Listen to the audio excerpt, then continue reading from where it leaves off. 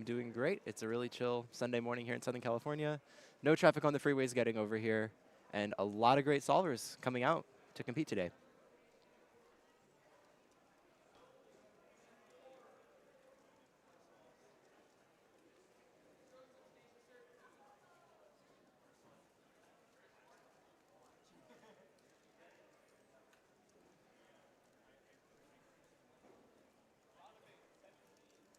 Yes.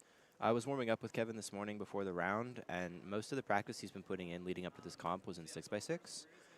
He had a lot of complaints about, like, you know, niche center cases or edge cases that he wasn't recognizing very well. I don't believe it was the exact same, but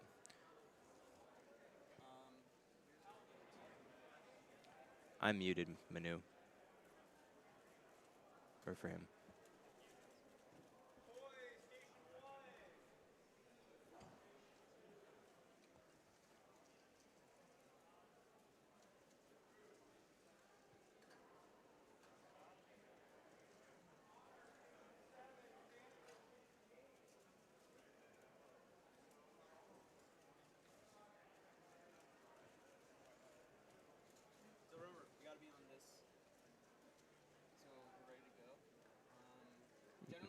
Well, coming up on our broadcast, we have Koi.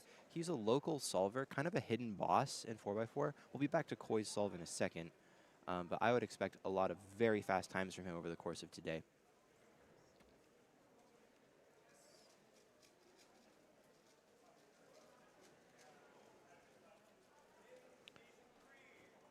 Smooth ending, but doesn't look too happy with that 29, all things considered.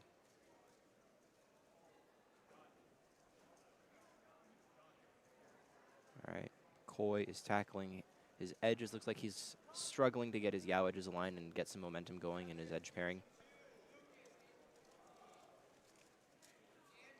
He's finally found a bit of a rhythm, but he doesn't look happy as he's crossing the 30-second mark going into 3x3 stage. OLL parity is just going to add to his wounds. And PLL parity on the bottom. An unfortunate first solve for Koi.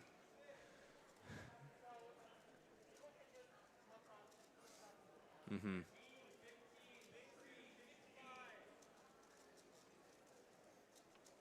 Yeah.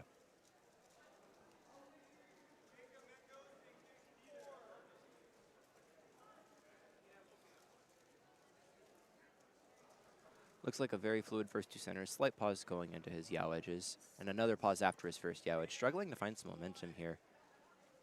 Going into centers relatively smoothly. Transitioning into edge pairing here at about 12 seconds. Very choppy through his first slice of edge pairing as well. On to 3x3 stage in the low 20s. He's going to have a very easy OLL, PLL, no parities for him, but still a 31.6. He is not happy about that.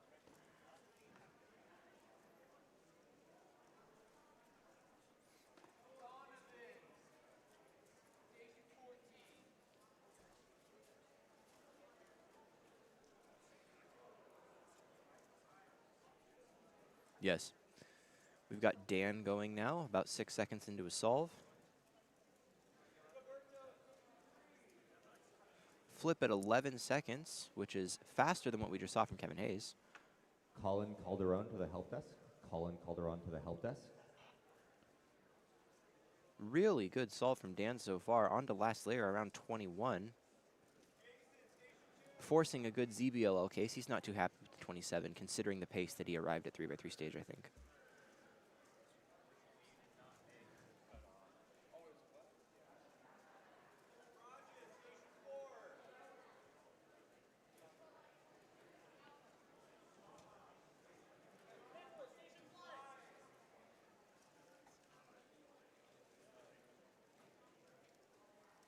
Yes. Also, yesterday the venue was very, very cold in the morning. It seems like the temperature issues have kind of been adjusted today. But there was a long day of competing yesterday in less than ideal conditions. So even though venue's a little bit better this morning, everyone's kind of tired after a long, long day yesterday. So it makes sense that people might be slightly underperforming relative to their goals this morning.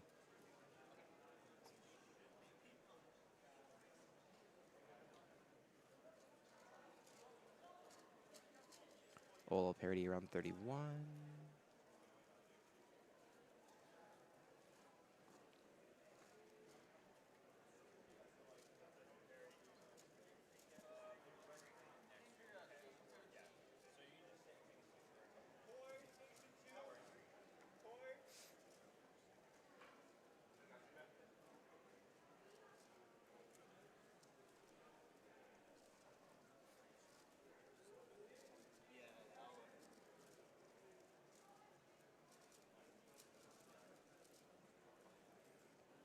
Flip around 13, going into edges here. Seems fairly fluid, heading into 3x3 stage around 21. Arrives at PLL at 25, 26.8, no parities in sight. He shouldn't be too upset about that one.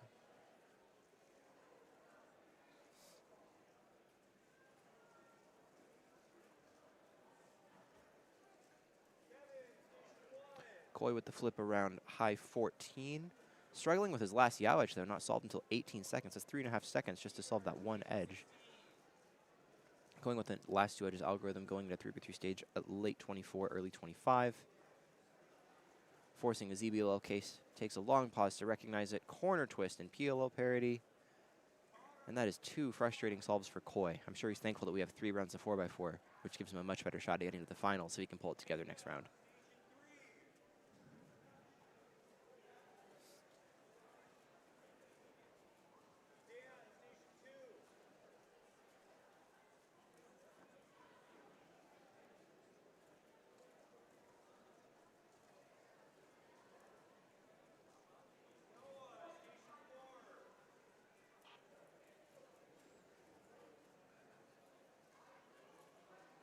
He's just that good, but he's also had quite possibly more hours over the years than, I don't know, everyone but a small handful, 5 or 10 people at the very top of the rankings. He still practices multiple hours a day because he just loves cubing and loves the grind. So he has a lot of natural gifting. He has a lot of time under pressure and tension, but also he just has been consistently putting in the work for so long. As I say it, he gets a 36, and he doesn't look too happy about it.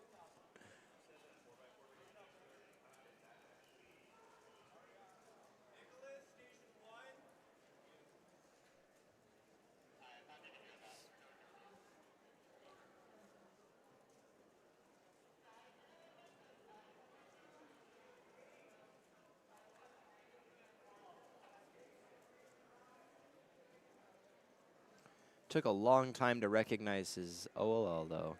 Like, he probably spent 3 seconds recognizing his OLL and choosing a recognition angle so that he could get the OLL to PLL transition. So it was smooth, but I don't think he was too happy with the recognition time that led into it.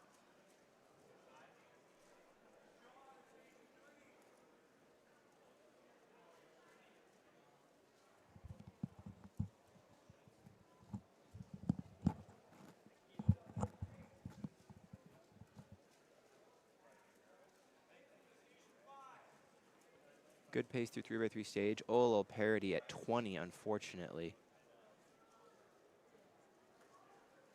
Easy enough on the U-perm, though. Or T-perm.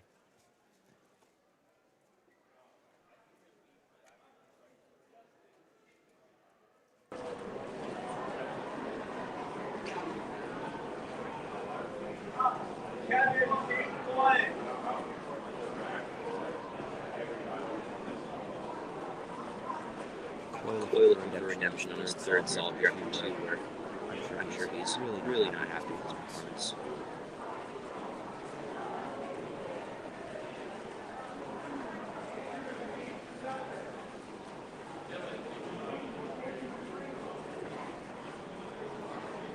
Finishing centers and flipper until 5. Much better transition into edge pairing than his previous solve. Edge is done around 20. OLL parity at 22. Struggling to finish his OLL parity out, going for a ZBLL. Sub 31 Coy. Not too bad, especially considering what he's coming off.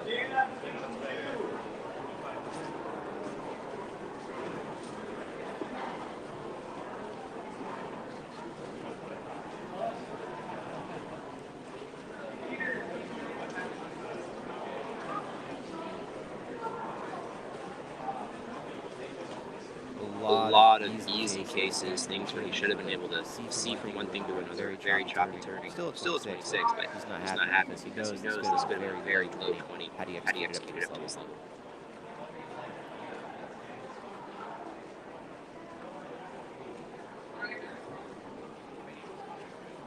His fourth or his fifth solve. We're getting close to finishing out this average.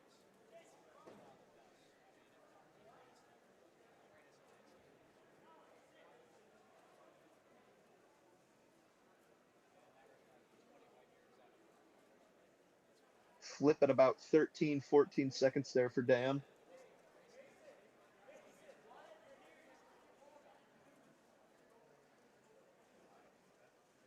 OLL parity. Smooth transitions between all the steps. PLL parity too. Ooh!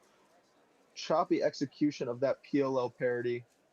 It's going to cost a good time there for Dan. 36.49. Yeah, he was trying for a fancy algorithm that integrates PLL parity with his normal PLL. Mistake on the execution. Several seconds to rectify his mistake, but with 3 decent solves leading up to this, he's got one more to bring it home.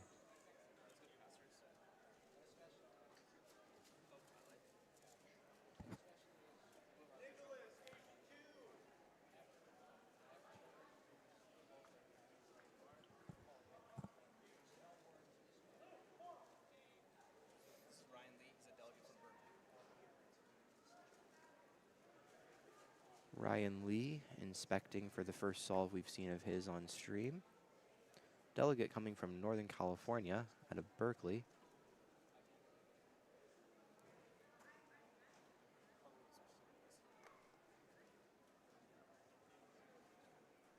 Looks like we are going to catch Nicholas Sanchez here now. Very fast first 2 centers, but then a bit of a pause afterward. Flip around 11, going into edge pairing. Seemed like a smooth transition there. 3x3 stage around 17 or 18, if I'm not mistaken. Struggling with his F2L, though. OLL parity at 24.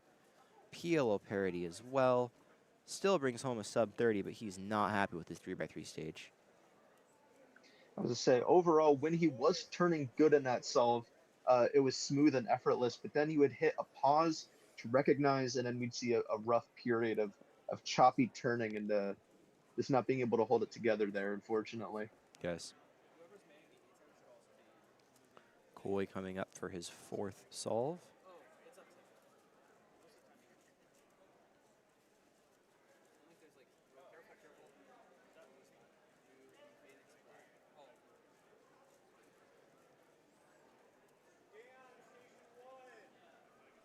Coy kind of has this trademark thing that he does before he solves where he says, "I'm ready," and then as the cover comes off the cube, he still adjusts his sleeves while he's using his inspection time. I'm not sure if it's intentional or not, but I've seen him do it across a few dozen of his solves. First 2 centers finished after a little over 4 seconds. I don't think he'll be too happy with that. Struggling to find momentum during his yaw edges as well. Finished his yaw edges around 12 seconds, which I'm sure is slower than he wants. Flip around 16.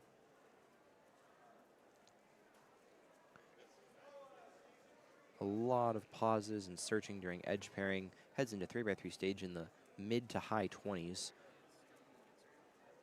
Very interesting last layer solution, though, and a 30.9, which is quite good. I'm unsure if that was like a one-look last layer or just being able to recognize very quickly the PLL.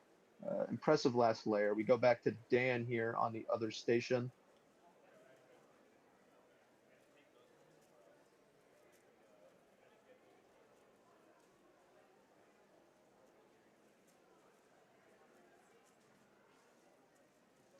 $33.51 doing PLL parity before ZBLL, hopefully forcing a bit of a better case, but I believe that that gives Dan a sub 30 4x4 average.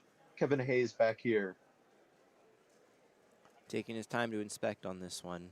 He's going to want as fluid and fast of a start as possible. We've seen him struggle with it a couple times so far. And there it is. Very nice first 2 centers, but a giant pause afterwards. Commentator's curse right there. Struggling his way through yaw edges. Finishes yaw edges at 10.5. Lots of pauses through his centers. at this point, Kevin is probably just thinking, I'm glad there's a second round so that this doesn't ruin my seeding going into the final. Finishing edge pairing up around 24, headed into 3x3 stage.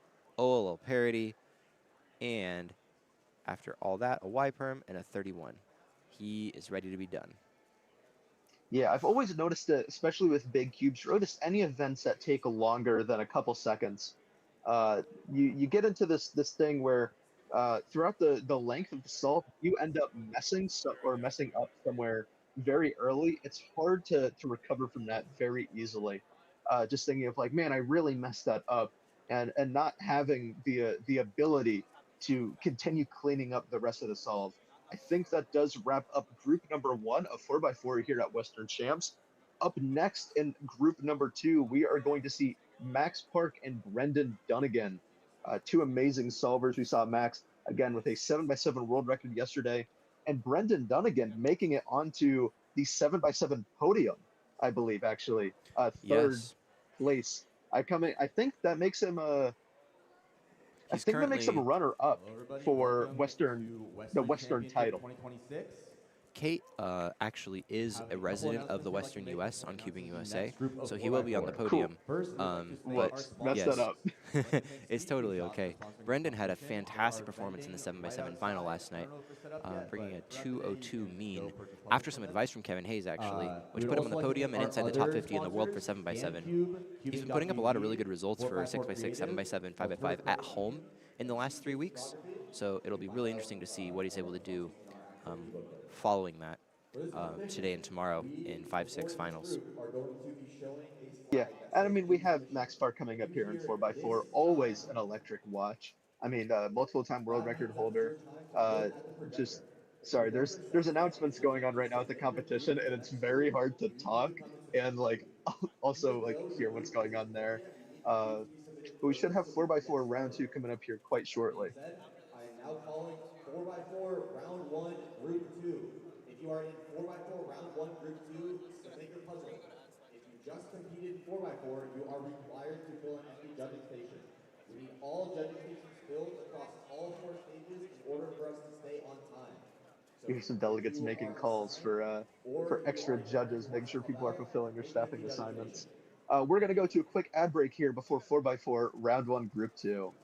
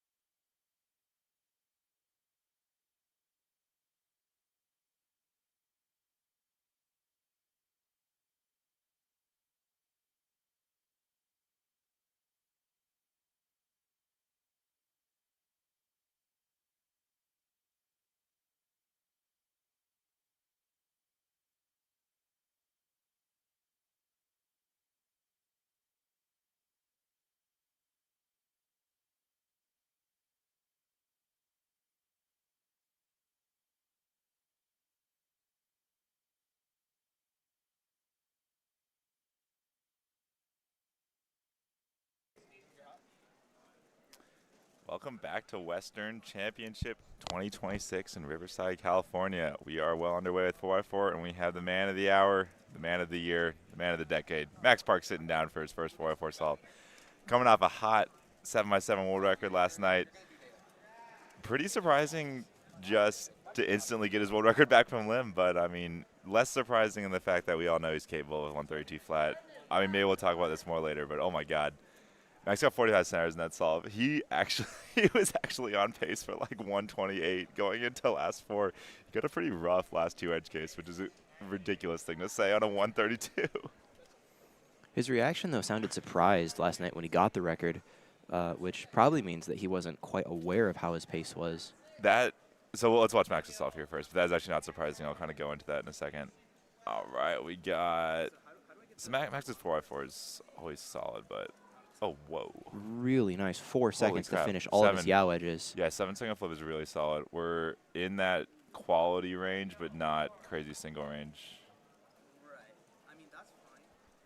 Nice solve. Very, very smooth. So that's kind of, yeah, it's about it. Like we were mentioning, like 7-second flip, no parity, 18, like right on pace. But like, wow, those Yao edges like flew together. His centers actually were a little sluggish relative to his Yao edges. Like, yeah, he was like 4 seconds, like three or 4 seconds to be done with everything.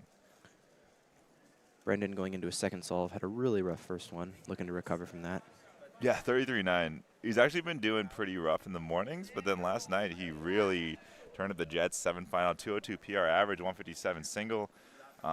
Like he was talking beforehand on his interview with Western Champ. Wow, okay, he's much better here. OL parity at 2018. Nice solve. There we go. Much better. Much better. 10 seconds faster. Like, yeah, really solid stuff. I think the 202 mean from is extremely good for him, even based on his at-home time. So he seemed really, really excited for that. He was super pumped to get a sub-2 single. It's also a big mental barrier for him because for a long time he's very much outperformed 6x6 relative to 7x7 and has never really understood, like, how do I make these results match up? So it was a big kind of personal win for him as well. Oh, yeah. I mean, I don't know if it was a mental barrier. I think, like, he just didn't practice that much 7 until recently. Like, the thing with 7 on Yao especially is that you can't fake your way through a good 7x7 Yao. Like, you kind of can just burn a bunch of 5x5 Yao and be like, I can kind of do a little 6. The hardware's good. It's similar enough. 7 Yao is hard. It's just straight up hard, and we can tell by the fact that, like, Max absolutely smacks everyone in 7x7 still. Like, he has a top 5 ranked averages, and his world record's 4 seconds ahead of world rank 2. Like, you got to learn. You're doing a grind. You got to learn some 7x7 specific stuff, and like, Brandon's obviously been putting in the work, and he's seen those results now. But, yeah, he's broken out of that the classic combo of, I can good at 4, 5, and 6 on Yao because they're all pretty normal and intuitive, but, like, I can't get that 7 Yao. It's because you got to grind for it, and Brendan's putting in that work, and we love to see it. Kate going into, I believe, solve 2 for her? Yeah, solid start, 26. She has been decent solve so far. I mean, 7x7 is definitely her main event. She has this like crazy like 30,000 solve session on her computer, and like she did okay last night, like 157 mean. I know she obviously wants to get like a low under 155 at the very least. She also has a pretty cursed single for her of the 151, which is, that's like terrible considering how her capabilities. She knows it, but I think that's kind of like weighing on her a little much. She was happy with 6x6 yesterday, though. She wasn't expecting any results, really, and she broke her PR after more than a year of having that mean stand. New female world record. So even if 7 and 4 didn't go quite as she was hoping, at least she got a PR out of this competition. I think we're morning of day 2. I think she's got a lot more time. Absolutely. But yeah, it's kind of funny, like the 6x6 PR, like. She got some good cases. She had 1 out of 9, like, or 1 out of 6, but like that's what happens. Like it's not as, you're still fresh. You know what you're doing, but you're not as like nervous because you hasn't your focus. And sometimes when you're in that mode where like you're feeling, oh Max, another sub 20? Oh, not quite. Wow, good solve from Max. Yeah, we're just chatting it up, and Max is casually flying through a color neutral 4x4 solve. I was struggling to figure out where he even was. I was like, wait. Oh, he did blue on that one, right? Yeah. Yeah. He does blue. He does blue green if it's really easy. But yeah, like Kate with that 117 mean, like it's like she's obviously ready for 6 because she does Yao in 6 and 7, and so like, but like the lack of focus on it and while still being like in shape for it can allow you to like kind of relax a little more, lower pressure, and then you roll that good parity count, and you just, oh, I got 117. That's pretty nice. Brendan going into 3, really fast and really slow for him so far. Yeah, basically didn't mean a 3 unless he pulls out something crazy, but This looks like a really rough start for him. Oh, pulls it together. 11-second flip. well, I mean that's not that great. OLL at 19. Very, very fortunate going from edges to the end with no parodies and really, really clean edge pairing, all things considered. Yeah, that was he's doing well on his lucky solves, which is important. Like 4x4 a lot, it's like you want your bad solve, you want your parodies to on your bad solves. It was a little interesting though. He got a dot case, which for 3-ID solver of his caliber, you should basically never get a dot case. It's like a quick break. Like, so to talk about Max and like the fact that he was a little surprised with his world record. Yes. So this kind of makes sense. So naturally in your brain, you remember the more recent things that happen. And for Max especially, because he's not a very his centers are okay relative, like for his skill level, his centers are weaker than his edges. Like his edges are phenomenal.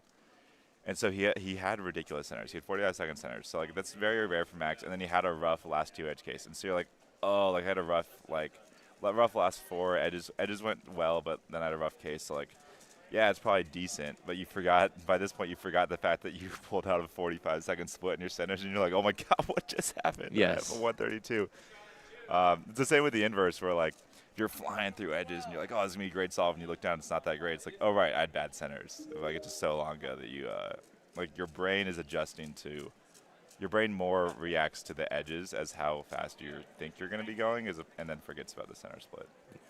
Which is also helpful for a solver like Max, where we've seen him get a little bit nervous at the end of the solve. So having a fast early split kind of helps you keep your mental composure as you're kind of like, oh, well, back half of the solve isn't going to be as good as I was hoping.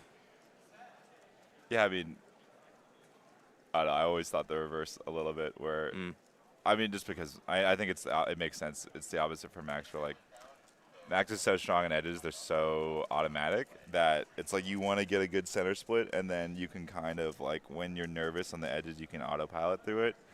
Versus like, what I've always struggled with.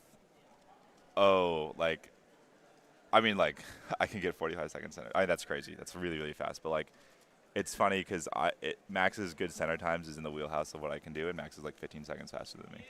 Because like I had, like it just so we're both very like I'm a very unbalanced solver, and so like if I get like a high 40 center split, I'm just like, oh my god, just like get something reasonable, please. Yes. But my center edges are so bad, and like to get a good edge split for me requires so much like mental focus and like really need that fluidity, which is not automatic, that it becomes very hard.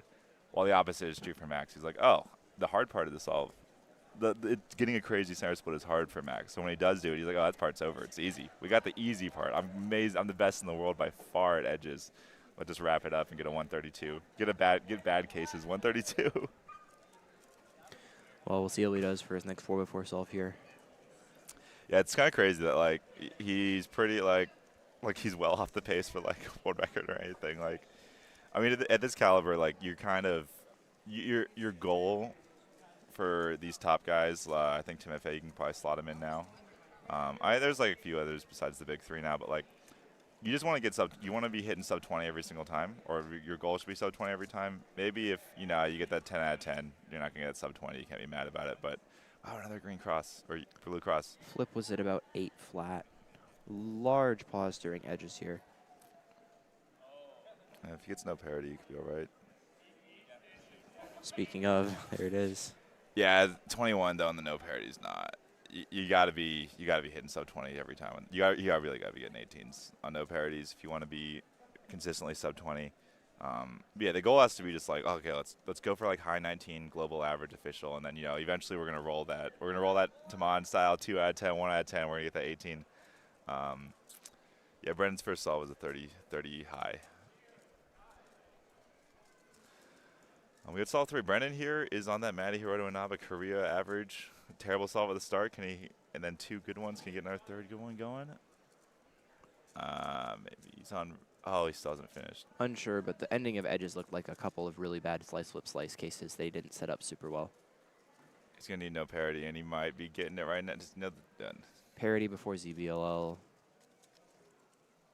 Not happy. Questionable on that timer stop there, Brendan. Let's have some better fundamentals, man.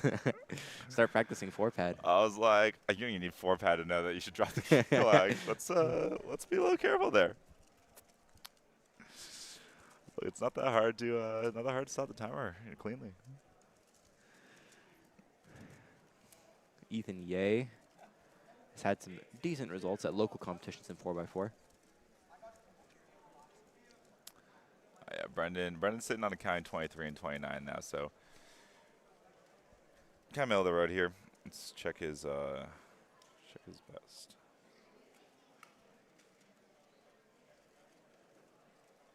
Ethan with a 36, not too happy, is what it is for him.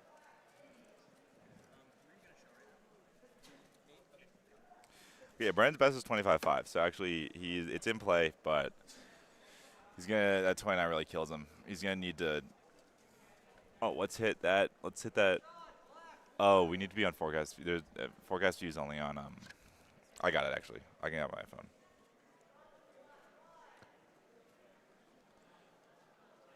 Brendan's BPA right now is 25.37. Yeah, so he has PR BPA, but it will be pretty tough.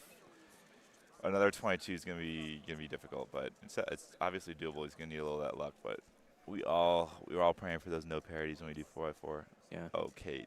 Kate pausing 3 to 5 business days for all her Yao edges. 15-second flip. I mean, it's pretty over. Okay, you gotta stop. You gotta stop physically reacting in the middle of your solve. Like, you know, it's over and it's bad and it's fine, but like, it's just bad practice. It's just bad habit building to do stuff like this. You gotta. Every single solve, even when they go bad, is a learning opportunity. Is an opportunity to get better. She heard you. She said, I'm gonna react and I'm gonna slow myself down at the end. You gotta like. In isolation, yeah, it doesn't really matter. It's your worst solve anyways. It doesn't change anything about the average. It's just especially comps like this, where like it's like a mix of doing well and then like building towards NAC. Like, you got to start building these good habits because especially when you're in these finals, you're competing for spots. Like, you don't know what solve is going to count. Like, oh, I got this bad solve, it's not going to count. And then all of a sudden I did count. Oh, and then I got 2 crazy singles, and now I'm still in play. But the bad solve that I kind of like slacked off onto the end is counting, and it doesn't matter where the seconds come from. Every solve second is the same as a second added on a bad solve is the same as a second added on a good solve. And yeah, you got to stay focused.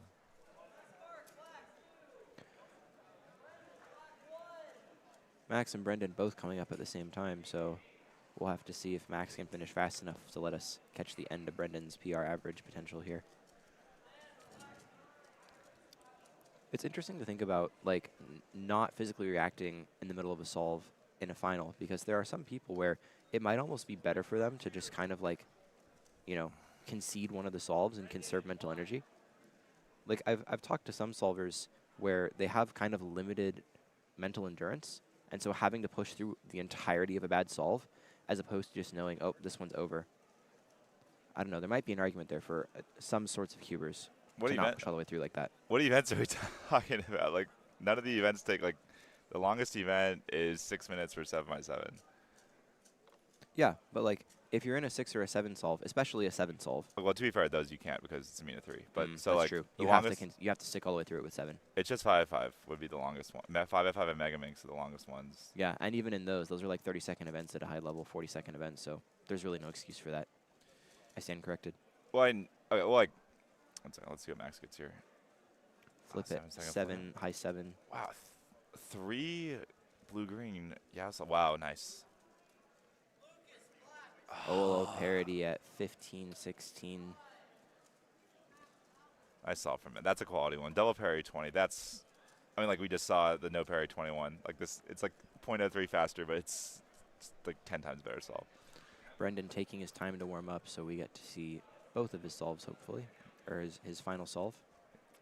Inspecting it now. He's gonna need a low. He's gonna need that. He's gonna need to count that 20. He's gonna need probably like 23 flat for PR. He's gonna need to flip. Flip it high 8. On pace. Oh, but it's oh no. Struggling during edges. The double rotation U3. Oh, it's shaky. It's so shaky.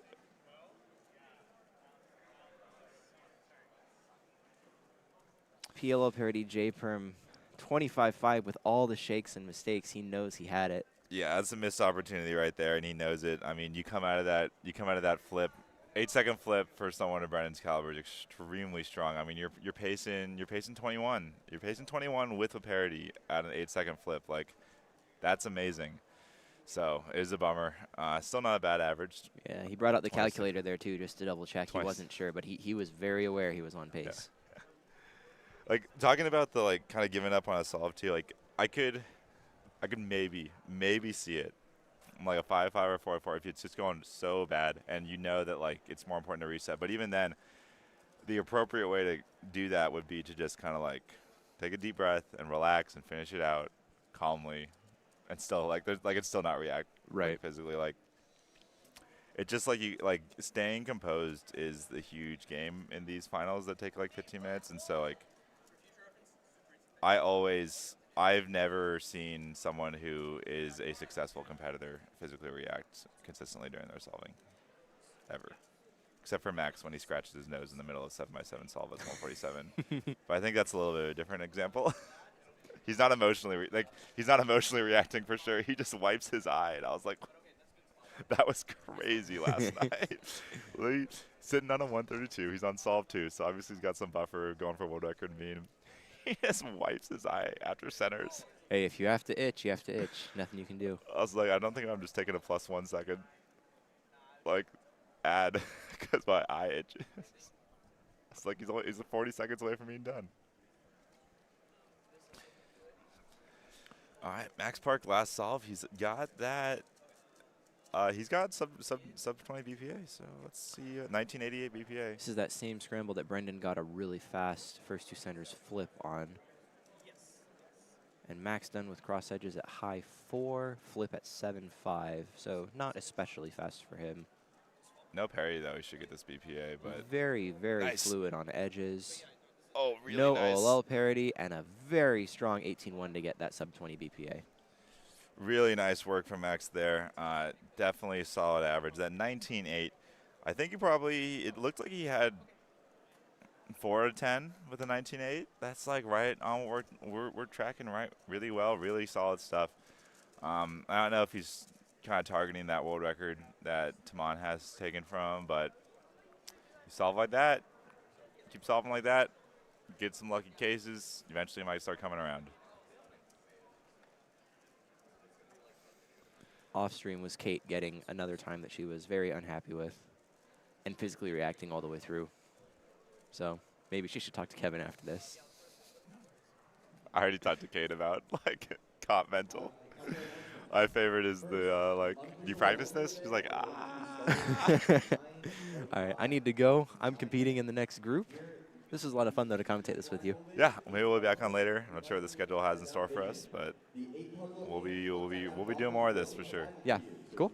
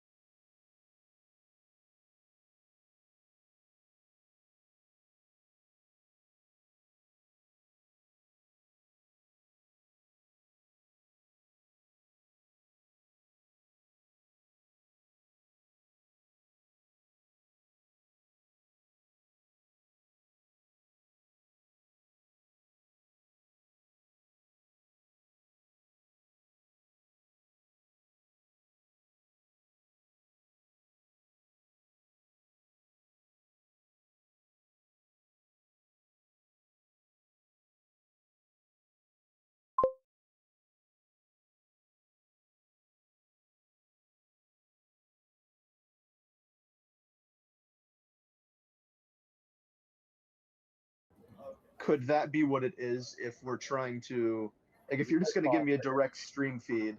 I did pretty bad. You're probably gonna beat me. What'd you get?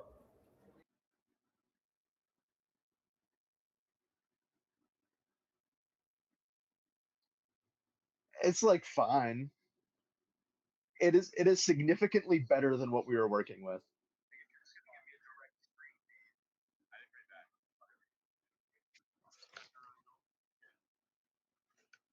Sick. Sorry, no, I had the stream playing on my phone. Yeah, yeah, no, I could. Yeah,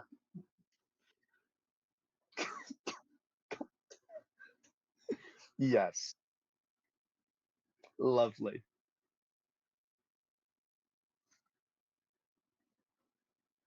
Okay, yeah. Um, uh, not that I could think of. Like everything else has been fine. As long as I can hear that mic, I'm good.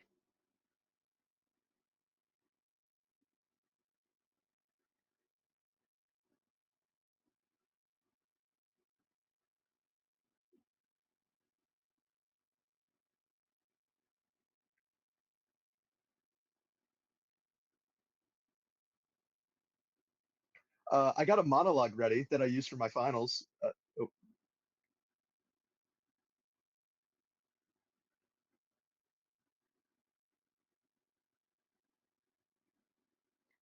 Oh, here we see Dylan Miller solving here in 4x4 round one, group three.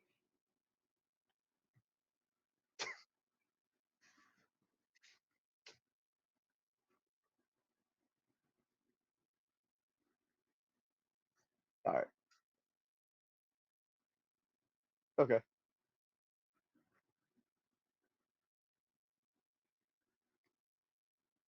Uh, before no, sorry. This is to Kevin before we go in. Kevin, do you want play by play or color?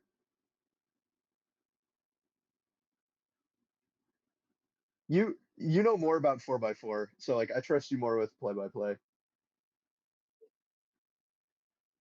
It's not that deep right now. I know.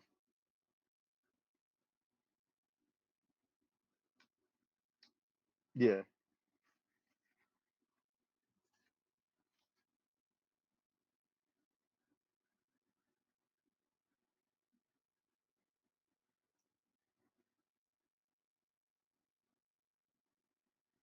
Uh, sorry. Running this to Manu right now. I'm being told that my mic has been live this entire time, like on stream. Don't know if you want to fix that, but hey, welcome back. Maybe they might mute me again, but 4x4 round one, group three going on right now. We're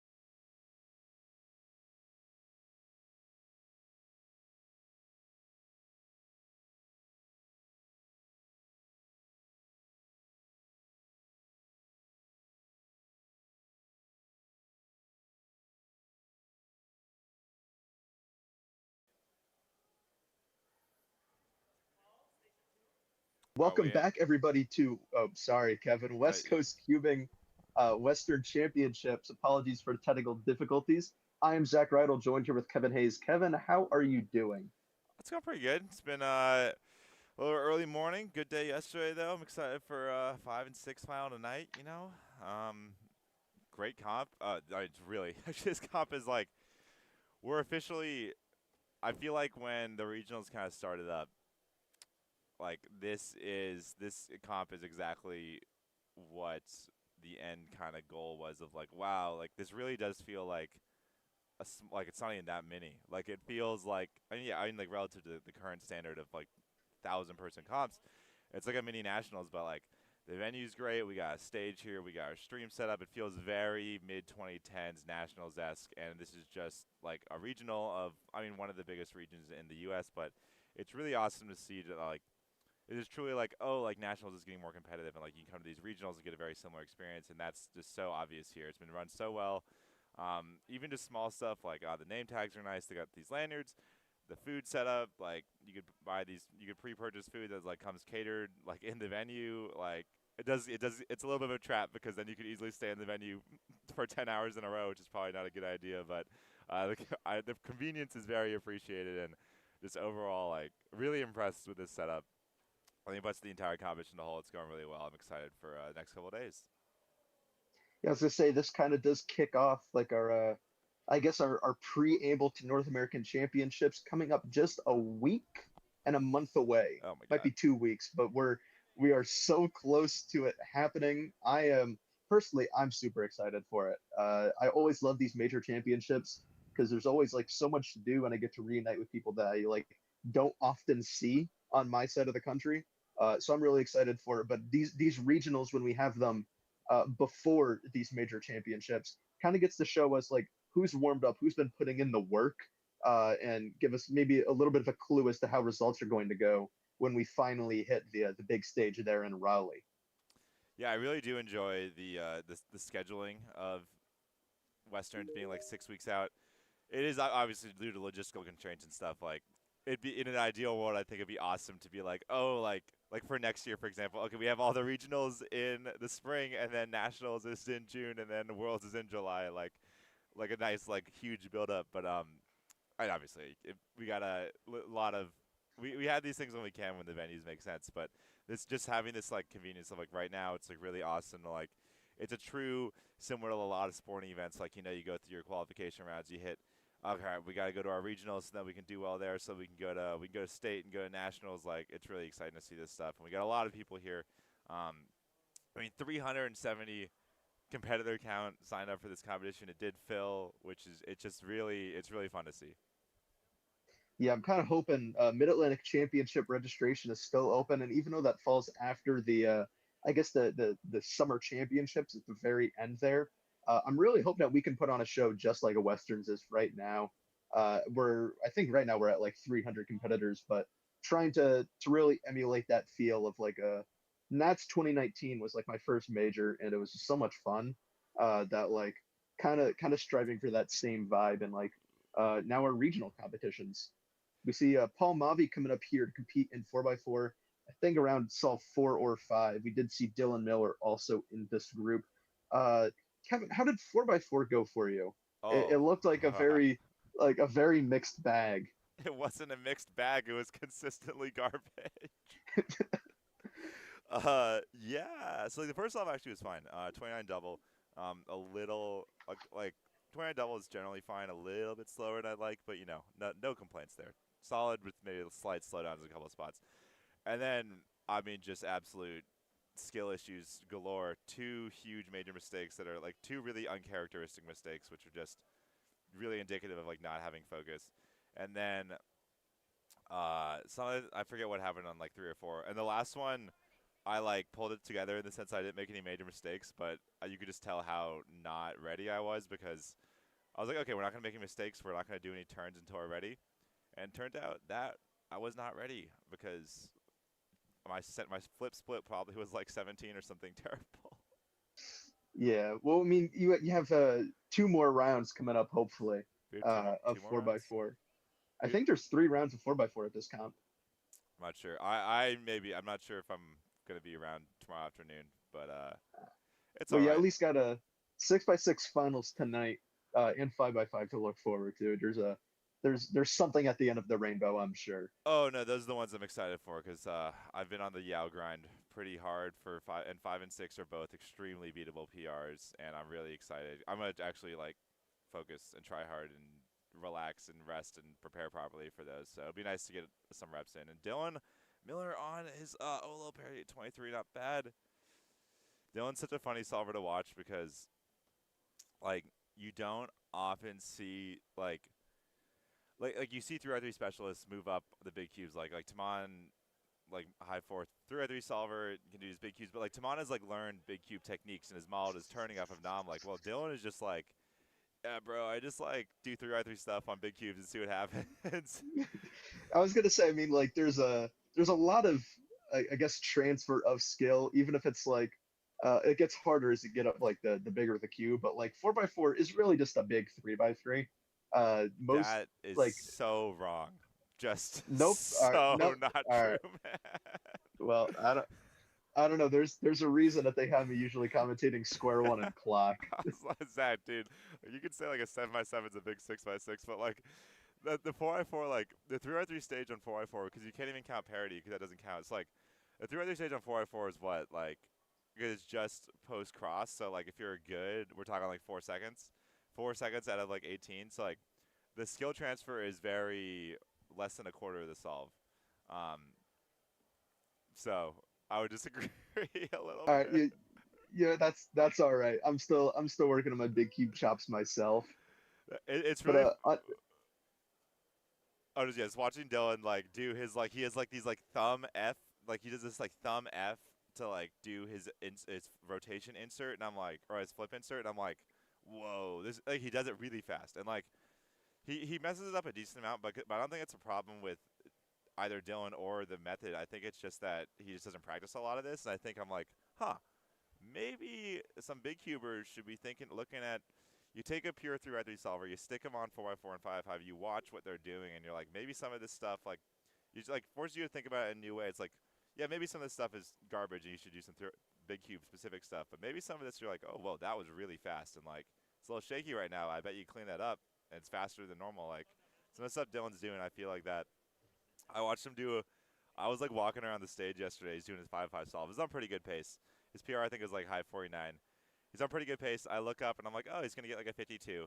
And then I look up again. He got a 50 flat, and I'm like, all right, Dylan can just have like a 4-second 3x3 stage on command on this thing. yeah, I think big cubes are just like always such an interesting watch. Like even though I'm like not that incredible with them, when you get to like such a high level, this is I'm already waiting for you to like call me out again for being wrong. But as you said, like just pulling out like a 4 second 3x3 stage, to like just like totally clutch up. Uh, I don't know. It's something super cool to watch. It's at least like 5x5. 4x4 gets ruined by parity, but like 5x5 sick. That's Yeah. that's where I'm gonna end my sentiments. No, Five you're by five sick. five. All right. This is why I say 5x5 is your favorite cuber's favorite event, and like, it is. Are you kidding me? Every like superstar cuber loves 5x5, and like, 'cause it just takes, if you're really fast, it takes like the appropriate amount of time, and it's very consistent because of the parity, like the lack of parity. I guess that's fair. I mean, I'm thinking to myself I low key hate practicing 5x5. But exactly. But who's your favorite cuber? Although you're a side event, you're probably more side event focused. Well, like I don't know if I got a favorite cue. Evan Liu, he probably rocks with five by He five. likes five. He He likes like five. Five. Yeah. he definitely yeah he loves 5x5. I'm th- I guess you're right. I'm thinking like Nam and Taman. Well, I mean like Taman famously like I think that guy loves 5x5 more than anyone loves anything in the We're world. now Like calling 3x3 like group Taman's one. just such a five. He's just a straight up 3x3 5x5 group junkie. one. Like he just loves it so much. And it shows. He's not only is he so good at it. It's just like it's so clean and his skill. Like he was talking recently about like when he practices 5x5, he feels like he gets so much more out As of it a because he loves it so reminder, much, we and which want makes so much judges for sense this because like competition you to can just tell sign with the their kid competitor just ID. applies the You new can things find to it his under 5x5 your skills so WCC fast, ID and like on your name I really tag. like So we mine were is saying like the about like ID 9.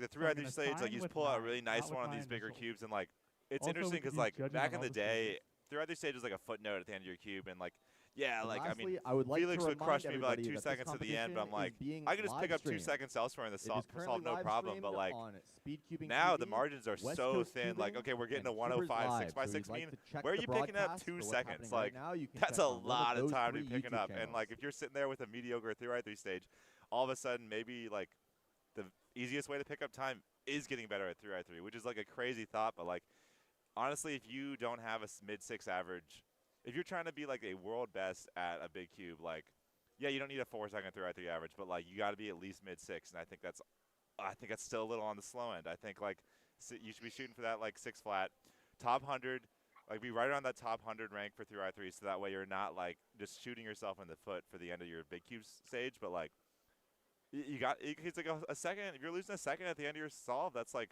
where are you making that up? And like these guys are good. It's like so hard to make up a second now that like you gotta be taking what you can. Well, while we're talking about 3x3, we have 3x3 round one coming up next. Group one, we're going to see some big names. I have a nice spreadsheet here that's been keeping track, but of course I have to switch tabs. Yicheng Zhang and Zerui Chang coming up, notable names for group one. 3x3 got some big names here. I mean, we have like Oh, yeah. Max Park and Dylan Miller, period. Full stop, end of sentence.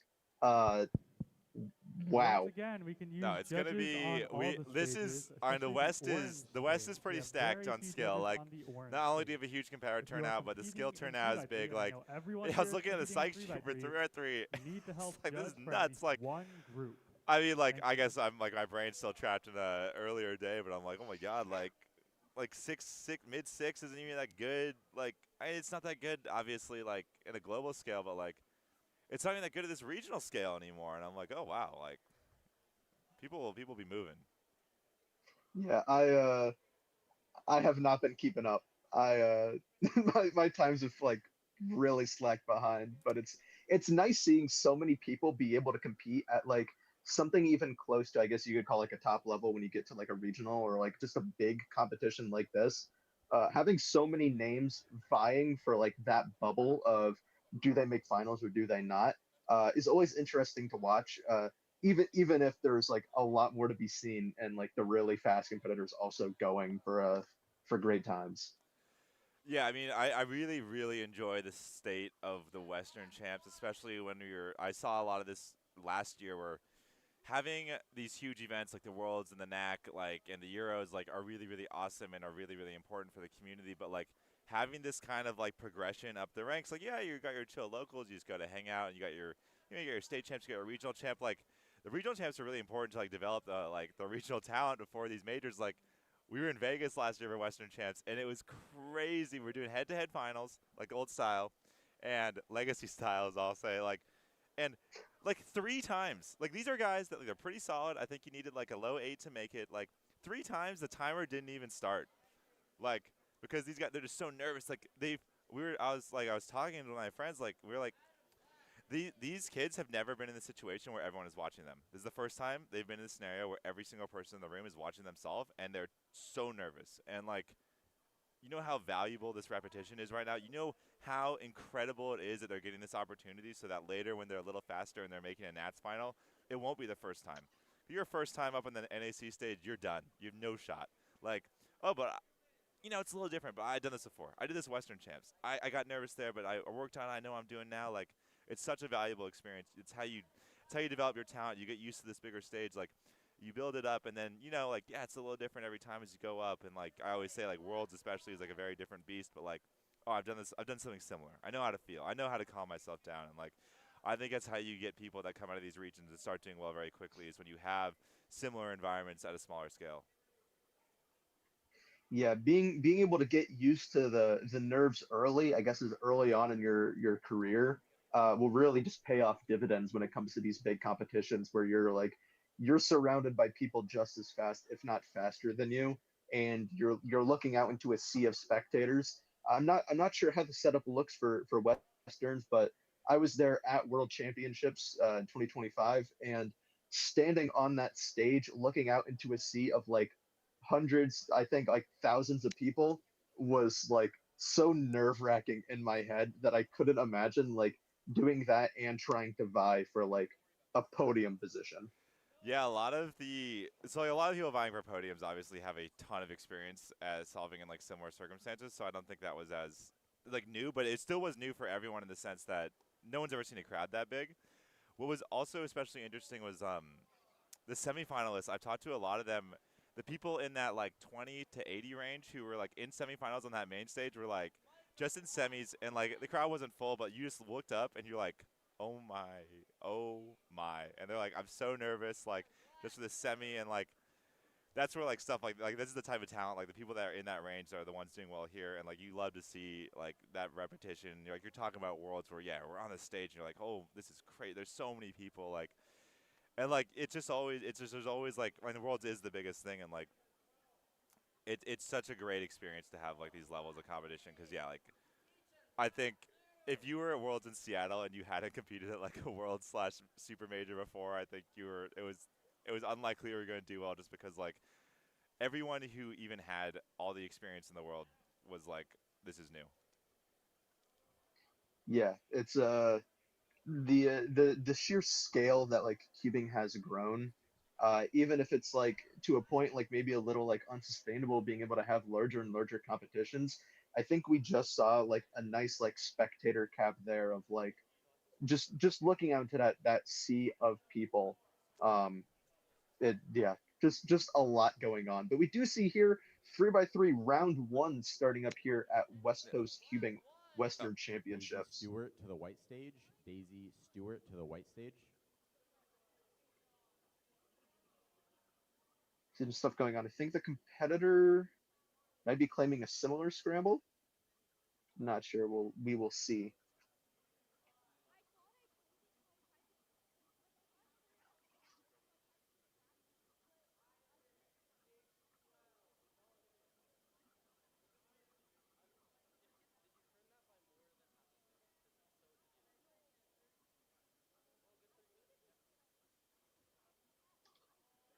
Well, in this transition here, this is Zach Rydell here at Western Championship 2026, joined by a new guest. Feel free to introduce yourself while you're still off camera, making a big surprise.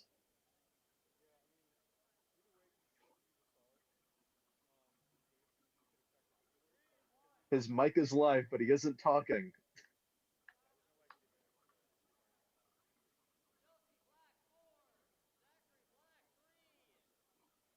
Feel free to introduce yourself while you're still off camera. All right. Still going here.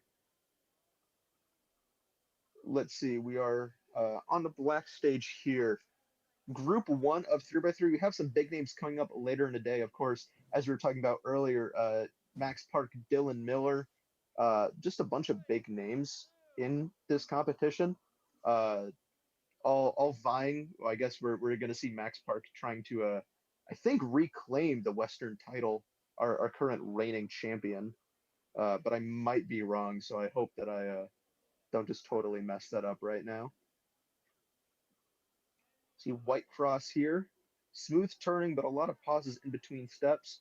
Fast PL execution 692.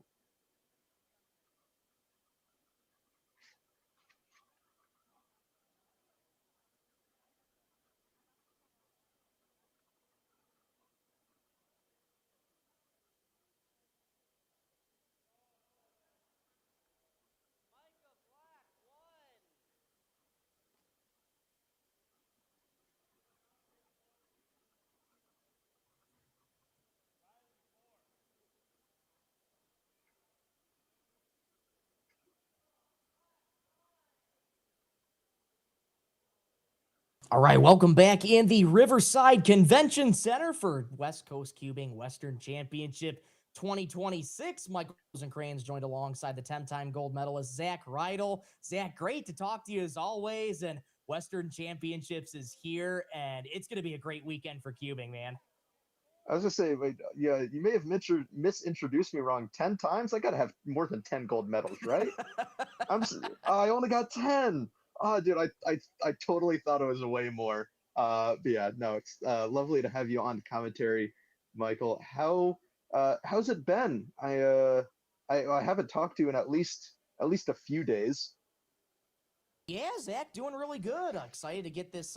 Excited to be back part in the commentary booth, doing some commentating for these competitions, and just been chopping at the bit here. Working in radio full time. Been very occupied with that, and excited to get back in the booth here this weekend and contribute. You mentioned you talked about Max Park being the reigning world champion. That the reigning Western champion, I should say. That is correct by an average of 645 back in 2024. That podium, by the way, was only a separation of a tenth of a second. In that podium, Max Shaw placed second with a 651 average, and Varun Mohan Raj with a 655 average. So a very close podium from 2 years ago. Yeah, Westerns, one of the most, I guess, skill dense regions in the United States. So I think a lot of them all have their own fair share of top solvers. But being home to solvers like Max Park and Matty Hiroto Inaba, uh, really difficult to shine in a region like this. Was talking to Kevin earlier, but I guess Westerns, if we're going to call North American Championships the kickoff to the Road to Worlds, then I think it's only fair to call Western Championships the kickoff to the Road to North American Championships to the Road to Worlds. What are you hoping to see at this competition that maybe plays into our predictions for North American Championships coming up here in just over a month? Certainly. Well, there's been a lot of memorable stuff already happening this weekend. Of course, the big story being Max Park's new world record single in 7x7, a 132.07, taking it back from Lim Hung after just under 2 weeks' time at separation of his previous record by 1.41 seconds. As you mentioned earlier in the broadcast, Brendan Dunnigan in a really good round of 7x7. You're going to see 5 finals in this day of Westerns here today. Those finals being Square 1, Clock, 6x6, Megaminx, and 5x5. So those are your finals coming up here today as we get yourself introduced to Zerui Cheng, the 6-time gold medalist, seated 4th in this first round for 3x3. There you can see his PR single of 48, PR average of 609. I believe that PR average is actually 589, if I have written down in my notes correctly. That 589 is 95th in the world for Zerui Cheng. Solved twice already with a 620 and a 1231. Yeah, it goes to show just how good cubers are getting at cubing. Because at least for me, this is a name that I haven't really heard a lot of, but uh, clearly a beast at 3x3. Like incredible solving. I believe, well, we're going to see him solve right now. Before I make any bold claims on methods, I wasn't sure if we were seeing ZB or not. But let's see right here. Across the choice here for Zerui, flying through F2L, puts that one down with a 609, so able to get back to the pace of that first solve much better. As I say, quite a hot start to the average. I mean, if we're gunning for sub 6 here, still got a little more room to push through. We got to get 2 really good solves coming up, but I mean, very good pace so far if you just ignore that 12. However, that 12 will continue to loom throughout the rest of the average. As long as that 12 is the worst time that is taken out of the average, that's all Zerui will care about at this point. Finishing that one up a 741 here for that solve. And I believe we're going to see Yichen here on the alternate station coming up soon. I heard in the ambient crowd mic Yichen get called up, so hopefully it's to the stream station. That is presumably where Yichen will go. As there you can see your time. The times at the top of your screen right there. 609 and a 971 so far for Yichen. Glad to have you along on this Sunday, May 24th of 2026 for West Coast Cubing Western Championship 2026. North American Championships just a couple months away. And this is a great Weeks. opportunity. Weeks. It is just weeks away at this point. North American Championships, yes, I believe it is a couple weeks away. I have to check my calendar then. We're going to see Yi Chen here going up now. 527 PR single, 622 PR average. Hopefully we can get a better shot of his solve. This is just the 19th competition overall for Yi Chen. Puts that one down with a 735. Yeah, a little bit above pace of what we were looking at, maybe trying to match more of that first solve and less of a second solve. A 7's still not bad. I mean, very easy to pull back down into a sub-7 average with a time like that. Finishing up on White Cross here through F2L, puts it down with a 699. Doesn't seem too thrilled with that time, though.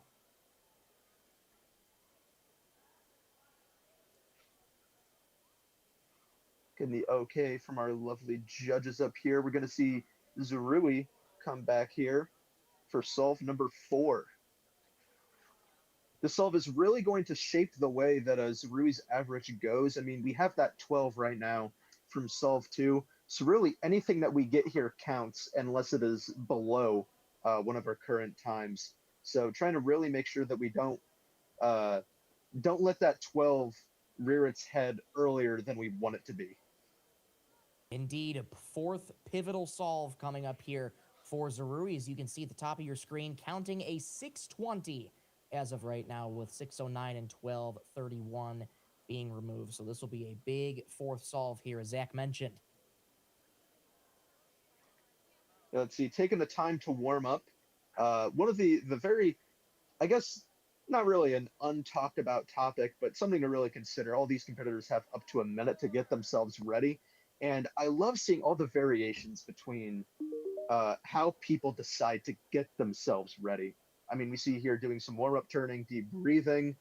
We see some competitors carry around a towel to wipe down their hands. Some just go straight into it. Don't even worry about preparation, worry that they might psych themselves out. Let's see what Zerui can pull out here on solve 4. Solving on a blue here for Zerui. Trying to get a quick F2L, does so. On the last layer now, puts it down with a 623. Looks quite locky at parts, which I think is where Zerui's showing some of that frustration. But I believe sets us up into what could be a good average. I mean, we're seeing here BPA of 617. Worst possible, though. A little fuzzy, but I think that looks like an 8. Going to be very bad if that 12 ends up counting for Zerui. Indeed, a 617 BPA, 825 WPA. That 617 isn't PR average. Again, PR average is 589, 95th in the world for Zerui Cheng. But nonetheless, all you can ask for at this point is just a good average that can solidify you into the next round of 3x3. Here goes Yi Chen on his 4th solve, working on yellow. Pretty locky as he works through F2L, still working through it, able to finish it there. Puts it down with a smooth last layer at 831. So not a great 4th time there for Yi Chen. Going to be looking at a WPA of 725 and a BPA of 725 and a WPA of 846. So that does appear to be Yi Chen's last solve. I know there was something going on with one of his solves calling over a delegate, so that may be the end of Yi Chen's average. As soon as we get any word, we'll hopefully update you all. But I don't think Yi Chen is happy with the end to that average, unfortunately. Still some hope here for Zerui. Again, 617 BPAs. We see him step up here. Seems quite achievable. I mean, for someone solving, right now we see 3 out of 4 solves being low 6. Just getting that little bump below 609 to get BPA average seems very doable for Zerui. And think about it too, Zach. This is just the first round of 3x3. To be able to start out with this consistent solving, other than that second solve with the 1231, that's a great start for Zerui. So if he can keep up his consistency throughout this competition in 3x3, he could be a name to walk. Yeah, I was going to say, it's all going to come down to this last solve here. We see him capitalizing on all of his warm-up time to make sure that he is comfortable before he starts solving. Let's see here, yeah, taking the extra time to make sure everything is drilled in and comfortable. Just keeps picking up the cue, but I don't know if he's doing any turns. There we go. All right, Zarui starting inspection now. Solve 5. Can he pull through for a 617 BPA? See what Zarui can come up with here on his last solve of the average, working on green here. Very quick turning through F2L, trying to for a quick last layer. Little Locky puts it down with a 620. Yeah, it looks very locky at the very end. 621 average for 3x3 Zarui. round 1 group 2. Absolutely If you are in nothing to 3x3 be round upset 1 group over. 2, please submit your puzzle. If you just competed in 3x3 round 1, counting time then 620, you are 620, assigned to take an empty 623. judging station. I'd We would also like honestly to be announce that stoked we if I are were selling Zarui. giveaway tickets at the newcomer check-in table, right And to the left of the Zach, elevator. that's just the first If round you go to the help desk, of you can 3x3. So again, a wonderful start for Zarui here as he sits down with a 621 for his first round of 3x3. We'll get confirmation on Yichen's last solve as soon as we get it, but we are beginning to call up 3x3 round 1, group 2, just to give you a preview of this group. 2 competitors to watch for: Brendan Dunnigan, Nicholas Sanchez are your 2 big names to watch out for, and we'll have that for you and more when SpeedCubing TV and SpeedCubeShop's coverage of WCC Western Championship 2026 continues. Rosencrantz, if you care about speed cubing, you have got to check out SpeedCubers Digest. SpeedCubers Digest delivers the weekly news that defines competitive cubing, competition previews, full recaps, athlete storylines, and everything happening across the global scene all in one place. It's built by people who compete, organize, and cover the sport firsthand, so you're getting real insight into what actually matters. Support the sport and stay informed. Find it all at SpeedCubersDigest.com.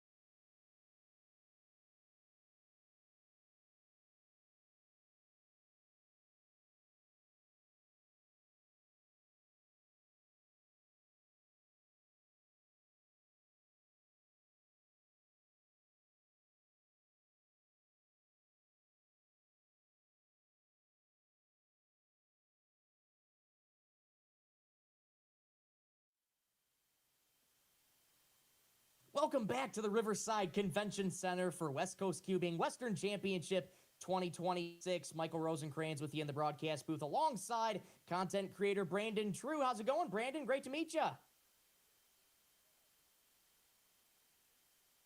of the venue after kind of a cold morning and a few operational things yesterday. Fairly smooth rounds, all things considered. Competitors not performing quite up to snuff with their expectations this morning overall, but I think everyone's getting warmed up, and there's a lot of energy in the room right now, especially since 3x3 is finally underway. Absolutely. Anytime you can get the main event started, that's when the vibes get going here in the Riverside. Beautiful venue at the Riverside Convention Center. Western Championships, always such a wonderful put-on event, and with some of the biggest names in speed cubing. And right now we're getting set to begin 3x3 round 1, group 2. And just before our break, we touched on some of the big names to highlight out for Brendan Dunnigan, Nicholas Sanchez. As here you get your first look at Brendan Dunnigan right here.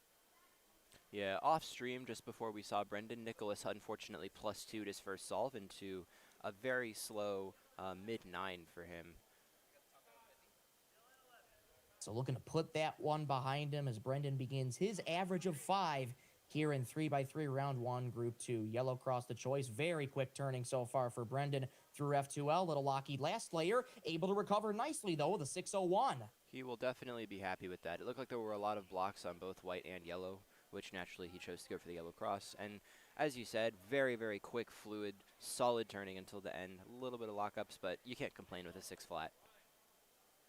No, especially, again, in the first rounds of 3x3. If you can stick with even a low 6, a high 5, that's going to serve you a long way as you move throughout this competition against some of the biggest names in this competition. Most notably, one of the biggest names to have expected was Matty Hiroto Inaba. He ended up withdrawing from the competition, but you still have big names like Max Park, Dylan Miller. I mean, that much right there is worth the price of admission, Brandon.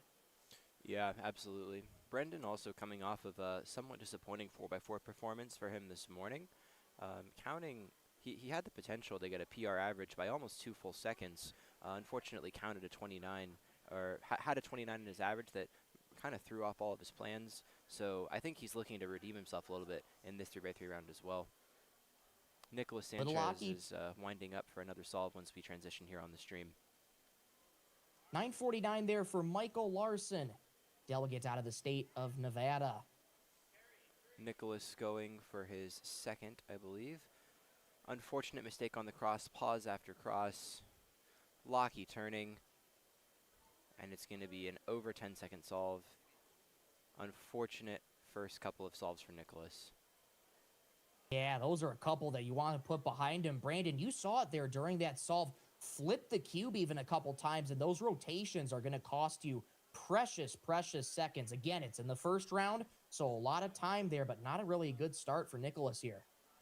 Yeah, I mean, with 3x3 especially, during early rounds of 3x3, most people tend to be kind of unwarmed, not used to competing, getting used to kind of like how the tables and chairs are, getting used to the stream station, getting used to the noise in the venue. So it's not fun, you know, getting 9s and 10s for your first 3x3 round. But there's 4 rounds of 3x3. It's top 70% advanced today, so this is kind of just a warm-up. See how your cube feels, see how your hands feel. And the rounds you care about are tomorrow, not today. So it's not fun, but it's not the end of the world. As long as you can keep on track for tomorrow. Here, getting a look at Dan Tran as we switch back to Brendan Dunnigan here, both going up at the same station right next to each other. Dan Tran, the native Arizonan. Jeremy Bolenbot, another fellow Arizonan, could not make it to the competition here today. And here goes Dan working on White Cross here. A little bit of a pause working through F2L, still working through it, able to finish. Quick last layer, but an 808 for Dan. Yeah, shaky all things considered. Solution looked fine, knew the ZB, but just, you know, not enough TPS, not enough look ahead. Like I said, still getting used to hands, venue, cube, chairs, beginning of the middle day of the competition. Brendan winding up for his, I believe this is solve 2 after that really nice 6 flat we just saw. Didn't lock in on a cross color for a little bit there. He chooses white here. Very quick start, nice turning. Very tough on the last layer though. Ended up with I believe that was an H case, but he's not happy. Either he knew the COL and didn't like what he forced out of it, or just had a big lockup / mistake on his last layer. And you could see during that last layer, Brandon, his hands were shaking a whole bunch as he tried to make up for it with that fast turning. So that 7 going to be one Brendan wants to put behind him here. Yeah, you could see when he finished, he kind of held his hand out and looked at it. He knows his hands are a little bit shaky. It's kind of something that he struggled with consistently. Yesterday, I was judging him for a couple of his clock solves, and same thing, he was complaining about shaky hands early in the morning. He kind of generally tends to do better the later on in the day he goes.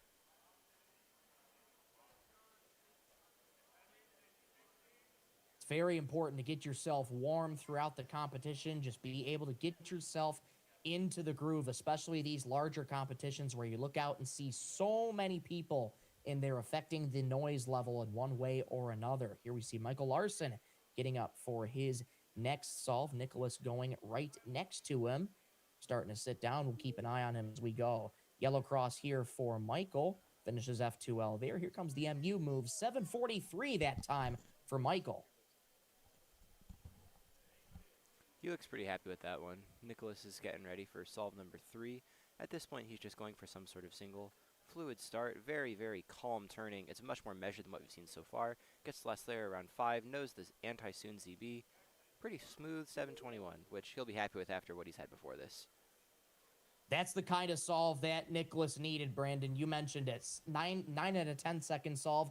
Nowhere near what Nick wants to bring to that second round, but a good time there of a 7-second solve, and he could be right back in the average. That thing, that 9-second solve is counting as of right now. So we'll see where Nicholas can hopefully try and adjust back, maybe keep that turning a little bit more methodical, because we talk about this a lot. When you turn really, really fast, it's really tough for your brain to sort of keep up with it if you're focused on getting the fastest time possible. So sometimes getting that little more methodical, trusting yourself in your turning and being confident can serve you a long way. Yeah, I mean, at this point, he's not really thinking about being super confident or super fast. He's kind of just trying to be chill, get through the average, maybe get a single that's halfway decent if he can. Brendan is winding up for solve number 3. With that 6-0 at the beginning of his average, he's, has some uphill work to do if he wants to get a good average out of this round. But it looks like he's doing what he can to calm his nerves. But you can still see his hand shaking a little bit as he holds the cube steady. See if Brendan can calm those nerves here for solve number 3. A lot of inspection time, and here he goes. Working on red here this time for Brendan. Pretty fluid turning, trying to get to last layer quickly, puts it down with another 722. Not happy, not much you can say there. Solution didn't look horrendous, but a lot of shakes, a lot of nerves. And one of those 722s is now counting for Brendan. Here goes Dan trying to put down a good time here to count towards his average of 5. Pretty big pause, though, as he still works on his cross solution. Finishes up F2 well with a quick last layer. 974. That 808 is going to be counting for Dan. Yeah, so far, the only solve I think we've seen that anyone was happy with was that 7 from Michael Larson. Just about everybody else so far has been pretty frustrated. A lot of mistakes, a lot of shakes. Not too much warming up going on.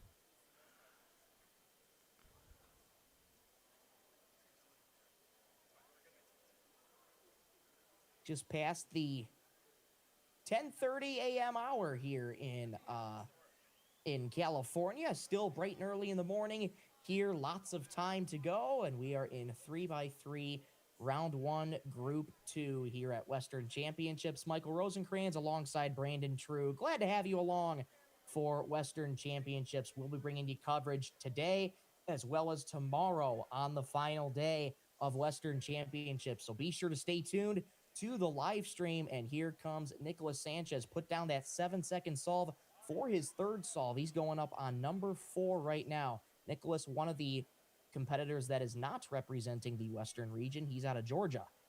Yeah, after that last solve, we'll see if he can bring some of that same fluidity into solve 4, which it looks like so far he is. Unfortunate rotation and then unrotate. Knows the ZB, 6.1. He has to be happy with that. Yes, definitely. Much better there for Nicholas. We'll try and update you on his BPA and WPA times when we have them here coming up for Nicholas. But yeah, going from a 9 and a 10 to a 7 to a 6, steps in the right direction for Nicholas. Yeah, I think most of what he's looking for at this point is just to keep himself composed and get at least one or two good solves in this average, and he's already got one of them, just to kind of prove, you know what, it's okay. Even though I had a rough start, I still have what it takes to get all the way to the head-to-head finals tomorrow night. He really does, and we've seen a lot of plateauing from Nicholas in his results lately. In his previous competitions, it's been a lot of 5s, a lot of 6s, and a lot of 7s. He's kind of stayed right in that spot, so he's looking for a breakthrough here in this one here today. But Brandon, again, as you mentioned, it's all focused on getting to tomorrow towards those head-to-head finals. And yeah, should be really, really exciting for those head-to-head finals. And there are your times up at the top of the screen. BPA for Nick at 753 and an 898 worst possible average. And here comes Brendan Dunnigan coming up for his 4th solve and his average of 5. Just counted a 722. I'm going to put down a good time here on a pivotal 4th solve here.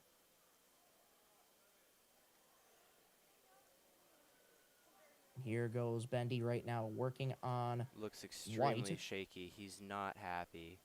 Visually, physically, changing his head, making faces, breathing hard, mumbling stuff during the solve. He's in his head, unfortunately. So what I hope to see from him on solve 5 is a bit more composure. Kevin and Hayes and I were talking about this morning during the 4x4 round. Just a little bit more mental discipline from Brendan in the last one would be good, because he knows that was bad, and now he's kind of in his own head. That's the tough thing, especially in these big competitions, is that 862 there is going to be the time for Brendan. It's so easy for these world-class cubers to get in their own head. The mental aspect of cubing is just as big as the physical aspects, the fine motor stuff that you have to hone over the years. And yeah, just being in your own head like that, it's not going to set up a good recipe for success. But I think it's really important to try and give yourself that self-confidence that you know that, like, hey, I've been in this situation before. I can do this, and see where that takes you. As we see Dan going up for his 4th solve in his average of 5, puts that one down with a 754. So that 808 is going to be counting, as well as that 754. We'll see his times populate here in just a moment as we finish out the remaining solves of 3x3 round 1 group 2. Go ahead, Brandon. Yeah, from what we've seen from Dan so far this morning, that was a really clean solve. No obvious mistakes, no obvious nerves or shakes or lockups. Just really smooth, really clean, good execution on the last layer. Nicholas preparing for his 5th solve. I think after that 6.1, we could expect to see something pretty solid from him, considering he's kind of gathered himself, brought the fluidity a little bit, narrowed it on a cross pretty quickly here, it looks like. See if that can serve Nicholas well. He settles on white. Pretty big lockups, though. Another big pause as he works through F2L. On the last layer now. Puts that one down with a 779. Yeah, he's not too happy about that. You saw the head shake. You saw the lockup in F2L and on the last layer. At this point, he's happy the average is over. It wasn't a complete failure, and he'll redeem himself in a later round. Absolutely nowhere to go but up here for Nicholas Sanchez as he finishes his average of 5 with an 808. Here's Michael Larson getting ready for his 5th and final solve. There you see his times. 803 best possible average, 913 worst possible average.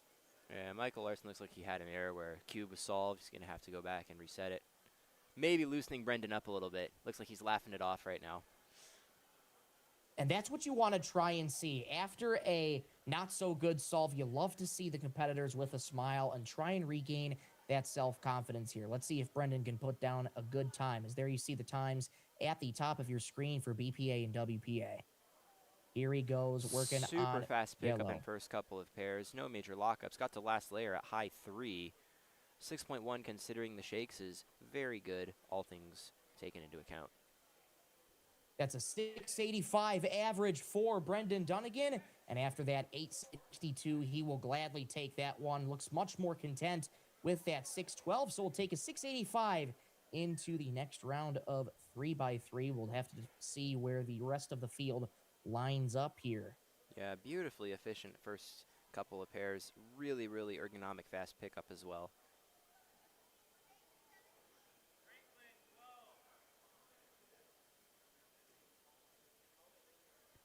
You hear all the sights and sounds of Riverside Convention Center on a gorgeous Sunday for Western Championships 2026. While we're finishing up 3x3 round 1 group 2, we got group 3 on the way. So an early preview of that is going to feature Nancy Liu and Koi Min Wen for 3x3 round 1 group 3 coming up in a matter of moments. Yeah, Koi is kind of a southwestern U.S. hidden boss, as it were. Not a whole lot of people know his name. He's exceptionally fast at a lot of events. He just hasn't had any one event where he's had a major breakout performance yet. Nancy, as well, has some of the fastest female times in the world for 2x2 and 3x3, but because of school, she doesn't always practice a lot, so sometimes she'll be middle of the top 100 for results, other times she'll be dropping outside of it just due to time. But leading up to this competition, she said that she was practicing a little bit more, so I'm very curious to see what she puts down in round 1. No doubt you'll get to see her, Koi, and more coming up in 3x3 round 1 group 3. And you mentioned 2x2 here, Brent. Brandon, Nancy's also going to be competing in 2x2 later today as well. So you'll get to see Nancy in both 3x3 and 2x2. Should be a lot of fun for this competition.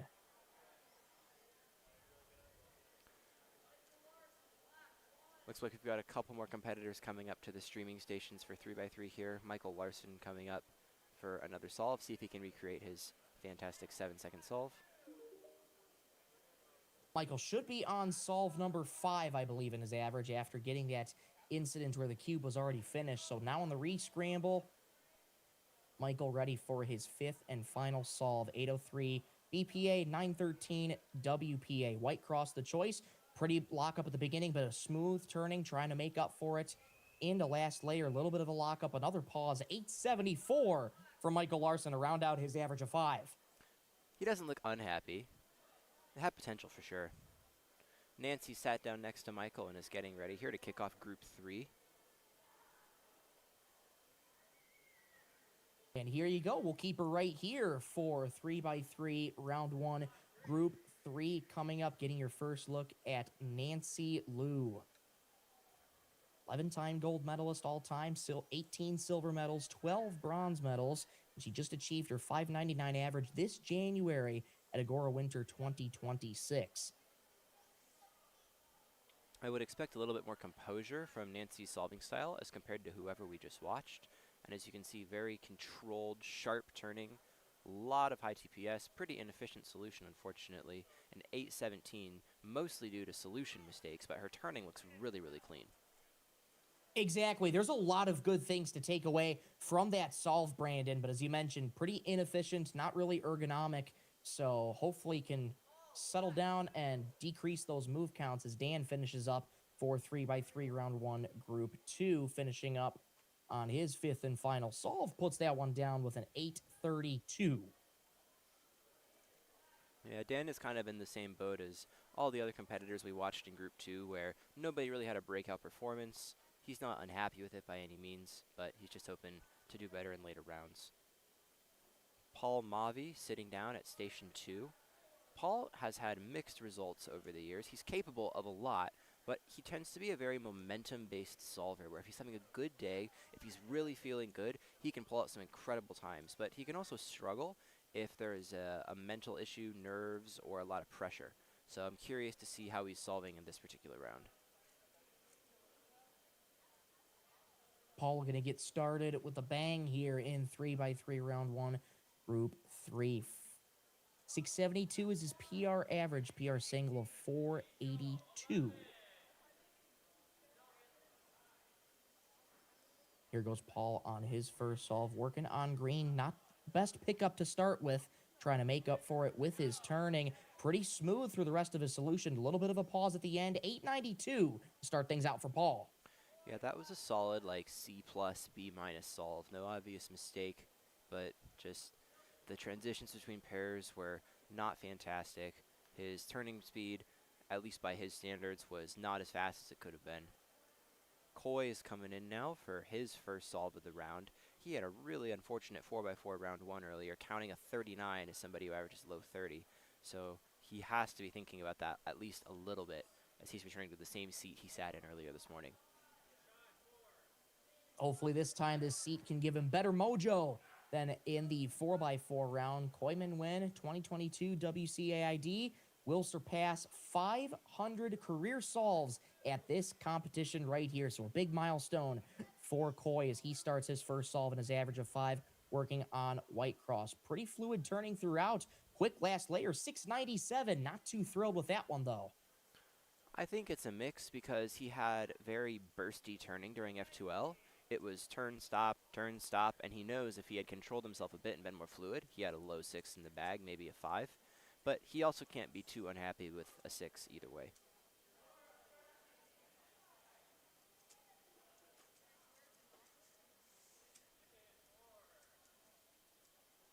We see Dominic Shoji on the monitor, up for his first solve of the round. Pretty quick turning from Dominic, puts that one down with a 792. Dominic Shoji, defending world champion, Western champion, I should say, in 2x2. You'll get to see him compete in that later today. Yes, and his 2x2 style comes into all of his other events very heavily. Bursty TPS, fast pickups, kind of choppy but still really, really clean, and can sometimes lack in the look-ahead department, which is what we just saw here. Nancy warming up for her second solve. We saw really, really nice turning from her in the last one, but several solution mistakes, so we have to hope for her sake that she can use the really clean turning she has, but pair it with better solutions, and hopefully we can see like a low 6, high 5 coming out right now. Absolutely. 432 PR single, 599 PR average. Single is 76 in the world. Average is 102nd in the world for Nancy Liu. Here she goes on solve number 2, working on white cross. Fast turning here from Nancy, looking for a quick last layer. Little locky, 636 though. Nice recovery. Yeah, she had a pretty solid planned first X cross, but then her transition from first to second pair, she kind of got caught lacking. I think she spent enough mental effort planning that first pair. You could kind of see it in the way that she was inspecting, that she didn't have much brain space left for the transition, but she recovered really, really nicely. Super fast, super fluid, everywhere from second pair all the way through PLL. Paul returns for his second solve in his average of 5. Started things off with an 892. See if Paul can calm those nerves down here for his second solve as he works on green. Paul color neutral more than likely. Pretty locky through F2L. A little locky last layer as well. An 839, so 2 8-second solves for Mavi. Yeah, several mistakes in that solve, which he knows all come down to nerves. Coy going in for solve number 2. Really quick pickup in first pair. A little bit sluggish on the transition to 3. Does he know the ZBLL? He does, and gets a 7 flat. Very consistent first 2 solves from Coy. That consistency going to serve you well here in that first round. Saw it earlier in this round from Zaruri Chang, putting down multiple 6-second solves, and a good start here for Coy as he gets a 692 and a 7 flat. Yeah, we remember from our previous group, Brendan Dunnigan is currently sitting at a 685 average. Coy is currently pacing about 7 flat, so if he can pick up the pace a little bit for his back 3 solves, he could place in above Brendan Dunnigan. He very well could. Still early in this competition, but some big, big names to watch out for here in this one. Dominic Shoji returns for his second solve in his average of 5. As mentioned, Dominic Shoji, defending Western champion in 2x2. He's 30-time gold medalist all time with 28 silver medals and 20 bronze medals out of Southern California. Pretty locky as he still works through his cross solution, finishing up F2L there. On to last layer, a DNF for Dominic. I think that was probably the shakiest solve that I've seen this morning, at least on the stream. His hands are not looking too smooth. I think if I were Dominic, what I'd be thinking right now is I want to use this round to get my nerves out, get used to competing, so that when I get up to 2x2 later, which is the event that I care about, the event that I'm defending, the event that I really want to perform well when it's game time, and that has way less margin for error, I want my hands to feel good, I want my mind to feel good for that. Absolutely. Nancy getting ready for her third solve and her average of 5. Will know the time that she is counting after this solve right here. So this will get a good indication so far of what her average will start to piece together here. A lot of inspection time here for Nancy, and here she goes once again on white. Fast turning here for Nancy through F2L, looking for a quick last layer. Little locky, 676. She shakes her head, but that is the time that she'll be counting so far in her average of 5. Yeah, we've seen Nancy make 3 different mistakes in each of her solves. First solve was a general efficiency mistake and just kind of like, what can you do there? Second solve, we saw a first, second pair transition mistake. This solve, we saw really, really good first, second, third, fourth pair, but then a lockup as she went into last layer and either doing the incorrect COL or not knowing the ZB. So I think that if she can string it together, we could see a really good 4th or 5th solve from her. Paul getting an 883. That's the time that we'll be counting in his average of 5 so far. So you talk about consistency. It's been pretty consistent for Paul at 3 8-second solves, but probably not the times he's looking for. Yeah, consistently bad, if anything. Consistency is not always a virtue if it's not the point where you want it to be at. Which is a tough break for Paul, but this is hopefully just kind of him learning. All right, here's how I'm feeling today. Here's what we'll do during round 2, round 3, later on. Koi coming back for solve number 3. See if he can get past this high 6, low 7 barrier that he's currently stuck up against. Yes, a 692 and a 7 flat so far for Koi Min Nguyen.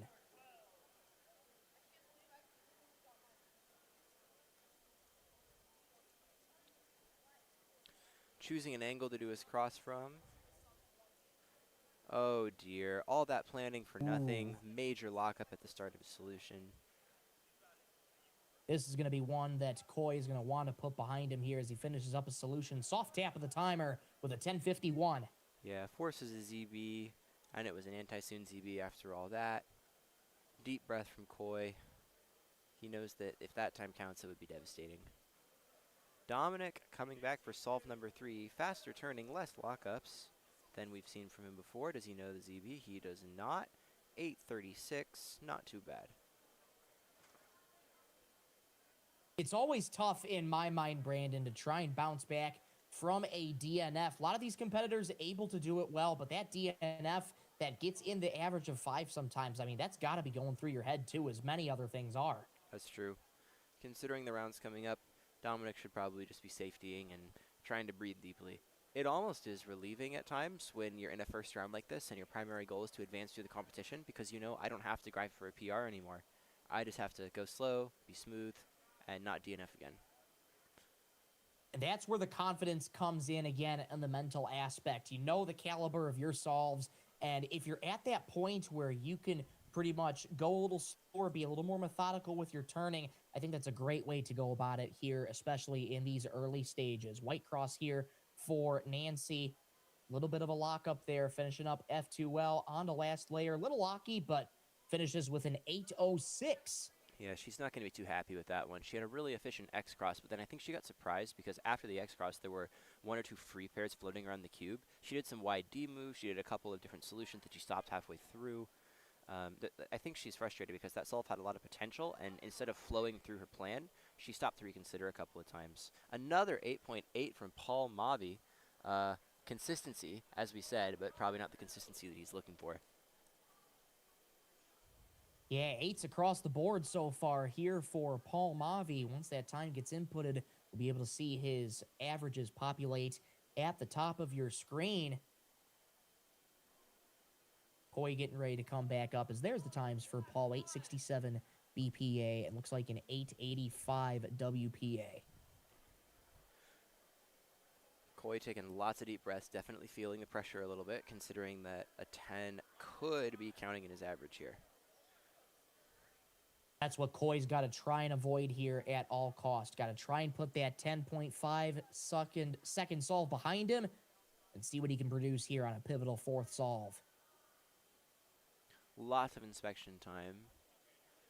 Goes a different angle, too, working on a white cross. Very efficient F2L. He's going to be happy with that one. It was just a quality solve. Couple minor lockups. He knows that there was a more efficient route that he could have taken, but quite good. Better than what he's had so far. And it continues his high 6, low 7 streak. That's a really good bounce back solve for Koi as he's looking at a 691 BPA. Dominic finishing his 4th solve and his average of 5 puts that one down with a 781. Yeah, that looks like a pretty standard solve for him. No mistakes, fast turning, good recognition. Not remarkable fluidity or anything, but I'm sure he's happy that after the DNF, he's at least solving kind of back to pace. It's always really, really good to see cubers bounce back after not so good solves. You saw Koi do it from that 10-5 to a 6-second solve, and then Dominic from a DNF from an 8-second and then to a 7-second solve. So you can see things pointing in the right direction. Paul finishing up his average of 5 here, and it's been 8s across the board here for Paul. So no matter what, his average is going to be in the 8-second range here. Yeah, which for Paul is on the slow side, so he's probably just hoping get something fast here if possible, but the pressure is mostly off. We're going to just get through this solve and move on to the next one here. Pretty methodical in his turning. Still Looks working like we might through see another 8. Yep, 846. Another 846 indeed. So 5 8-second solves for Paul. He finishes his average of 5 with an 870. Here's Nancy, 706 BPA, 766 WPA. Looks like she's inspecting yellow this time. Round 1, group 4, please submit your puzzle. Indeed she is. Good, That's the cross efficient color start. choose. Very fast F2L into the U-perm and a 5.3. Not happy because of the 2 giant pauses in that solve. She knows it could have been a high 4 if she executed up to perfection. But still, that's what Nancy's capable of. I'm very interested to see if she can pull that sort of solve off repeatedly in later rounds. That's a good preview of what we could see coming with Nancy. She finishes her average of 5 with the best possible average of 706.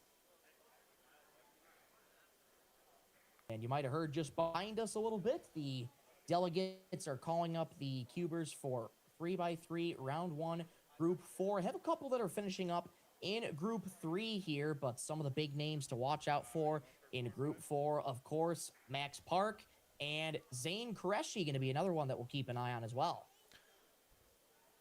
Yeah, we've seen some decent performances so far this morning, but I'd be curious to see how Max does, especially coming off of that 7x7 world record last night and a really solid sub-20 4x4 average earlier this morning.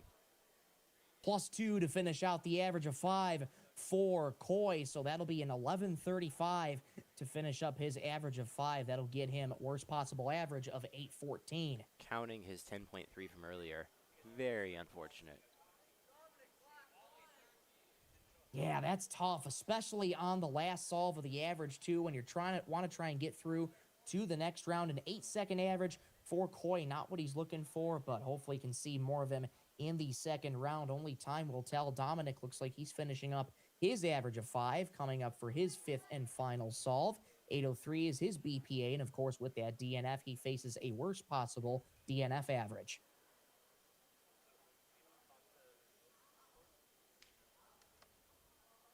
And good signs of pointing up here for Dominic after that DNF with an 836 and a 781. See what he can produce here on White Cross. Pretty locky from the get-go, trying to make up for it with his TPS on the last layer now. Puts it down with an 835. Doesn't seem too thrilled with that 835, but he gets through to the next round with an average of 821.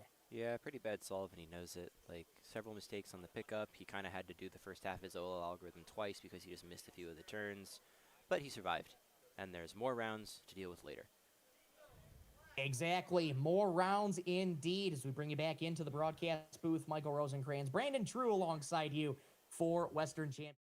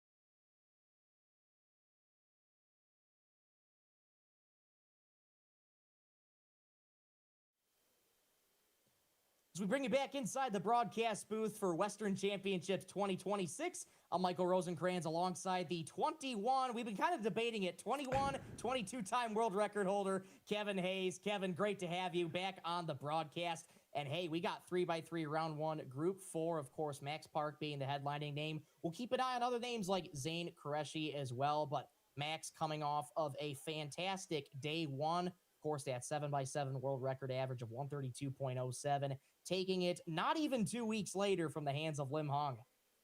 Yeah, I mean, Max has been the story of the weekend, obviously. A huge start with the 7x7 world record. We'll see if and we have a chance tonight to really ruin Lim's weekend with 6x6 round finals coming up. But for now, it's 3x3 round one. Definitely just a jockeying position round. This is Max's first competition with the new head-to-head format. We're going to see how he does. And he's going to sit down for his first solve now. Max Park, one of the greatest to ever do it in speed cubing. Always such a joy to see him compete. And here he goes for his first in his average of 5. He has placed first in his past 25 3x3 rounds in WCA competition. It's just been on a tear for Max Park. But I mean, look at his results, Kevin. That's what he does. Yeah, I mean, he's obviously super solid. Picture consistency. I think that today, though, the competition's a lot stiffer, especially from the likes of Dylan Miller.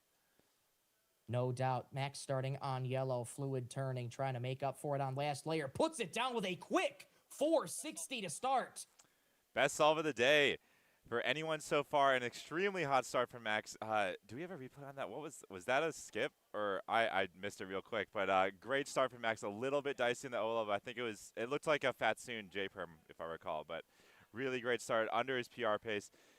Max he's obviously been very strong, but he's really switched to those big cubes more recently. He's still making those world finals, still hitting those mid-5, low-5 averages. But I mean, that world record, his former world record is still his PR from all those years ago. Absolutely. That time, of course, that single being 3:13. Let's check his yeah,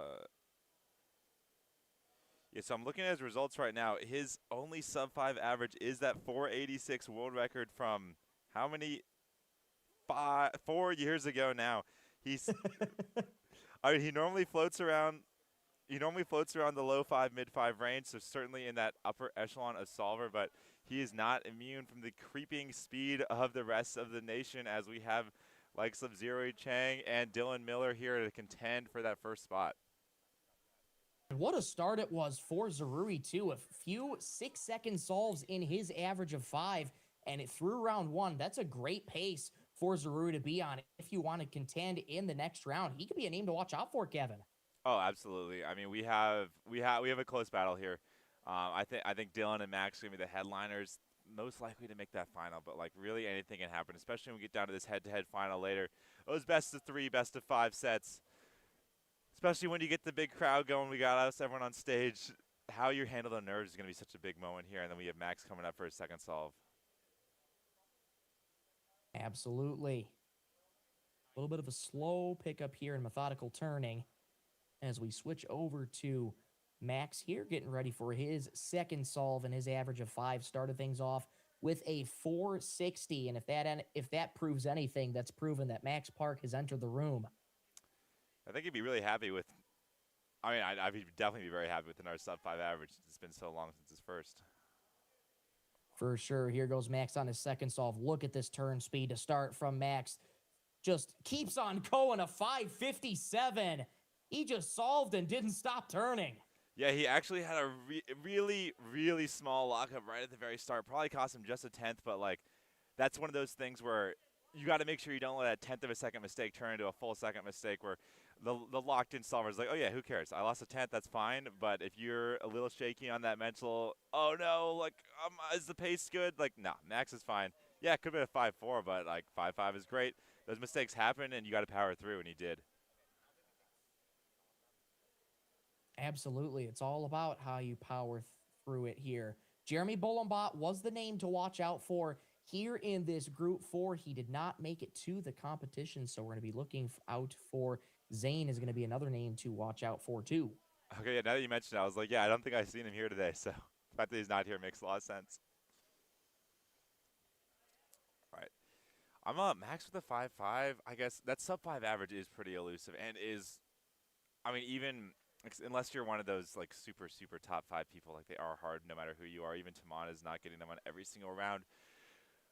I think it'd be really exciting to see Max kind of like bring back some of that 3x3. I don't know what his focus is. It's always interesting to like kind of guess, and no one really knows what his goals are. He's done everything there ever is to do in cubing. Like Lim got his world record. Okay, maybe did Max grind to get that 132? Was he really locked in, or did it just kind of fall into place? Like the results are solid this weekend, but I guess we'll kind of see how things shake out.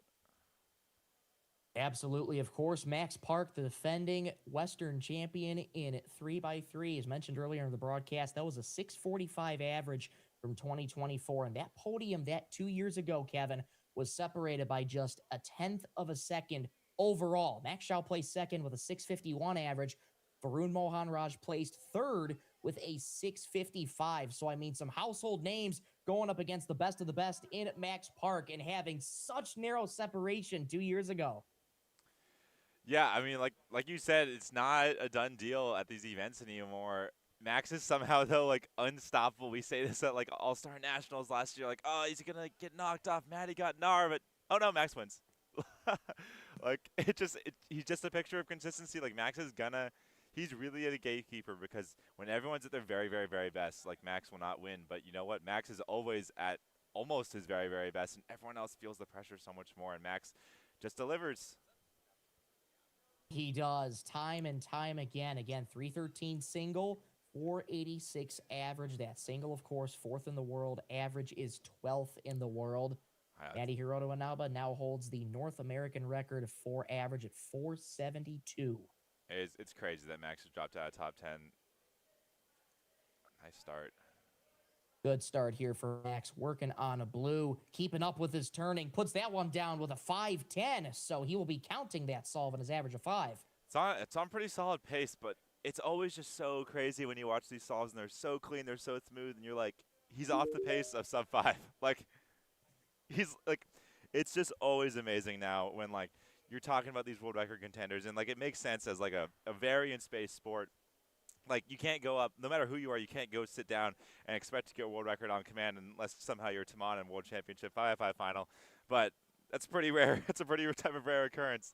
Like, you got to really focus on this process because Max is in the middle of a great average, and I'm excited. I mean, I'd love to see a low 5 here. Like, a good 5 flat solve will put him at like a 5-3 worst possible, and that's just a great tone setter for the weekend. It really is. Ethan Ye, a few moments ago, putting down an 828. That is his BPA, WPA of 862.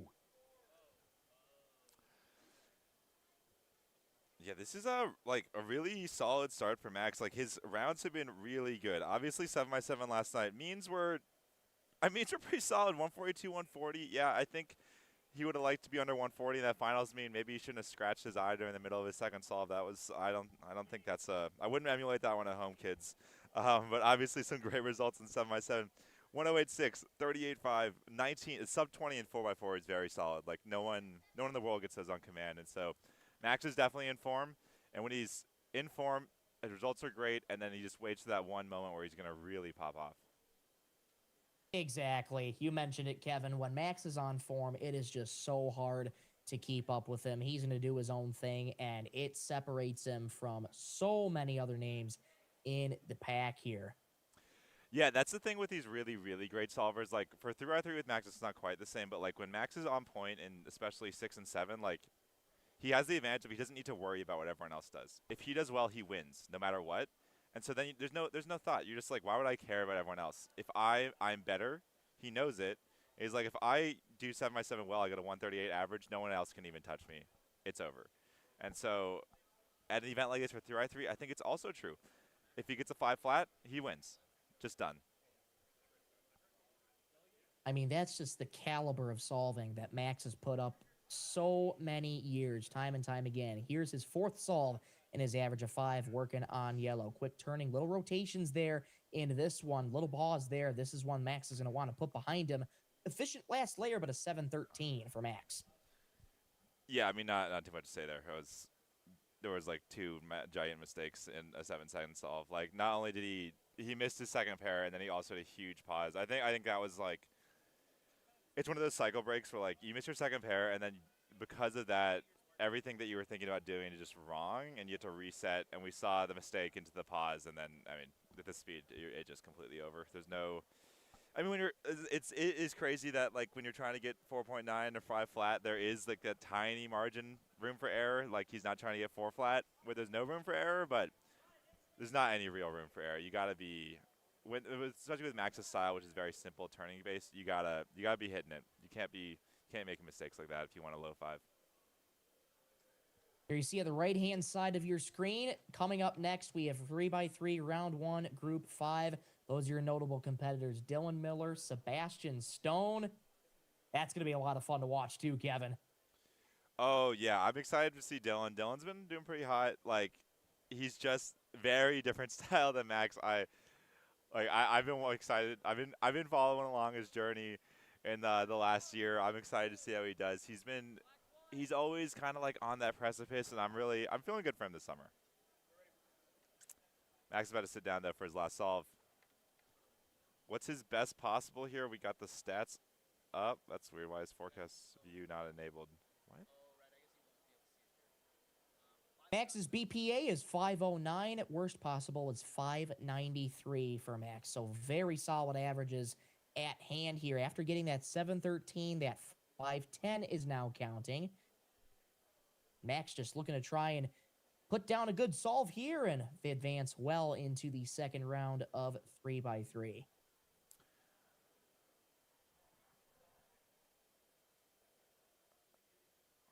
It's taking a while. Looks like he's going for white. He's thinking about, wow, it's really, oh.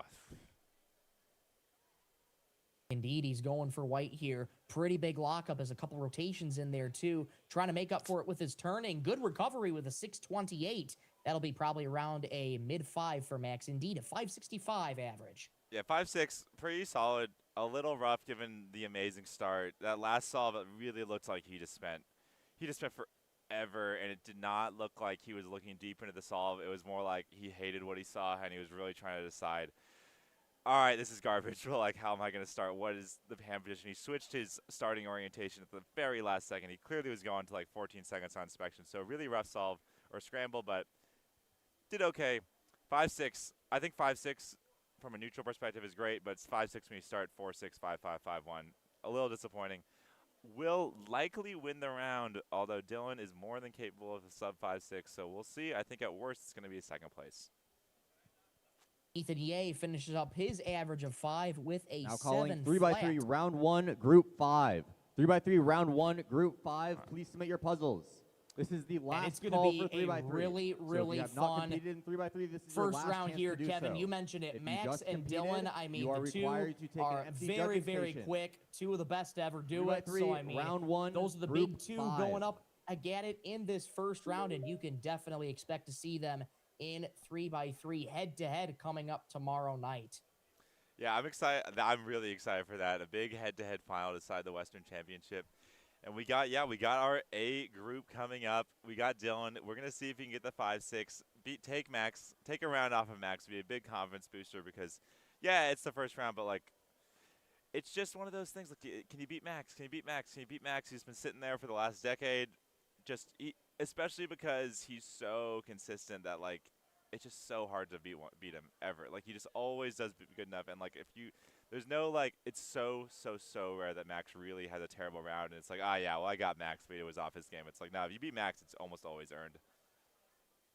I think the last time, if I can remember correctly, that Max didn't really have his greatest round was probably back at Vegas Cubing Cup. I want to say it was 2022 or 23. It was him and Jeremy go in the finals, and Jeremy kept it really, really close, but it was a +2 that ended those chances for Jeremy, and Max Park hung on that one. That's, at least to my recollection, the last time that I think Max really didn't have such a good round. But I mean, you hit it right on the head. Just consistency all around. And when you have consistency matched up with some of the fastest turning that you'll see, it's going to be hard to keep up with them. Yeah, I'm like racking my brain for important rounds in any event that Max has done like really poorly in, and like there are so few. Like, there's only like a couple, like, ever. And Max, we're talking like he's doing 5 important finals, a major championship, maybe at least once a year for like the last decade. And I'm like, oh yeah, that 1-6 final he did pretty bad in. Oh, that 1-4 final he didn't do bad in. And I'm like, that's it. Like 2 out of like 40. I'm like, that's a pretty good rate. Anyone would love. That's no one has that good of rate. Even like I say, like I use Tamon as the example of like the best competitor I think in the world, and like he still messes up sometimes. It's like similar with Max. Like Max and Tamon are those guys that like they're solid. They always deliver. At worst, their worst case scenario is many people's best. That's a favorite thing. Sorry, go ahead, Kevin. Oh, I was gonna say, like, that's a joke with I always say about Max on 7 when like, yeah, Lim guy's Yao world record, and I'm the Yao is coming on 6 for sure. It's already here. Lim got that average, and also there's like a lot of guys who are. The 6 is so exciting right now because there's like 5 people who can get that average too. Like Lim just notched it. Like it's hype. 7 though is like everyone tries so hard just to be able to maybe beat Max on his worst day. Exactly. Here, your first look at some of the competitors from 3x3 round 1 group 5. You're looking at Kate Graham here. Oh, Kate. 34th fastest cuber in California with that 730 average. Kate, proper stream etiquette. Do not put your camera in between the camera and you. Come on. There's too many cameras going on here. I was like, come on, Kate. You know what to do here. Come on. Kate finishes her first solve with a 938 to kick off her average of 5. That's what you get. It's the karma. It's the karma for putting your camera in the wrong spot. She's just trying to get her solves, Kevin. I mean, it's the camera that's in the way, but I mean, you got to keep track of your solves somehow, right? I guess. I don't know. I don't think Kate's too focused on 3x3, but she's been having a pretty good she's having a really solid comp. Got her 6x6 PR last night. We're looking forward to seeing what she does tonight. And like 7x7's been like a big monkey for her because she's so much faster than her results would indicate. But I wasn't bad. I think she's on a good pace. I think she's gonna be in a good spot for NAC in a few weeks. And we got Dylan up for solve 1. Yes, sir. Your first look at Dylan Miller here in 3x3 round 1 group 5. Dylan, native of Baton Rouge, Louisiana, temporarily drove back to Simi Valley to get ready for this competition, and he has been chopping at the bit here in his practice sessions and his warm-ups. He has something to prove here at Westerns on the road to North American Championships coming up very soon. Dylan kicking off for his first solve on White Cross. Pretty big lockups, though, as he's trying to work through it. Quick last layer, but a 694. Not happy with that one. Yeah, he didn't finish cross. So for a second, I thought he was doing some super fancy free flop F2L stuff, but then that blue cross edge was not supposed to be unsolved. So honestly, the recovery's not too bad because he fixed it, and then he also had a big lockup going in his last layer. He still got a 6-9, so I mean, obviously not a good solve, but in terms of like it's one of those mistakes where like you don't finish cross mistake. There's like mistakes like lockups and nervousness and like taking a little too long to execute, and those happen. But like the don't finish cross mistake is like one of those things that's in the category of like this should never happen, and we need like what went wrong because we need to change something because this is bad. Like this should never happen. So if you get one of those and still go 6-9, that's not too bad. But it does indicate some mental changes are needed going forward because you just can't be getting those like never should happen mistakes. Kevin, you've been on top of the world in speed cubing and big cubes for quite some time. We touch on that mental aspect quite a lot. So what have you found that when you take on solves that are like, okay, there's a lot of things in this solve that didn't go well, but there are some good things I can take out of it. How do you try and focus on that positive aspect to try and get yourself back into the right mojo to continue your average of 5 or in big cubes, your mean of 3? Yeah, so it's pretty different depending on the event, but like big cubes, the huge thing is like every single second counts no matter what, and they all count in the same way. Like time is fungible, I guess, for like your big cube means, and like the big thing is like you can just like straight up crash out of the gate and add 5 seconds, and like it doesn't even matter. Like that time is gone. It might as well, it's over. Like you gotta focus, and the big thing there is not letting a 2-second mistake ruin your mental and turn into a 10-second mistake. because you can recover from 2-second mistake, no problem. 10, and you're done. And so for 3x3 average of 5 events, it's pretty similar. Like, during the round, I'm probably not doing too much analysis about, like, what went wrong on that solve. It's like, maybe for, like, simple stuff like, oh, I was, like, way too excited. I just, like, turned too fast out of the gate. All right, let's calm down. But, like, we're not doing any analysis yet. It just, you know what you're supposed to do. Reset. You're going to reset in between solves. Reset, calm, like, take some breaths, and, like, remember your practice of what you're going to do. And then just, like, we're going to save the in-depth analysis for later, but it's just a quick mental reset after a good or a bad solve. It's very easy after a good solve to be like, oh, I'm so excited. Like, oh, we're on crazy. It's just like, you know what to do to get, on average, your best time. You just got to do that no matter what. It does not matter. The previous solves don't even exist.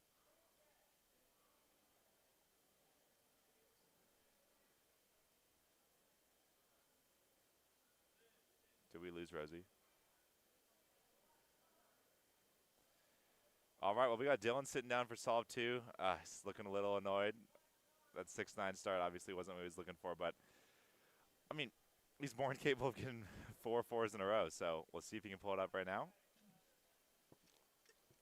Dylan, obviously no stranger to the stream, extremely seasoned veteran on streams all around North America. Let's see if he gets started here with his inspection. Note Dylan's extremely fast pickups too. Very optimized to make sure he's legal, but still hitting that you got to start that first move as fast as you can. Free pair on white, it looks like. Saves it well. Good X cross. Just a little shaky. Bad OLL, man. Okay. That's the thing. That last solve was really indicates how much better that last solve started, where like he got 6-9 with like a gigantic mistake, and this was just a sluggish solve with no individual massive error, but just like slow all around to 6-6. So Dylan's walking off. He's not happy. This is kind of one of those times where like, how do you recover? Like this average is not going to be PR. It's just not going to happen. But that's okay. Like it's just another round. Like you got to make sure like every single solve is a learning opportunity. It's experience to like sit down and focus and like forget what just happened. Like say we're in a semifinal at like Worlds, like you're counting that 6-6 and like you got to know that you're capable of getting 3 4s in a row because Dylan is, and like you got to like you can just pretend that like this is one of those times where like okay, I need 3 4s to do what I need to do this round.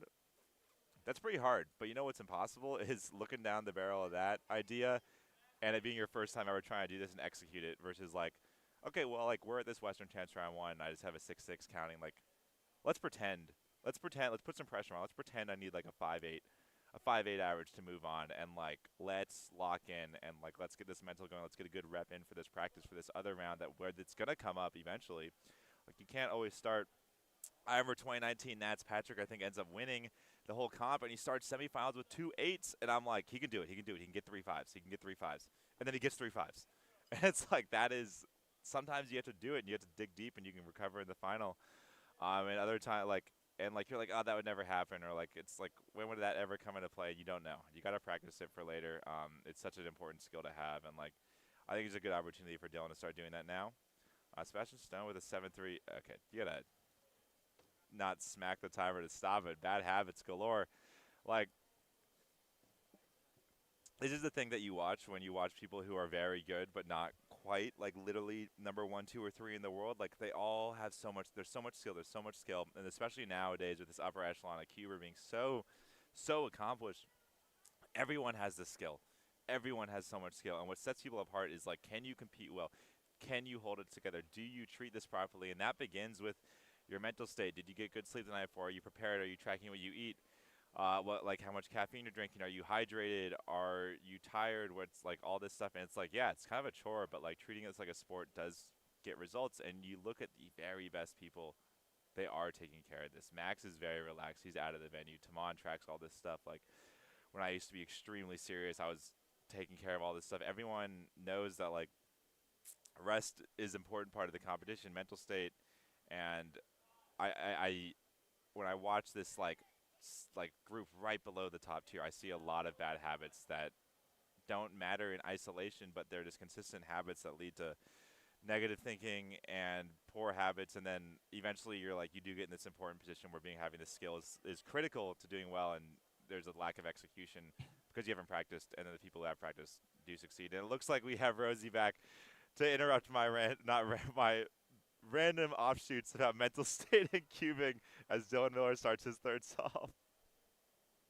No, Kevin, all good stuff to talk about in the mental state of cubing. Apologize for the technical difficulties. Good to be back here in the broadcast booth, and we'll touch on those mental spots a little bit later after we see Dylan do his third solve and his average of 5, a 694 and a 667 to start things out for Dylan. And a lot of times in his practice sessions, it's been a lot of times where he has to warm up a lot. He starts with those mid 6-second solves, sort of solves on the slower end before he really starts picking up the pace. Working on yellow here. Pretty shaky throughout. Able to recover nicely, though, with a 610. Still not thrilled with that time. Yeah, he had like almost 3/4 of a second pause after his first pair. It looks like I was mentioning earlier, like you really need to treat this like a round where it's like a semifinal. Like you had a rough start, like we gotta recover. We gotta PR's out the window, but that's fine. That's not what we need. Like let's pretend. And 6-1 still not what you want, but now it's like another situation where like Dylan is capable of a 4-8, 4-8 back-to-back. He's capable of 4-5, 4-5 back-to-back. Like, this average is salvageable to be something that's competitive at a major competition. And just a good rep. Treat every solve like, you gotta treat solves one at a time. Sebastian Snow with a 6-6-6. Very nice stuff. He's on a good pace. Pacing a 7. Just about, yes. Pacing a 7. That was his fourth solve and an average of 5 as we look back at Dylan's solve. Why is forecast you not? That's his fastest time so far in the average of 5, that's 610. So that 667 is now counting in his average of 5. Certainly not a time that Dylan wants. But Kevin, touching back on the mental aspect of things, treating it like a sport in other ways. And you mentioned Timon Koloshinsky. Timon really is a guy who spoke with Dylan and Chris Mills on the Millisecond podcast not too long ago. And he rarely consumes any media surrounding speed cubing. And I think that goes such a long way because it's easy for people to get caught up in the media of speed cubing, any sport. Because, I mean, the media is going to drive the storylines and there's going to be comments and questions and all that stuff. But by being able to focus and isolate yourself from that, it really focuses on you against yourself. You against yourself, of course. Luke Greiser preaches that mentality, you against yourself. And he's been able to produce some good times throughout the years as well. Yeah, I mean, it's no coincidence that the guy who treats this the most seriously and does all of the proper small things competes the best. Like, the reason like people don't do this is which is totally fine if your goal is to have a good time and be really competitive, but mostly hang out, like that's great. And like cubing can mean lots of different things to lots of different people, and there's nothing wrong with treating it in the way you want to treat it. But also, if you tell yourself that, like, the way I want to treat it is to be #1 in the world, you got to do a lot of things that are boring and not fun. And that includes, oh, I can't hang out with my friends at this comp and just casually do some races all day.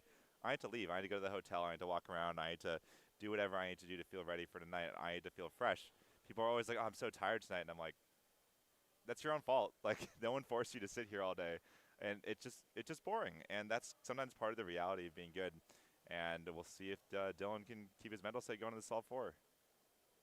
Big fourth solve coming up here for Dylan, working on white here. White and yellow only is Dylan trying to make up for it in his turning. Big pause in the last layer, +2, 924. Ouch.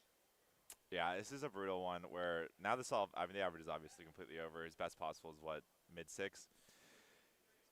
It's the way I kind of view this one is like, let's just get one good one to set the tone. Like, let's just remind ourselves that like, it just like let's just do a rep, just do a comp rep of like, what does it feel like? What does it feel like to sit down and get a solve that's correct? Let us do one, because we got another round tomorrow. We got 3 rounds. We got 2 rounds in the head-to-head final tomorrow. It's just let's just get one comp rep. Going up there and being mad or frustrated or just like kind of writing it off is just compounds the bad round. Sebastian finishing up his average of 5. BPA of 717, 823 worst possible average for Sebastian. Quick last layer puts that one down with a 681. So back-to-back 6-second solves to round out the average of 5 for Sebastian. He'll finish with a 722. Yeah, honestly, pretty clean solve. You've seen shaking, like a head shake on it, classic, but I thought it was pretty clean. Yeah, like, oh yeah, also, so like another thing on top of like expectations going into this solve, like sometimes you have to know, like, I'm just not feeling good right now, and so like you can change. And there are some small instances where like really the time is all that matters. The process is like when we're at like a world championship final, semifinal, it's like there is a reality that like the process no longer matters. The whole point of the process is to do well right now, and like we'd all rather get like solve bad and get lucky and get a good time than solve well and get unlucky and get a bad time at a world's final. But like there is, especially an event like this when the solve average is already over, it just let's readjust our goals. What's our goal? Not to get a 5. It's to sit down and be calm and to solve smoothly. And if it's slow, it's okay. It's about like very process oriented for this last solve. Just remind ourselves our process so we're getting ready for tomorrow. Those short-term goals are imperative, Kevin, especially in competitions like these. This one, big names in this competition, road to North American Championships and Worlds, the biggest stage of them all. What an experience that was for Worlds 2025 in Seattle. Yeah, I mean, that was biggest competition that anyone has probably ever seen, and what a memorable competition that was. Yeah. All right, well, Dylan's got his last solve. Now I'm hoping Cube he seems round focused. 1, Good group signs. 1. Obviously, If it's you are hard in to act Cube like round you're 1, really hype group right 1, here, but please submit your puzzle. just just get he's taking his time. I like And it. if I think you it's are assigned to judge I this like it group so or far. would just like to help out, please take an empty judging station. Cube round 1, group 1. Talking about those like process goals, I always listen to let's see what Dylan's got here. Dylan's worst possible average is 762. That would be 0.4 seconds slower than Sebastian Stone if Dylan does not get a good time out of this. I think he can lock up a 6 here. Working on yellow here. Quick turning here for Dylan. Through F2L. Quick last layer. Little Locky puts it down with a 597. So his first 5-second solve of his average of 5. And that is going to lock up BPA of 657. Yeah, 6-move TA perm. Pretty nice. Like, literally one of the nicest last layer cases. And he did okay on it, but like I said, it's pretty rough. Pretty rough assault round 1. But we got some more stuff. He's got 4x4 finals. He's got 5 finals. He's got some more fun events to do as well. Pyraminx final night, and so hopefully he can bounce back. Like, oh yeah, like I was mentioning like before, just like quick aside, like I listen to a lot of swimming content. Like Bob Bowman, Michael Phelps's coach, and coaches two of the current 2 best swimmers in the world. He's always like the most like process. Like they're at like the Olympics and the World Championship. Like don't even worry about the time, just process. Like, and it's like and swimming, especially this time-based individual event, is so comparison to cubing, where like it's very hard to only focus on process, especially at these events where actually the result really matters today. But like process, like if you do all of these things right, the results will come. Exactly. That's the biggest thing in the early stages of this competition. And we'll see how each of these guys do going forward. Well, that's going to conclude 3x3 round 1. We have Cube round 1 coming up next. That's going to be it for me for a little bit. That'll be it for Kevin for a little bit. We're going to switch you over to Manu, I believe, is hopping on in commentary, but don't go anywhere. SpeedCubing TV and SpeedCubeShop's coverage of Western Championships 2026 returns right after this. Hey there, I'm Michael Rosencrans. If you care about speed cubing, you have got to check out SpeedCubers Digest. SpeedCubers Digest delivers the weekly news that defines competitive cubing, competition previews, full recaps, athlete storylines, and everything happening across the global scene all in one place. It's built by people who compete, organize, and cover the sport firsthand, so you're getting real insight into what actually matters. Support the sport and stay informed. Find it all at SpeedCubersDigest.com.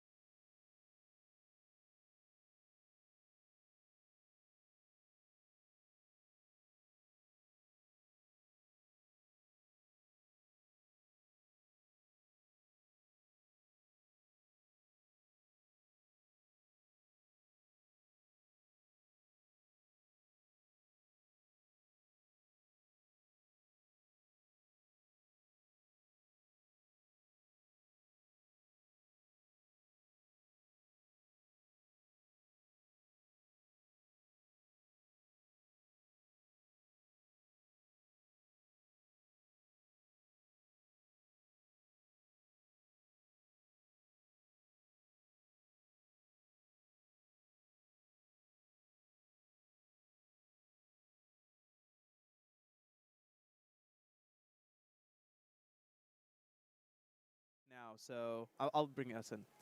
All right, everyone, how's it going?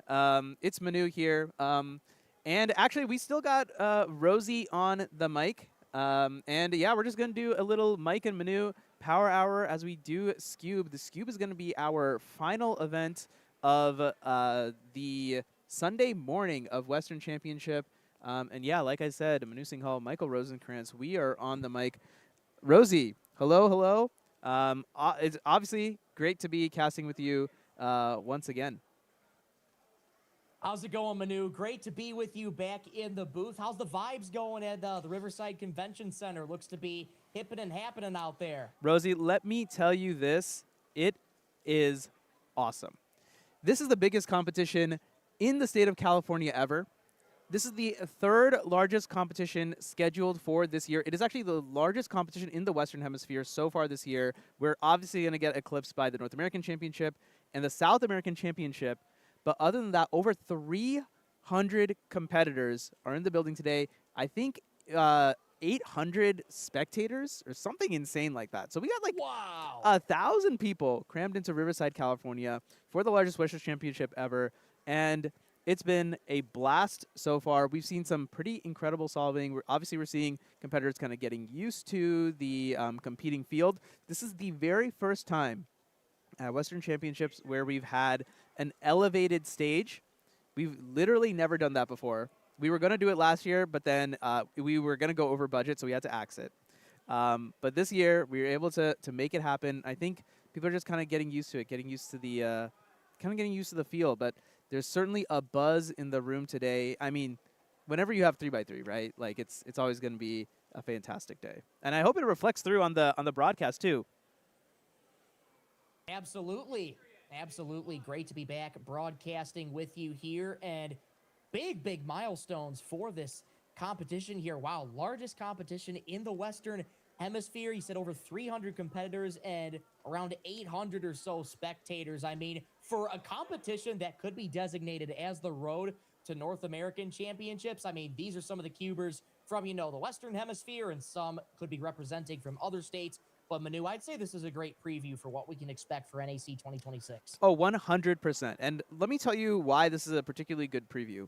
Because NAC is on the other side of the country, some of these competitors don't actually get a chance to even compete at NAC. Now, you might say, like, why is that a good preview? A good preview is that for those who do get to compete, right, they get to compete at this national level stage that they actually basically never get to otherwise, because it's been so long since nationals or continental championship has been held here in California. So being able to kind of expose the competitors to that experience is exactly the type of stuff we're going for. You mentioned a road to NAC. This is actually the exact reason why we wanted to have Westerns at this specific time. It is Memorial Day weekend, and 6 weeks before NAC. It's exactly right. We want to start building the hype towards it. I want to get my competitors here in the West. I want to get their names out there. I want people to know when they go to NAC who they're supposed to watch, and they're going to be all watching my guys and gals. It's been fantastic so far. And yeah, I mean, when you have such talented competitors like Brendan Dunnigan, like he's on your screen right now, it really makes the event in and of itself. So obviously, a lot of kudos go to the competitors. They're just incredible. They're awesome. We love supporting them here out in the West, and we love the support that we get from them. Absolutely. And just want to take a moment as well to reflect on Memorial Day and just say thank you to all of those who have served our country, the brave young men and women serving our country. And today's a day that we honor them on this day, such a special weekend, and one where we pause to really recognize the freedoms and the privileges that we have, such as competitions and everything that we get to do in this beautiful country. Couldn't have said it better myself, Rosie. An absolute professional you are. Likewise, Manu, likewise. NAC has 929 competitors registered right now. So those are all returners, by the way. So you mentioned, yes, it is going to eclipse Western Championships 2026. But I mean, some massive names been going from the West Coast to almost the East, the East Coast here for NACs. That's going to be held in Raleigh this year at the Raleigh Convention Center. Yeah, certainly. And, you know, that'll be on a holiday as well, 4th of July. So from one patriotic holiday to another. On the 250th anniversary of the founding of our country as well. It's a very special year. Absolutely. Absolutely. And I was talking about it with Zach Rydell earlier. I think he told me that NAC was in a couple of weeks, and sure, it might be a couple of weeks. I think I said a couple of months, which is a bit of a stretch out. Yeah. But I mean, I was gonna say it's either in June or July, and looking at it again, it is in July. I was just like, okay, that's what I thought. Yes, sir. Yes, sir. It's coming up. I mean, it's weird because like a week or two ago, it's like, we're like 2 months away. We got time. And now all of a sudden, it's like we've kind of like we're sub 2 months away. It's like, okay, well, it's getting a little real here. Yeah, North American Championship is coming up. Obviously, that will be a fantastic competition. And yeah, like you can kind of see some of the future stars of North American Championship. You might see someone in the 3x3 final who's at this competition. Actually, you almost certainly will. At least 3 competitors here are looking really good to make the 3x3 finals. One of those guys is coming up right now. His name is Brendan Dunnigan. You saw him earlier doing 3x3. He got a 685 average, which is actually pretty bad performance from him overall. I did a little interview with him, actually. It's on the WCC channel. Actually, we're going to play it during lunch tomorrow. And he was talking about how excited he was to come into Western Champs, specifically for big cubes and 3x3. He's felt like he's kind of been getting his mojo going again. And we could see some crazy times from him, perhaps upcoming. Not really, getting it together in the first round, but that's why we have multiple rounds. And I must say, everyone, you got to get familiar with this guy's face, with his name. Not only because he's going to show up in 3x3 finals. Yeah, obviously, everyone loves 3x3. He's going to show up in basically every single final this weekend because he is just that guy, one of the best all-rounders we have here at West. Absolutely, and what a way to represent Southern California, and he is the defending Clock, Megaminx, and Pyraminx Western champion from 2 years ago, if I remember correctly. From last year. So last year in Vegas, he also won Megaminx. Megaminx, Clock, Pyraminx, Scube I think was Dean.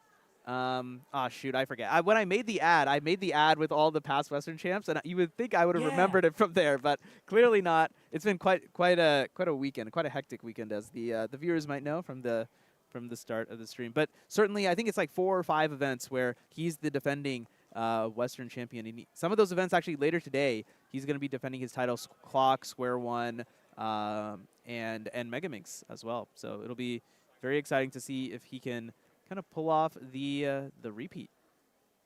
Absolutely. Manu, I don't think I've touched on this with a lot of cubers in the streams, but I think it'd be a really good question to hit on. In your opinion, what makes a really solid all-rounder? You know, the Brendan Dunnigans, the Luke Garretts of the community. Yeah, it's really interesting because on one hand, kind of everybody, in my opinion, everybody should be an all-rounder.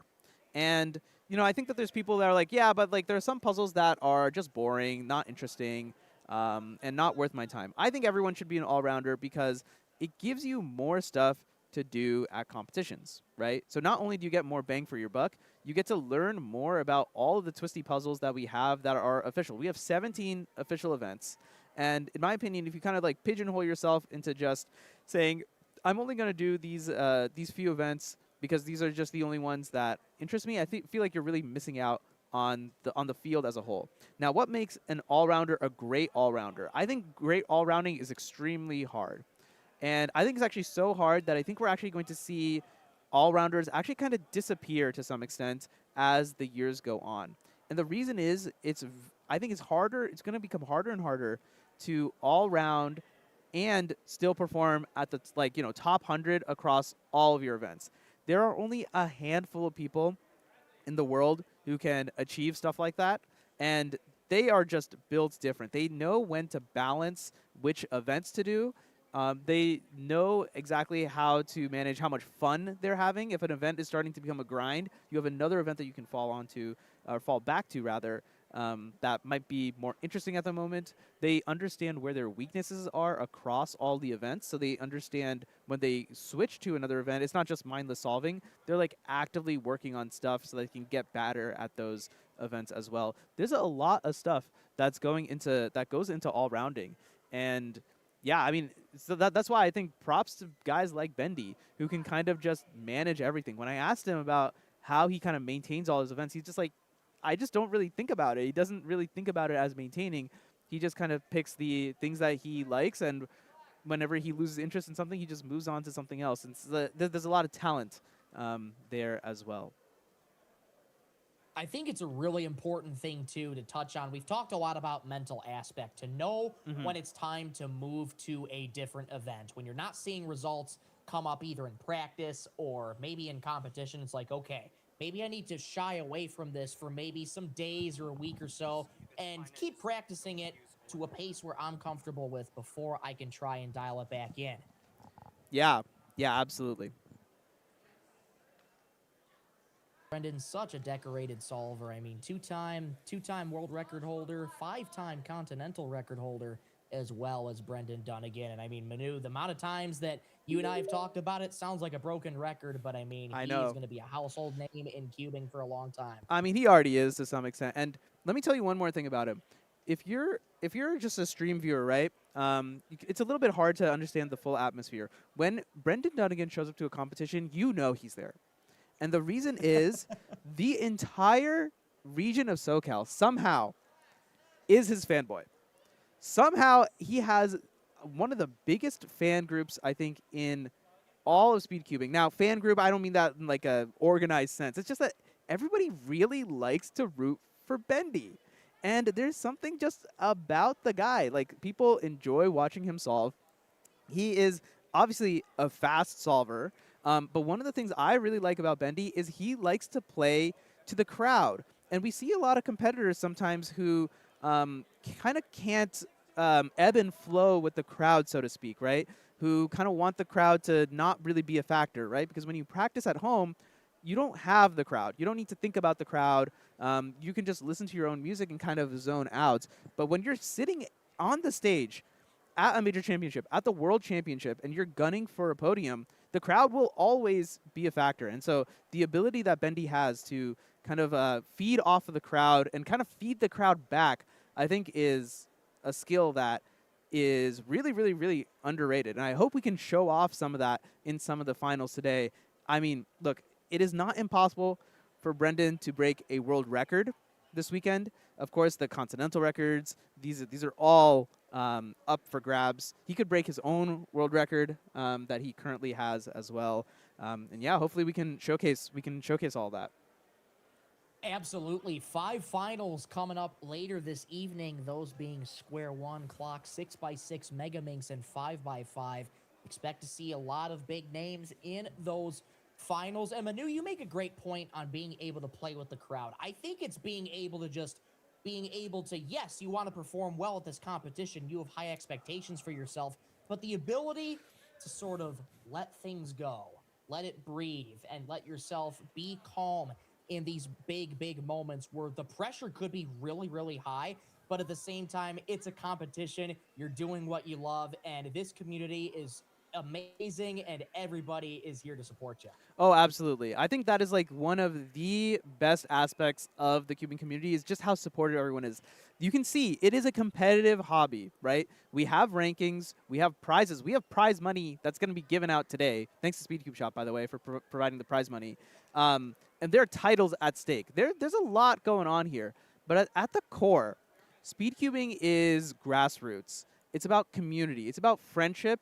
And it's about like self-progress, right? When you go to a competition, it's a little bit like a golf tournament, right? You're not necessarily competing against everybody else. You're kind of competing against yourself to some extent. You're trying to break PRs. You're trying to compete in new events. You're trying to make friends and make connections. And I think that's something that when you watch a competitive speedcubing broadcast, yeah, you get the competitive aspect across. Obviously, we're getting better and better at that as the years continue. But I think one thing I really want viewers, especially those who might not be as familiar with speedcubing, to understand is, yes, it's a competitive hobby, but there's room for literally everybody here in speedcubing. And even if you just barely know how to solve Rubik's Cube, I definitely encourage you to go out to a competition, one wherever one might be close to you. I mean, there are competitions all around the world. So definitely give one of those a shot. Hey, I might have to at some point because, I mean, yes, I am very slow on 3x3, PB of 3682, by the way. That's pretty good. That's pretty good, Rosie. That's pretty good. In terms of these guys that are solving, it's just like, you know, these whole bunch of them are a lot better than me, but I've always been really looking forward to, who knows, maybe stepping foot at a WCA competition. I mean, it's been awesome being able to travel around and see all these competitions and be a part again of this one, but I've never been able to get my foot down and really try and compete and see firsthand for myself. And I think that'll really give you a really good firsthand experience of what the competition is like. And again, see what this community is all about, because it's just awesome. Certainly. And, you know, one thing I also noticed, I know some people are like nervous to be around like big crowds or stuff like that. I will tell you the majority of competitions are much smaller. They're like less than 100 competitors usually. They're very casual. They take place at your church, at like a school cafeteria, gymnasium, things like that. They're very, very approachable. And of course, we have lots of WCA delegates. You'll actually see some people walking around in the background of the stream or whatever. We're all wearing our purple shirts today. And these are all delegates who are helping out the competition and actually help out to grow speedcubing even like just throughout the year. When we get to head-to-head finals tomorrow, we're definitely going to have like a little mini celebration of the delegates, so to speak, because there's so much work that all the delegates do behind the scenes that you just don't get to see most of the time. So I'm really, really happy that we get a chance to kind of showcase some of that tomorrow as well. Absolutely. The hard work of the delegates should never go unnoticed. They are what these competitions so special. Every time I've been to a competition, I mean, these delegates who have organized countless competitions, reminder that they have done it flawlessly. Order pickup table. Every time I go to a competition, it is a well-oiled machine, and it's just awesome to see that the more these delegates link up and bring new ideas and perspectives to how we can make speedcubing better, that's what makes these competitions more memorable for the community. Yeah, exactly. And I can tell you firsthand, there are lots and lots and lots of hours that go into speedcubing, putting on speedcubing competitions that you just don't get to see. So if you see a delegate around, like, you know, think about that a little bit. If you go to a competition, definitely be sure to thank one of your local delegates. Well, as we transition to Group 2, we got a little bit of time here. I'm going to do the part of the stream where we thank all the sponsors. Now, a big competition like this, it simply does not happen without you know, the good graces of all the sponsors who are providing a lot of different things. Let's start first with SpeedCubeShop. SpeedCubeShop, you know, retailing out of Las Vegas. They are the sponsor of the prize pool. We are going to give cash prizes to the top 3 in every single event that's held this weekend, as well as the 4 PPQ events that were held earlier in earlier in April. And that just simply wouldn't be possible without SpeedCubeShop. So thank you very much to SpeedCubeShop. We are also sponsored by Cubing.gg. It's an educational platform that you've probably heard Dylan Miller talk about a little bit as well, if you listen to the Millisecond podcast on SpeedCubingTV. So yeah, feel free to check out Cubing.gg on all the socials, stuff like that, if you're looking for speedcubing coaching. Of course, we are also sponsored by SpeedCubingTV itself. Of course, running the broadcast here, got a lot of equipment help from Matthew Marinick and company. So yeah, great broadcast partners are SpeedCubingTV as well. As we are moving ahead to Scube Group 2. I do want to shout out this guy as well, Dean Jacob Adamo Suskind. He is the Western champion, the defending Western champion in Scube from 2025. Unfortunately, getting a +2 there, so not a fantastic start there for Dean. And moving into Group 2 here of Scube Round 1. Well, we got lunch coming up right after this. And Manu, you mentioned it. I think you got a couple interviews coming up that you're going to play over lunch? Yes, sir. So for those who might be savvy already, or if you're not subscribed, subscribe to the WCC YouTube channel. I put a couple interviews there with some names that you might not have heard of, but you definitely saw on the stream today. We're going to do some interviews with Nancy Liu and Zaruri Cheng. These are pre-recorded interviews, of course, but we're going to play those during lunch. And the reason why I really was excited to do them was for you all to kind of get to know these competitors a little bit more. Of course, for the West, it's a really big region, right? Zaruri's from Bay Area, whereas Nancy is from down here in SoCal, and the communities don't really mix that much because it's 6 hours of driving in between.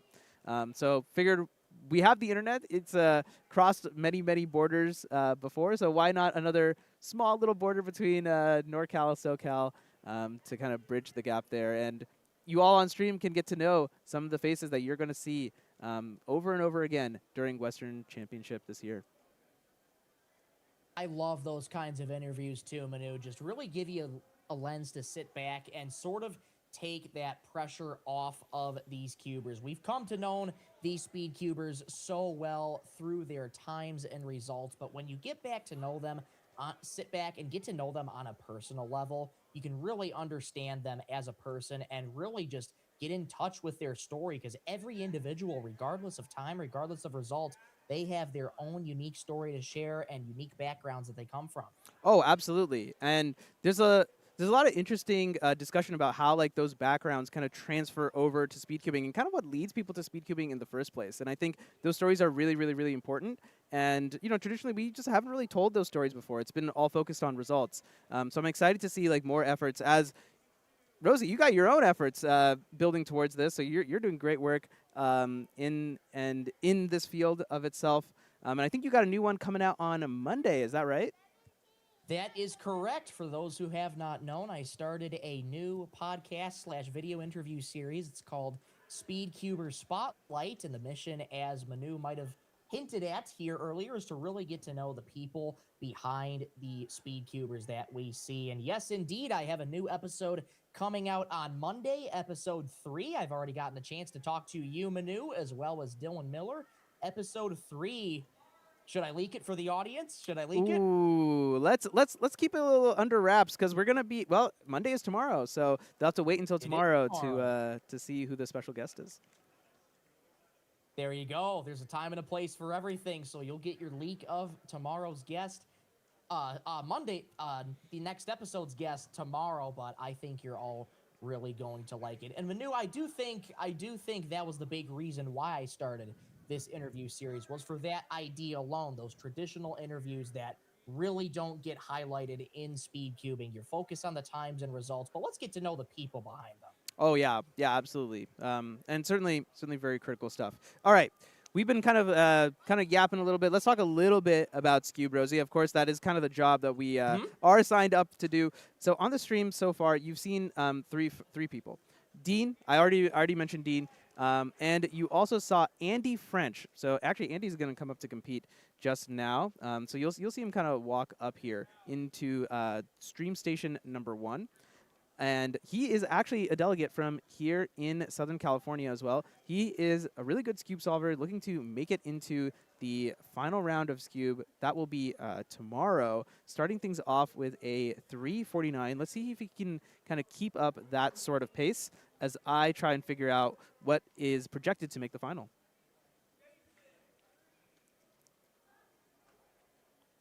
And he's got a 156 PR single, 337 PR average in Scube. Yeah, he's coming in as the 9th seed, so he's actually projected to advance to the final, although he will not want times like that. The 16th seed on the psych sheet, so that's pre-competition. If you take everyone's PRs up to this moment, is 394. Michael Muthing is sitting in that bubble spot. So we're looking at something like, people don't get their PRs all the time. Not everyone is going to get their PRs. So we're looking at something, I would say, like a 4.45. If you get something like that, I feel like you're probably bubbling. Yeah, I would say like 4 to 4.5 is probably going to be close to the bubble. As we watch Jack Flynn Stewart, another great all-rounder, by the way, from here in SoCal. He gets a 360 on solve number 2.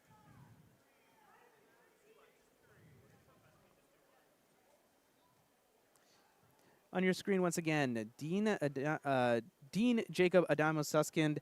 He is the number 1 seed. He's the only competitor in the field to have a sub-1 single and a sub-2 average.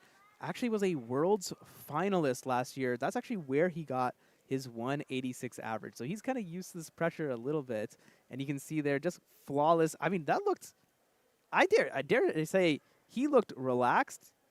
half asleep. No, that's pushing a little too far. But great stuff there from Dean 201. But those are the kinds of times that we know Dean can put down. And you sort of mentioned it, sort of that nonchalant, relaxed approach. And so far, it's been serving him well, starting off with that 364, but following it up with back-to-back 2-second solves. Yeah, exactly. And it's interesting also. Scube is a bit of a weird event. Rosie, I'm not sure how familiar you are with Scube, so let me run this down for you and actually everyone in the audience. It's a really strange puzzle that turns on its corners. And we've already seen it a couple times. It's actually really easy to +2 and DNF this event because of the way that it turns. Because it turns so wide, when it falls down onto the table, you can actually have it land in like really almost like ambiguous states sometimes. And just kind of jostling it here or there a little bit can be a difference between a +2 and not a +2. And as you can see, +2 can literally double the entire time of the solve. So the competitors are going to want to avoid stuff like that. And it's got to be really, really difficult, too, at times for getting completely used to a different puzzle, especially in the beginning stages when you're so used to turning, say, a 3x3 or a 4x4 to turning a Scube, which now it turns on its corners, so completely different beast to work with. Rosie, you are the perfect plant because that's exactly what I was going to mention next. Turning this puzzle is so different from turning your 3x3, and you can kind of see it in the types of finger tricks you see Andy and the other competitors are doing. Right? You can see like they're using a lot more of like their wrists, and we have there's a move that they call in Scube. It's called the sledgehammer move. It's a pretty basic move, and actually you can actually build the entire solution out of just sledgehammers fairly simply. But for there, you can see the competitors are kind of like they're almost like pinching the entire cube together. And for folks who have longer fingers like Jack, it certainly poses a little bit of a tricky situation. Oh, all right, I see you, Jack. I like it. Good swagger. Always love when these competitors show like they're having fun. Oh man, no, that's awesome. Love to see it. So yeah, Manu, you mentioned it with competitors who may have longer fingers. Do you think it's more beneficial for with competitors with longer fingers, or probably a little bit smaller, so you can get a better grip and be able to turn a little bit quicker? Yeah, I feel like smaller is maybe a little bit better. Maybe this is why kids are good at cubing as well. I think smaller is a little bit better because I think it's a little bit easier to control. Your finger just simply doesn't have to move as far, right? So when it comes down to like just pure theory, it could come down to stuff like that as well. Looks like Dean actually either like missed one look or just misrecognized a case there. He's gonna count a 356. And then the other thing is like also just like how you like hold the puzzle. If you have to hold the puzzle with your like fingers and you're like, I don't really know how to describe it. They're like together, I guess, rather than like in kind of like their natural state where they would be if you were just to, like open your hand. Obviously, it's a little bit more of an awkward position. Of course, you could use a larger cube potentially to get around that, but then again, a larger cube has more has a greater range of motion, so to speak, and so obviously that's potentially slower as well.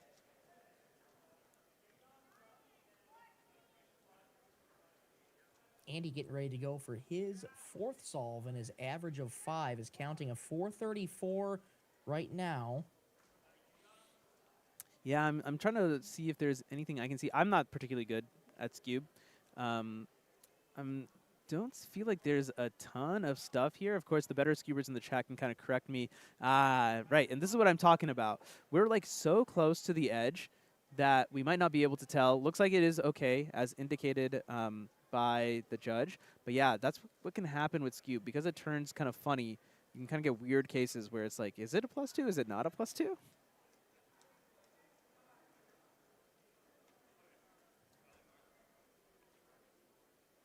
Jack back up for his next solve and his average of 5.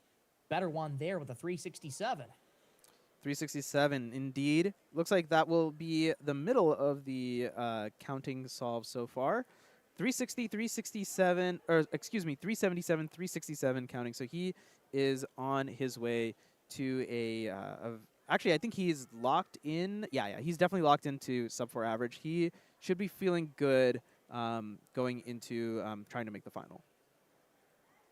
Absolutely. Manu, what are some of the things that you're looking forward to later in this broadcast? As mentioned, you got 5 finals coming up tonight. Oh my goodness, 5 entire finals. It's hard to pick just one.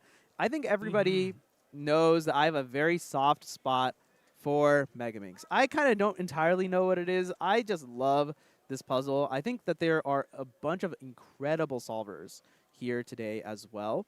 And we're really going to see that in, like, fully exemplify itself tonight. Dylan Miller, the #1 seed, he's kind of like the outsider going into this one. Of course, we have Bendy. He's the defending champion, but he's actually in, I think it's like the 5th seed going into the final. So kind of like that little tussle there is going to be certainly very, very interesting. I would say that that is the final that I am most looking forward to, but it is, I mean, it's true. It's up and down the board. We have incredible solvers of amazing skill, just all around. It will be an absolute blast, Rosie.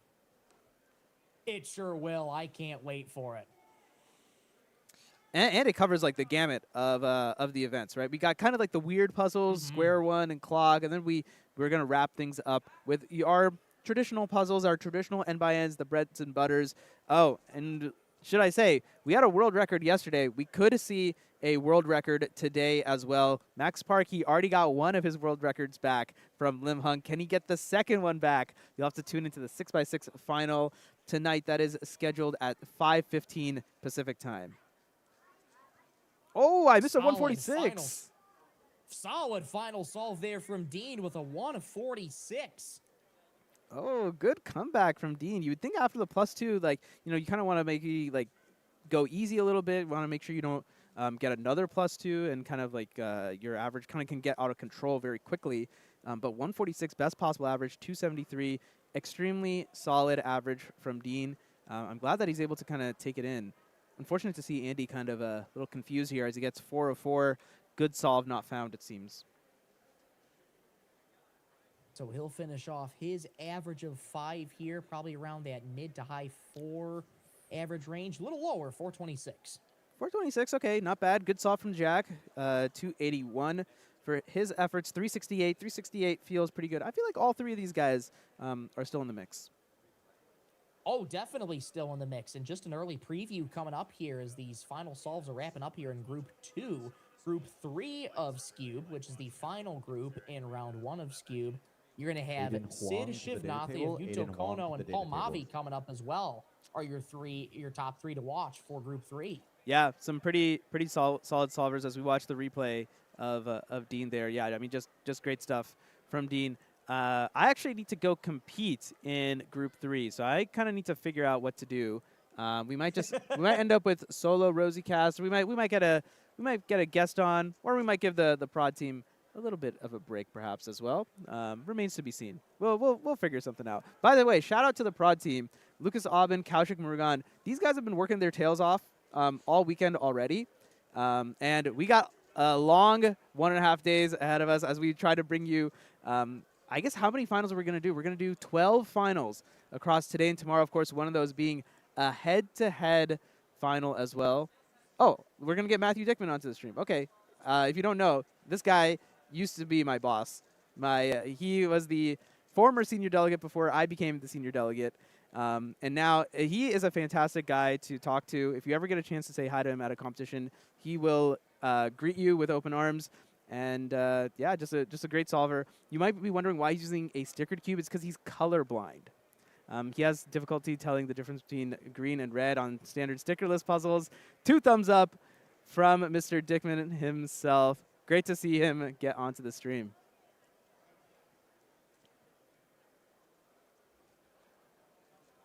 Absolutely. Matthew is actually still part of Group 2, so finishing up some of the extra solves coming up in Group 2 here. Sounds good. Manu, you touched on it just a little bit ago. We've already seen a world record from Max Park in 7x7. That 132.07, less than 2 weeks. Lim Hung had that, and it has already been reclaimed. I've talked to Kevin about this earlier in the broadcast today. Like any time that people think that they can get an edge or just a little bit ahead of Max or take one of his records, Max does Max things and he's back on top in 7x7. Yeah, I know, right? Like, I feel like it was just yesterday that we heard the news that Yao got its first world record. And just like that, I mean, Max is just an incredible solver. We've actually known for some time that Max is the type of competitor who, once his records are taken, he actually kind of redoubles his efforts to potentially try and take it back. The same thing happened at North American Championship a couple months, I think like 2 months before that competition. He actually lost his 6x6 world record mean to Sung Hyuk Nam, of course, an incredible legendary solver in his own right. And then there you go, on the biggest stage, just like this one, Max was there to break the 6x6 world record. Funny story, I actually don't know if this is a pop culture or folk culture at this point.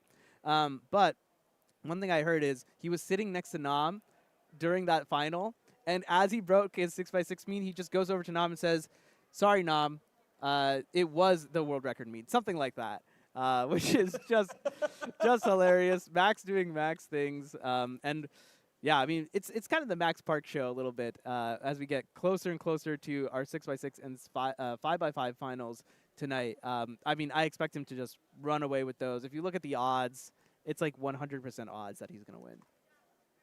Exactly. I mean, don't count out other names in there. Kate Graham, of course, a notable name to watch out for in these big cubes. Kevin Hayes, of course, he's been on top of the big cube world for quite some time throughout his illustrious career, but you've touched on it, Manu, for quite some time. I mean, Max is just so far ahead of the competition that when other cubers try and put forth their best effort, like Max has his own way about things, and he is just still way ahead of the pack. It's the way I've described it before is that it's not that Max is kind of getting worse, right? Because you hear oh, Max lost his 5x5 world record, he lost his 6x6 world record, he lost his 7x7 world record.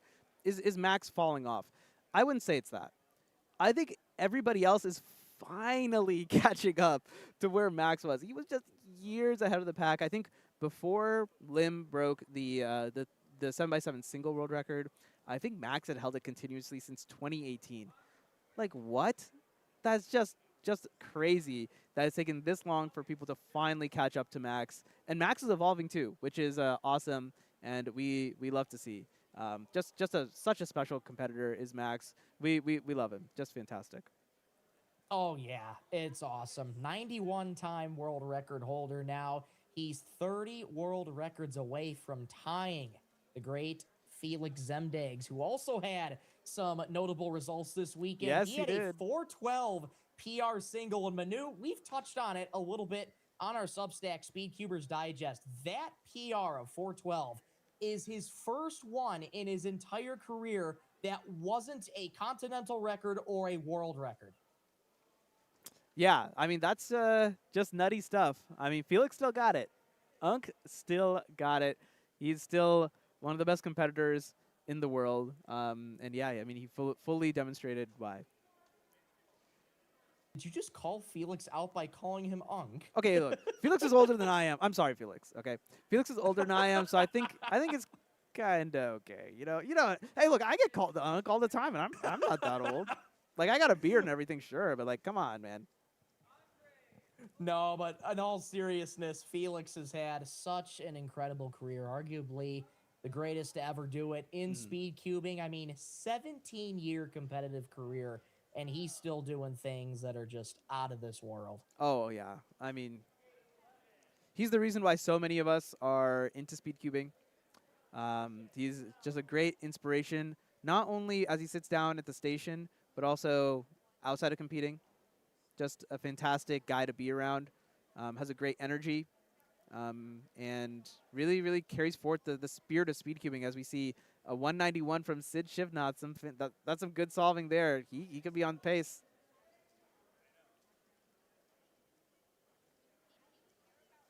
Sid, one of the names to watch out for in this third group here of Scube, the other two being Yuto Kono and Paul Mavi. Paul Mavi didn't have the best round of 3x3 earlier in this broadcast, it's been all 8-second solves across the board for Paul, and we know he's more than capable of that, but not really the start to 3x3 he was looking for.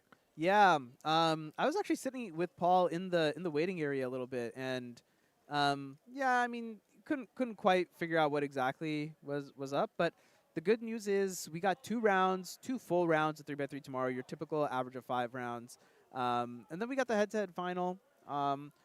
Is Paul a contender for that? I would say he's on the outside looking in because it is an 8-person final rather than a 16-person final. But he has a lot of time to kind of get back into it. Paul is a very interesting solver too, actually. You hear a lot about dual neutral solving, white-yellow solving. He's actually one of the few competitors who actually is still a green cross-only solver. I was going to say, he used green quite a bit, and I think I missed a couple times to see if he went to a different cross solution on 3x3, but no, he stuck with green throughout. No, yeah, green cross only is Paul, which is interesting. I mean, it's kind of like, you know, the older style of solving, and so he's kind of carrying that through into the modern age. Paul was telling me about how he recently competed in Italy, I think, and he is now the American who has competed in the most number of countries outright with 18. Wow. Always so good to get that international experience too and bring your skills to the stages there. 582 though for Paul to start out. Yeah, unfortunately on that one just couldn't quite figure everything out. Looks like last several moves. I mean, yeah, the cube drop, right? That's the story of that solve. You can kind of see that too. Is kind of just dismissing the solve altogether. Time to kind of lock back in and go ahead for what comes next. But I wouldn't be too miffed about that. Paul is also a pretty decent all-rounder. You'll see him in a lot of different disciplines. Of course, he's primarily a big cube solver. But the fact that, you know, he's one of the featured competitors here for Scube, right?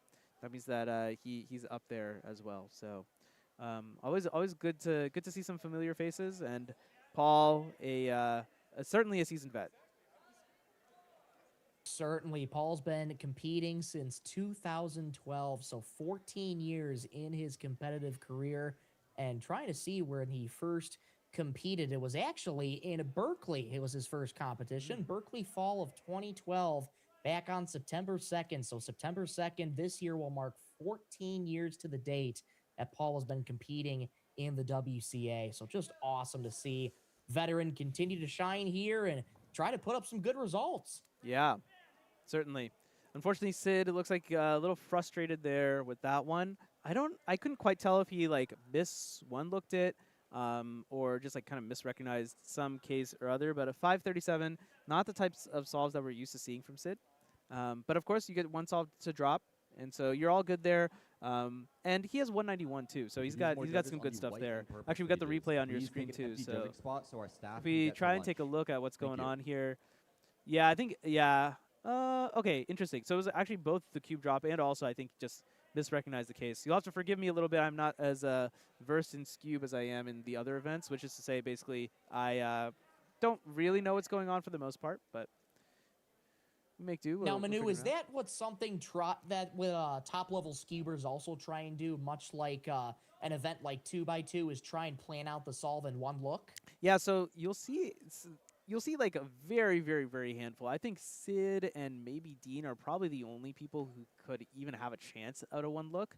But I think even them, they will probably find it tough to do a full one look. Of course, Scube is a bit of a like we've been talking about. It's a bit of a weird event where the notation for Scube is a little strange. And the algorithms for Scube are actually not super well. I mean, at this point, they're starting to get better and better developed. We have an ALEC set called NS now, which kind of builds on the previous Sarah's beginner, intermediate, advanced method that used to be run. But yeah, it's a little bit interesting. You'll see some competitors can one look, and sometimes you can look really deep into a Scube solve. But then other times it's just really difficult to figure out where some of these pieces are going because these corners are just kind of moving all over the place. Yeah, and here's August Bernard, by the way, another great solver from SoCal. He's just getting confused. You could see he had several like twisted corner cases So perhaps misrecognizing exactly what type of case he had there as he went to do his solve. He's going to miss out a little bit getting a 12. See if Sid can rebound here. Got that 191 earlier and trying to bounce back after a 5. Very well done with the 206. Yeah, this was really nice. Rather than a 1 look here, you could see that he had a fairly distinct pause, I would say, and that to me seemed like he was recognizing the NS. We have the replay, yeah. So let's hit the replay. Let's kind of try and see what's going on here. Again, you have to pardon me if I make a mistake. It's pretty likely I'm going to make some sort of mistake here. We have the front on angle, so you can kind of see a little bit of what the audience sees. I kind of like using the front angle, so good job to Lucas. Yeah, actually, even in the replay, it actually looks extremely smooth. So fantastic stuff there from Sid. I can't even commentate on that. I just have no clue just because it's top class.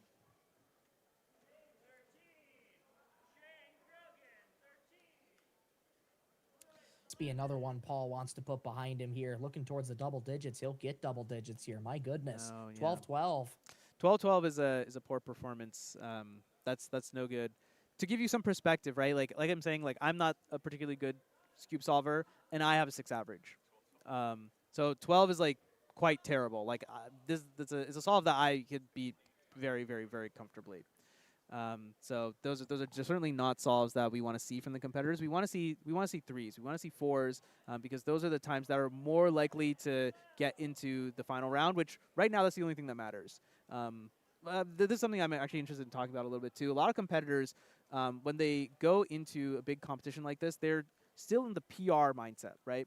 They're still trying to get PR at every competition because that's what you're doing when you go to most of your local competitions. But when you step up onto a stage like this, yes, you want to break your PRs. That'd be wonderful. But there's an extra pressure. There's a lot more eyes on you. There's a live stream running. The whole process is different. And so expecting yourself to break PR sometimes is not realistic. Actually, a lot of times it's not realistic. But really what you want to go for is you want to go for the win. And you can't win if you can't make finals. So you need to take it step by step sometimes where it's like, okay, this round did not go well. Or this solve did not go well. And it wasn't close to PR. Does that mean it's all over? No, obviously not. If you have more rounds to come, it's how can we make it into the next round so we can put ourselves in contention. I think that's something that we're going to see, especially top solvers and the higher echelon of solvers. I think we're going to see that push more and more towards that. You can see Sid getting a 3.78. Yeah, obviously this is not a particularly good solve for him, but a 3.7 is still like even if he got a 3.7 average, he would still be in the mix to make it into finals and probably had a good chance to make it into finals. So, we kind of have to, you kind of have to roll with the punches, perhaps. Maybe you have a better phrase for this, Rosie. No, exactly. Sometimes it just takes these early solves to get them out of the way. And we've talked about this earlier in the broadcast. It's sometimes better to just to get bad solves right away. But as long as you can still advance to the next rounds, you're going to be looking good for the second round. But as you move further into these rounds, this is when the pressure starts to mount. And I mean, Sid at the top of the screen, 258 BPA. That is really, really solid. Not quite PR pace, as PR in Scube is 211 in terms of average, which is 49th in the world. But I mean, if he can move even with that 374, like you mentioned, that's going to be well within the mix to move on to the next round. Yeah, it should be good.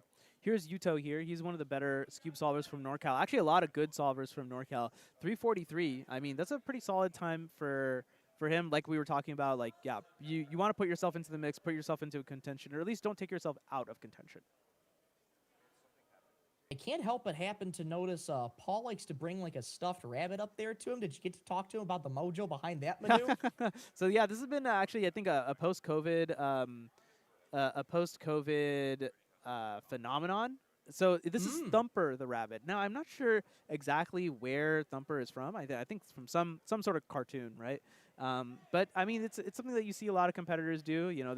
This is just how they practice at home, and you want to emulate those conditions to the best of your ability that you can at a competition. And sometimes that means like, yeah, you have a little companion with you.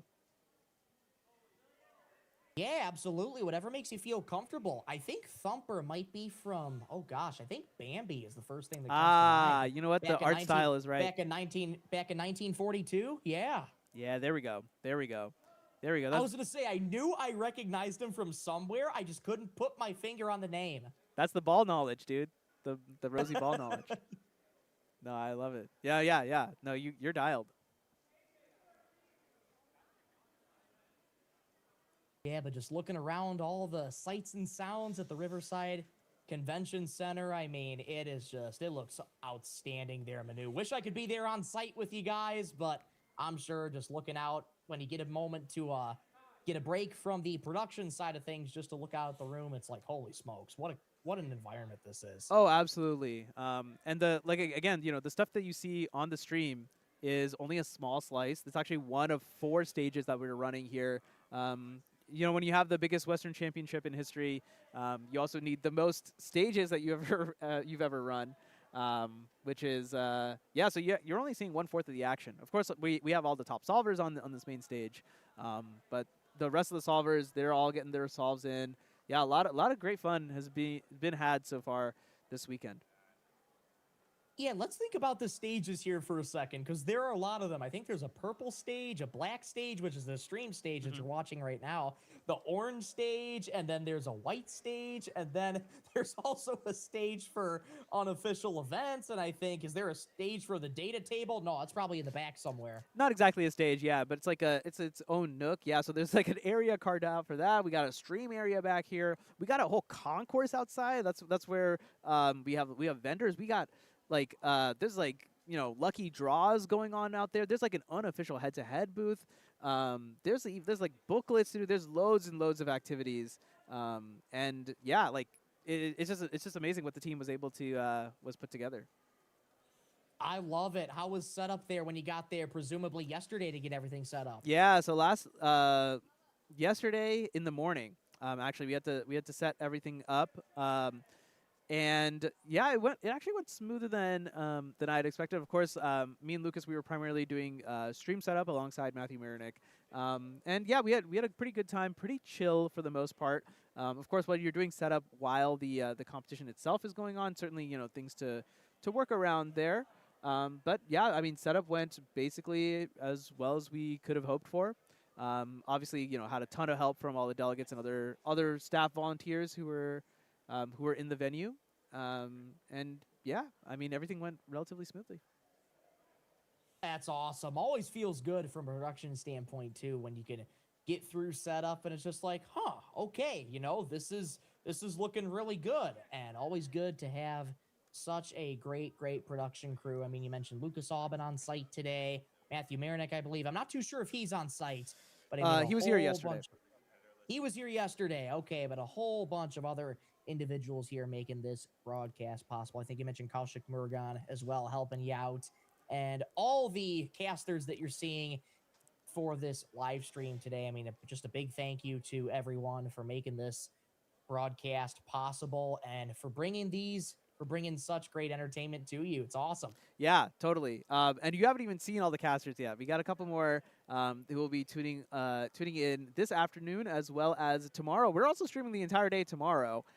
So yeah, you'll definitely want to, whichever channel you are subscribed to, whichever channel you're watching this on, make sure to subscribe to it. Right now we're on 3 channels, and we'll be on the SpeedCubeShop channel in the afternoon as well. Because you won't want to miss the action from tomorrow. It's going to be, it's going to be literally action-packed. We got 2 full rounds of 3x3, your traditional 3x3 rounds. Of course, we have a couple of semifinals for Pyraminx and 2x2 as well. And then we're going to get into our finals block basically immediately after lunch. I think it actually goes 3x3 semifinals, a short break so we can actually set up all the finals, and then 5 finals back to back to back, another break to set up for head-to-head finals, and then the marquee event, head-to-head finals, one of the few that will be held in North America. Actually, this is the it's the 4th one that is that's been held so far, and actually there are only going to be 5 total. So we're very honored to be able to hold it here at Western Champs.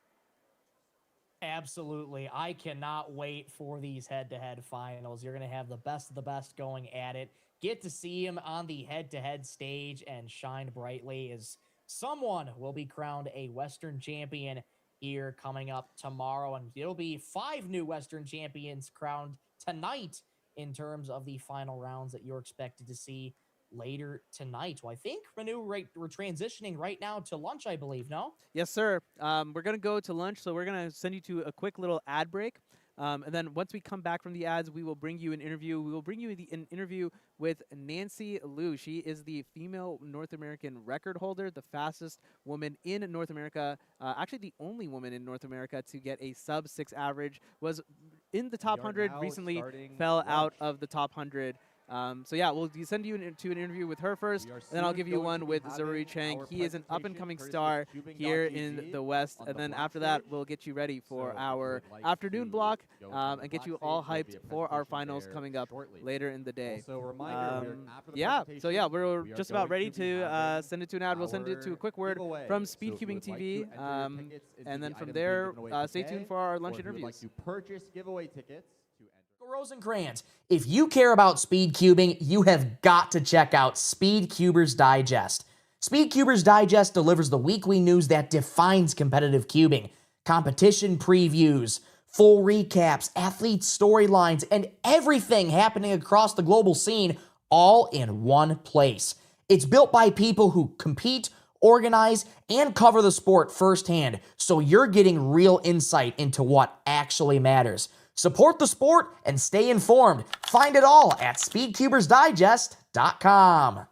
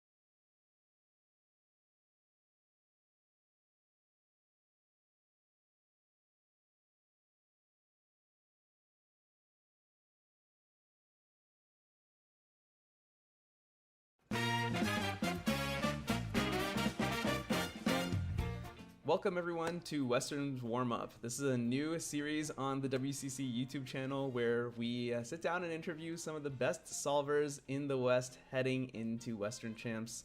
Today, I'm honored to be joined by the female North American record holder, Nancy Liu. Hello, Nancy. Good morning. How's it going? Yeah, feel free to introduce yourself to the audience. Yeah. Hi, hello everyone. I'm Nancy Liu. I'm from SoCal. Specifically, I live in South Pasadena, a very beautiful city. So nearby Cubers, I really hope to meet you guys in future competitions. And my favorite events are 2x2 and 3x3. And I also am the fastest in these events compared to my others events. And yeah. Should I say when I go into cubing and everything? Yeah, perfect. Yeah. Give a little like origin story. Yeah, what got you into cubing and why? To be honest, my origin story is a little cliched. I watched fast people solve cubes basically, and I was like, oh my god, that's crazy. So once cuber that inspired me the most was Jiazhou Li, because like I was originally from China, and we live in like the same area, so I can see him compete very often. Yeah, and I've been into cubing for 7 to 8 years. Yeah. Awesome. Yeah. I guess like was there any inspiration to like get into like how did you pick like your main events? Did you like were you always like, oh, 3x3 is like the most fun event. It's like the most event that everybody does. It's the one that's held at every That was competition. the case for maybe the first 5 years of my cubing career. And but later I was like 3x3 is a little competitive. So then I picked up 2x2, which wasn't as competitive as 3x3 at the time, but now it's also very competitive. Both events are good. But now my main event is probably 2x2. Yeah. Interesting. Why would you say your main event is 2x2 compared to 3x3? Because I mean, like I said, you're in the top 100 of results worldwide, and you're like one of only 100 people who has like a sub-6 average. Yeah, it's really because I wasn't expecting that sub 6 average, to be honest. Yeah, I haven't practiced for like 2 months before that competition, and I wasn't expecting to get any great average, especially a PR. And then I was like, okay, just get into the competition, warm up. And it actually went pretty well because I wasn't nervous or anything. And 2x2 is really my main event right now, really because, I learned all those EG. I'm considered like better in 2x2 compared to 3x3 because, yeah, my 2x2 average, like practice average, is actually better than my PR now. So even though the rankings might show that my 3x3 might be better, but I feel like 2x2 is still my main focus. Yeah, 2x2 can be a tricky event to main also because sometimes it just comes down to the scramble sets. Honestly, even 3x3 is kind of getting to this point now where like if you just get bad 3x3 scrambles. is much better. It's Yeah. much better. Yeah, Yeah. at least you have like you have the opportunity to like create your own luck in 3x3. Yeah, what is Yeah. that like? I guess kind of is that frustrating sometimes where you like walk into 2x2 and you're like, okay, like today we're gonna get like we're gonna get PR by like a huge margin, and then the scrambles are just bad. To be honest, that was the case for the entire year. When after I broke my 2x2, it was FWR average, I think. And then for the entire year, I was like, okay, gonna improve. And but the results just so no. And every time, like after I have the chance of getting a better average, like 4 solves into the round, I'm like, okay, I'm gonna lock in this one, and something happens. Yeah.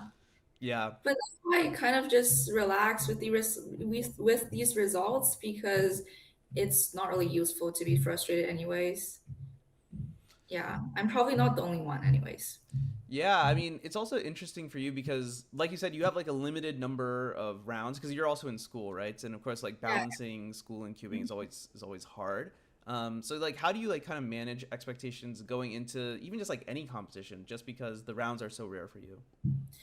I had very high expectations for a very long time, mostly before high school because this year is my first year in high school because I really had time to practice in middle school, and then so I was usually having like a very high expectation of myself, especially in 2x2, which is not something I can control usually.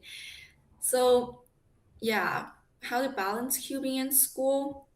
In middle school is pretty like I had a lot of free time. I usually practice like I won't say a lot. In seventh grade, I practiced like 1 hour a day. Eighth grade, it reduced to 30 minutes or even less a day. And now this year, it's pretty rough, really, because I don't really have that much time. It's a little shocking how the transition from eighth grade to like ninth grade has been. So, yeah, I guess I'm very relaxed at Cuba right now. I'm like, my priority is to make friends, and my second goal is to create some PRs. Yeah, yeah, it makes a lot of sense. I think that's a good way to kind of approach it. Especially when like if your main is like the scramble dependent thing, it's like it's just completely random sometimes whether or not Yeah. you get an opportunity to even do well. Yeah.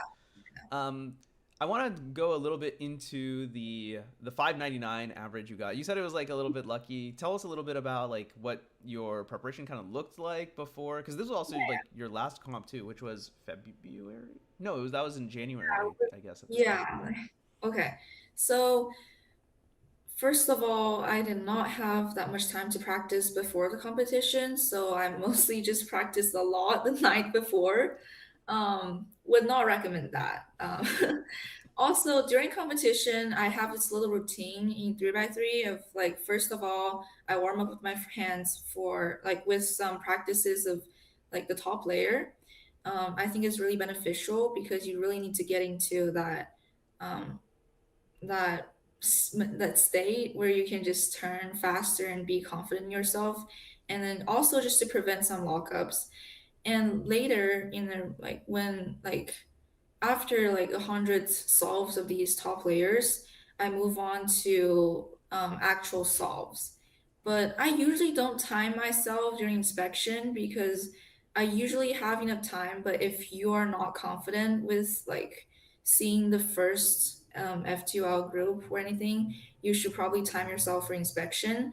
But before competition, you can just relax and just do some solves where you mainly try to um, like just get better solutions in, because that's what will help most in like a real round, because you really want to like you usually would be a little nervous, so you would want your solution to be consistent at least.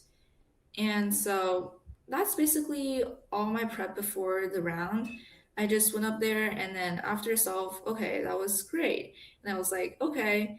And also really do not put pressure on yourself, because that's what I did for the 599 PR. If I was nervous, to be honest, I was gonna mess up on all last four solves. And then I think another thing is that if you're really feeling nervous, um, sometimes the best way for me to deal with that is to not talk to anyone. That sounds really, really mean, or I don't know, but like it really helps me to focus. Yeah.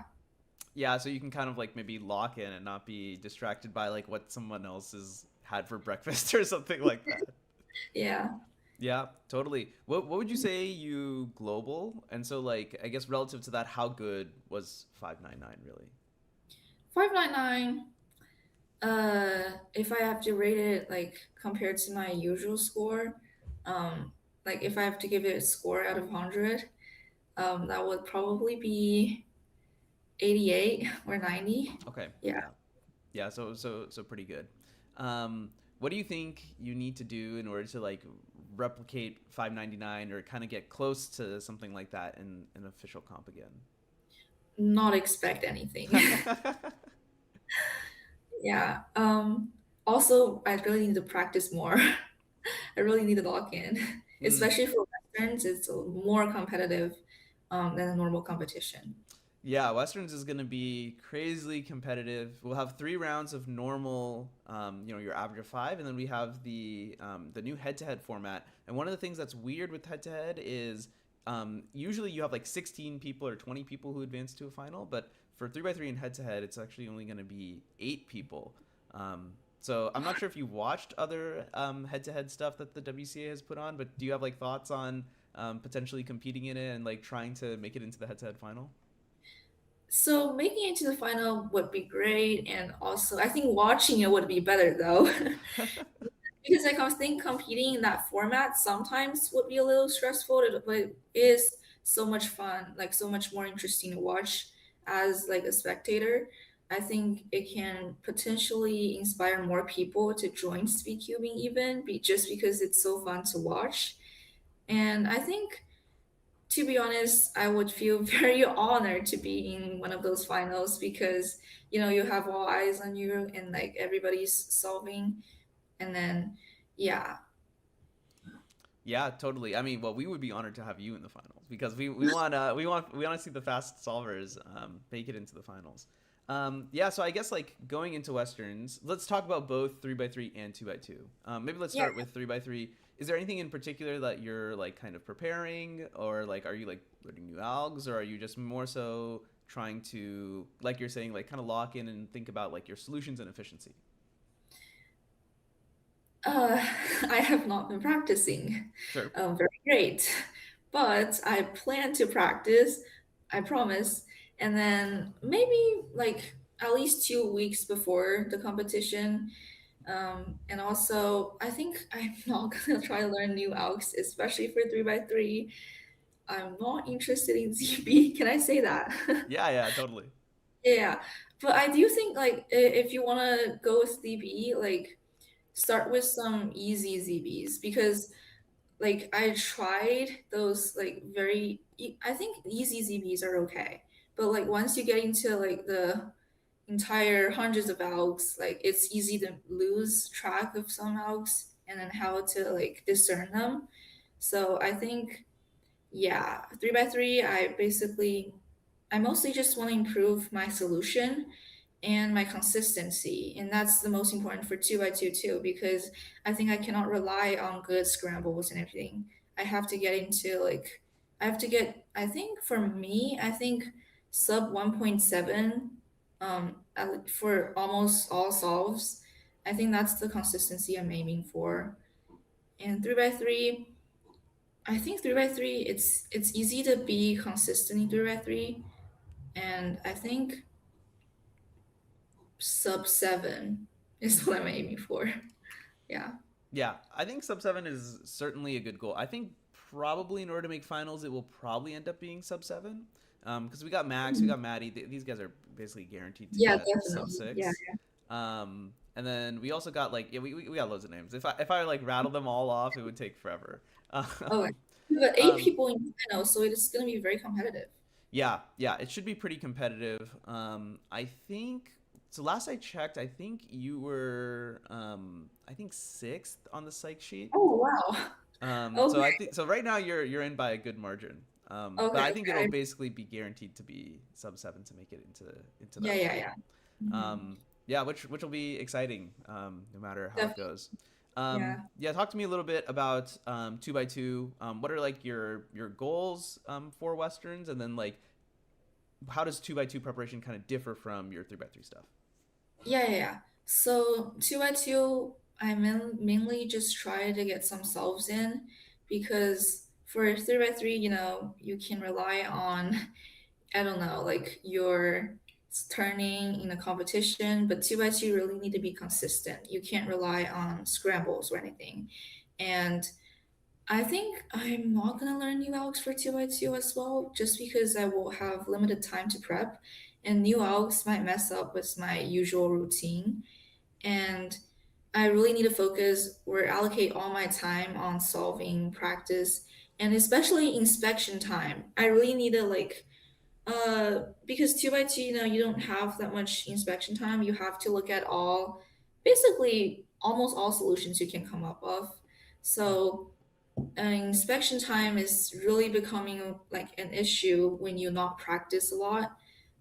So for 2x2, I think my plan is just to solve more. Okay. Yeah. Yeah. I mean, makes a lot of sense. How many solutions do you usually go through in inspection right now, would you say? Right now would probably to be 2 to 3, but when I was practicing more often, it would be like 4. Yeah. Yeah. Okay. Makes a lot of sense. And then how do you think you kind of practice generating more solutions? Do you think it's just doing more practice, or is there something systematic that you think you can pick up? Uh, Doing more practice. Yeah. Fair enough. Yeah. If I have to give a systematic way of practicing it, I would say um just so basically to practice to inspect it without timing yourself at first, and this way you get more familiar with the solutions you can possibly come up with and your priorities in a real round, so that way you can like inspect faster when you really have to get like the time limit. Oh, I see. So it's kind of Mhm. like if at home you can see 5 solutions, let's say, maybe in in competition during like, you know, your 15 seconds inspection, maybe you don't see 5 solutions, but maybe you still see 3 solutions. Whereas if at home you only saw 3 solutions, maybe at competition you only see like 2 solutions or something. Is that what you're saying? Uh, similar to that, Okay. but I was talking about how you really need to look at all possibilities in a cube. So basically, it's similar to what you're saying, but the difference is you're basically trying to find out the solutions that are easier for you to find out. For example, if this setup is 5 steps for this phase specifically, you want to find out if that's easier for you to like look at in a real competition versus like a 6-step setup or like a 3-step setup. Yeah. Yeah, makes sense. Yeah, I guess like having the options open to you at all is what's the most important thing. Because if you just don't see the options to begin with, then obviously you're not going to execute it, right? And also prioritize the ones you think you're easier to find. Right. Yeah, makes a lot of sense. One thing I want to ask, which is maybe a bit of a different question, what differentiates your solving, you think, compared to other people? Like, what makes you particularly good at 2x2?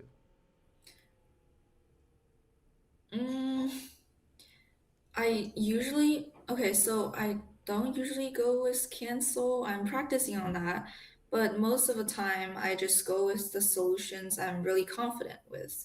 So it's harder for me to like mess up completely, but also I might miss some very like great solutions. Yeah. So I'm more of a consistent solver, but I really want to really get some like, those amazing solutions in, like those cancels. Yeah. I tried these in competitions, but the best result I've gotten is DNF.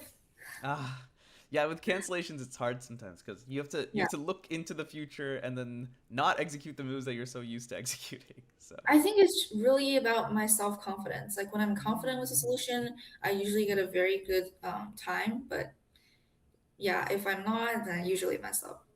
okay, yeah. Mm.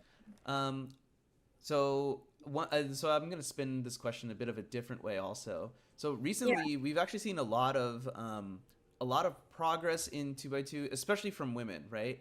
Because I think Yuki broke the FWR somewhat recently, Yeah. and I don't know if you, I think Alina is also one of your friends, right? And I think Yeah. she's been getting crazy results in 2x2 and 3x3 recently, and her progression is just nuts, considering she was also a senior. Yeah, she's really impressive as a cuber. Yeah, And so, too. Yeah. well, sorry, go. I think the last thing cut off, maybe. Go ahead, say that again. Yeah, she's really impressive as a cuber and as a student. Yeah, really crazy stuff. So, like, yeah, what do you think, like, this progression of, like, women cubers? Also, Chishian just broke the female world record again this last weekend. She got 468. So yeah, so what do you think about like more and more girls getting into cubing? And let's say like someone is watching this and they're like, oh, I don't know if like makes sense for girls to get into cubing. Do you have like any advice and tips for them? Definitely. I think it's easier to always try it out at first and then see if you're interested because I promise it's gonna be interesting. Like you get more and more motivated as you go on. And I'm really happy that these like female cubers are on the rise now because it seems like we're getting more inspirations for these new girls in cubing. And I think the best way for you to improve really is to make friends and find motivation because I won't I won't phrase it as peer pressure, but I think that's how I was motivated to improve from like 11 seconds to sub 8. Yeah.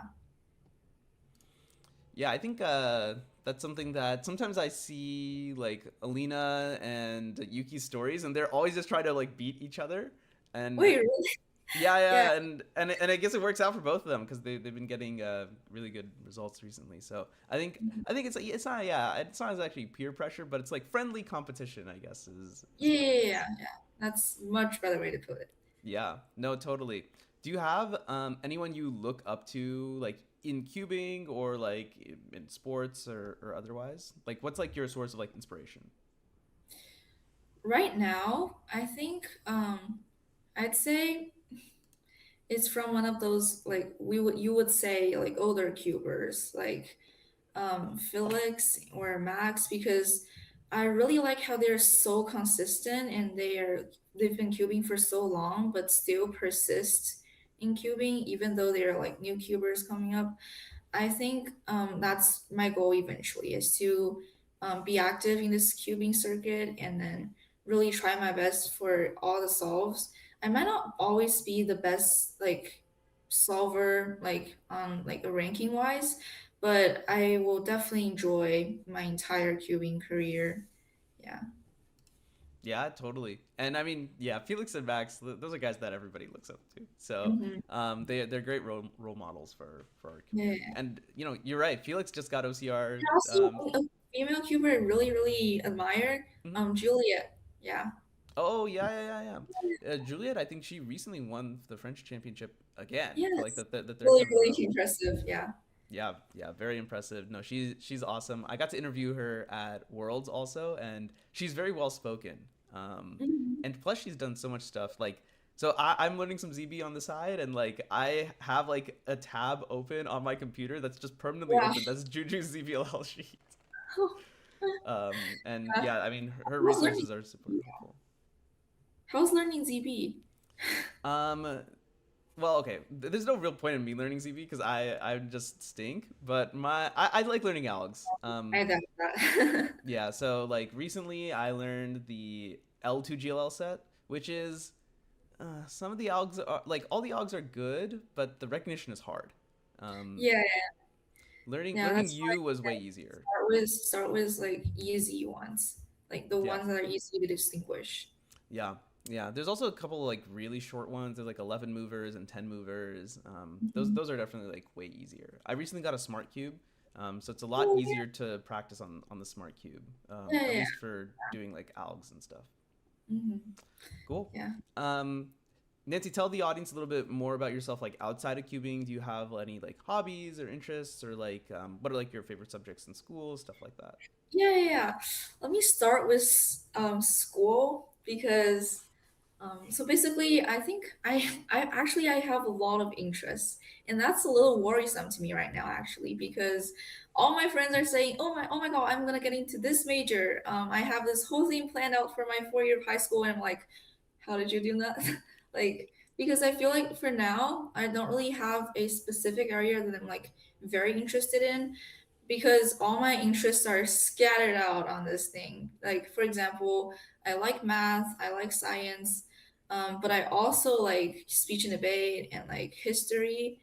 Yeah. And I also like music and speed cubing and tennis.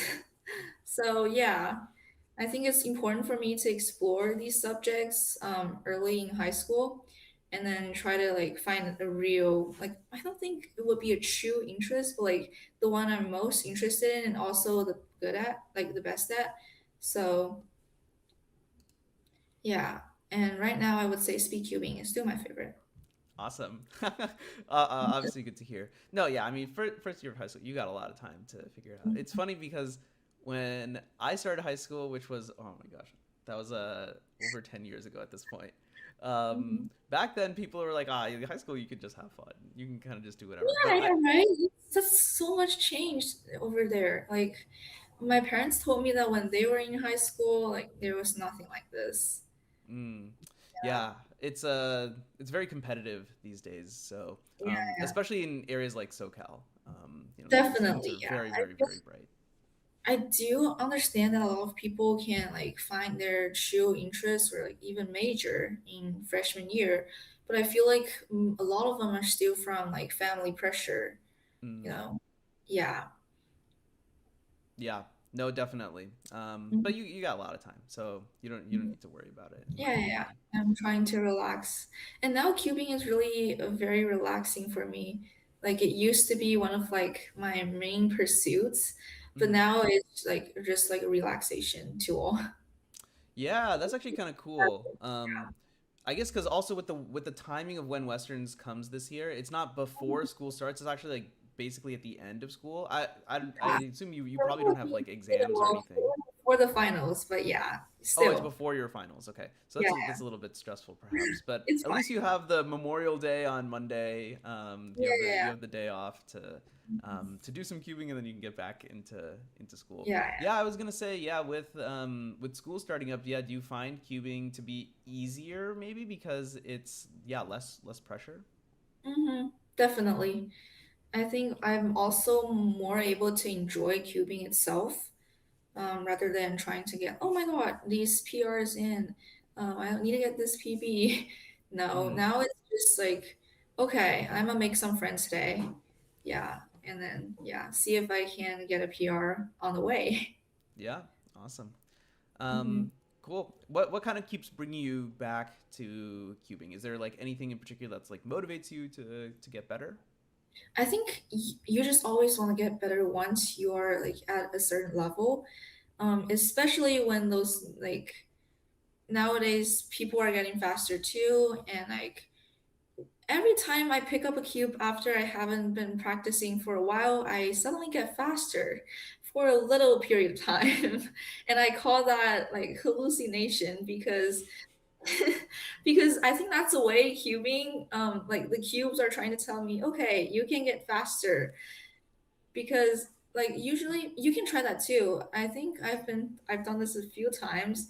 For example, 599 average was one of those signals. Like I wasn't practicing and my cube is telling me, okay, get back to it because you can be better. Yeah, definitely. I have this whenever I pick up a big cube. Sometimes I'll do like some practice and then I'll like be like, ah, whatever, big cubes are lame. And then I'll go back to big cubes without doing any practice and get like some random like average of 12 PB. It's like, oh, Sometimes it feels unfair even because when you're yeah. really trying, you're not getting like the results you've been wanting to get. But now, like, yeah, it's just like I think it's also a part of, I don't know, like is that some kind of rule, a hidden rule or something even? Yeah. Yeah, who knows? Cubing can be very mysterious at times. Yeah. But it's fun. That's why we keep Yeah, returning to yeah, it. yeah, definitely. Awesome. All Mhm. right. Well, I think we've chatted for a very long time, Nancy. So anything you want to like kind of close out the interview with? Anything you want to like mention to the viewers or anyone you want to like thank, shout out, whatever? Can I change the part where I said don't talk to anybody? Yeah, of course. Yeah. This is your chance. So now a practical tip I would give when you're feeling nervous is to talk to people about something unrelated to cubing because you won't feel stressed anymore. And even talk about different events, because you will not feel as present while you're like sitting to and waiting for a cube to come. Yeah. Yeah, totally. Nancy, how can people like follow your cubing journey or whatever it is? Do you have like a YouTube or like a public Instagram or something? I have a YouTube, and the last time I posted is probably a year ago. I will post more often. It's called, wait, can you just attach it to the video later? Yeah. Because I really need Yeah. to check. I'm Yeah, no, not. I totally will. Yeah. Okay. Yeah, so you can find Nancy's YouTube in the description. Awesome. Mhm. Well, thanks, Nancy, for taking out your morning. It's a lot easier for you to get up, I think, than it is for me to get up. But hopefully you enjoyed the Thank you. interview. Thank you for doing And this. yeah, we're excited to see you at Westerns. Best of luck with your preparation and, of course, the end of the school year as well. Thank And you yeah, so thanks. much. And then good luck to anybody watching. Awesome. Thanks for the interview. No problem.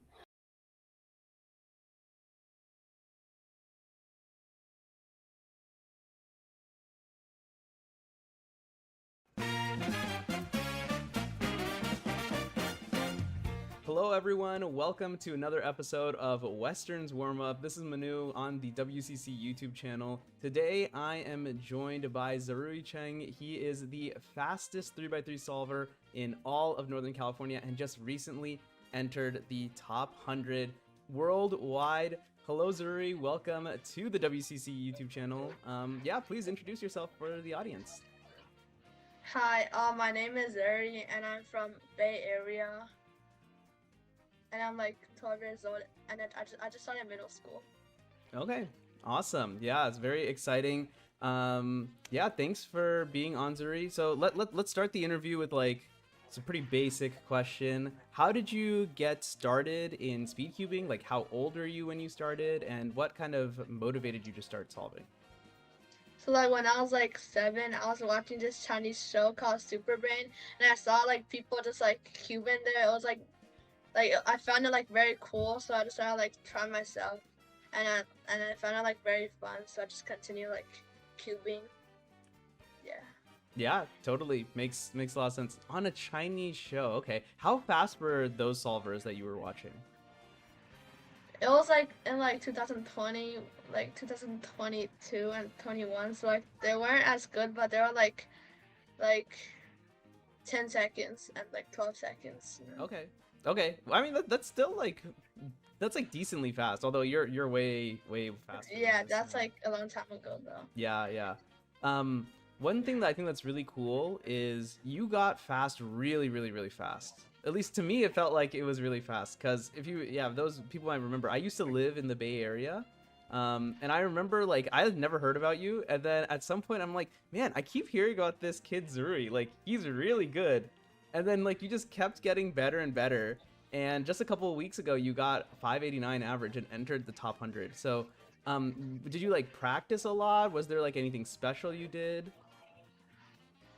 I mean, like, I was just, like, going on, like, you know, Cube Station, like, it was, like, I used, like, the online cube, and, like, I connected it, so, like, I started, like, practicing my solutions, and I also, like, watched, like, videos of solutions from, like Maddie and sometimes Ehane, because, like, Maddie had, like, those, like, very good solutions, like, in the start, like, X crosses and stuff, so, like, I watched, like, his solves, and, like, learned stuff from him. And I also practice like mainly like look ahead to like eliminate pauses, but like not a lot of last layers, so I just keep locking up. So I'm practicing it right now. Okay, okay. Would you say so? What is like the good part of your solves? Do you think that your look ahead is really good compared to other people? Do you think like your algorithm knowledge is really good? Your inspection is really good? I think it's like mainly my look ahead. Like not really turning, but like my usually look ahead and my solutions are good. Yeah. Yeah, okay. So you mean like your efficiency, like you're solving pairs like relatively with like, you know, low move count? Yeah, like especially like the first 2 pairs. Okay, wow. How much do you see in inspection? Do you like always see cross +1 or cross +2? I always see cross +1, but like I need to I'm like I want to get it to like 12 moves or less. So like sometimes I can't see 2 pairs, but usually I get 1 pair. Yeah. Okay. I mean, even if sometimes you don't get both pairs, do you at least like can you like track where the second pair kind of ends up being? Yeah, when I like just start the solve, I already memorized the first pair. So when I'm doing the first pair, I could see the second pair, and like when I'm doing the second pair, I see like the third and like the fourth pair.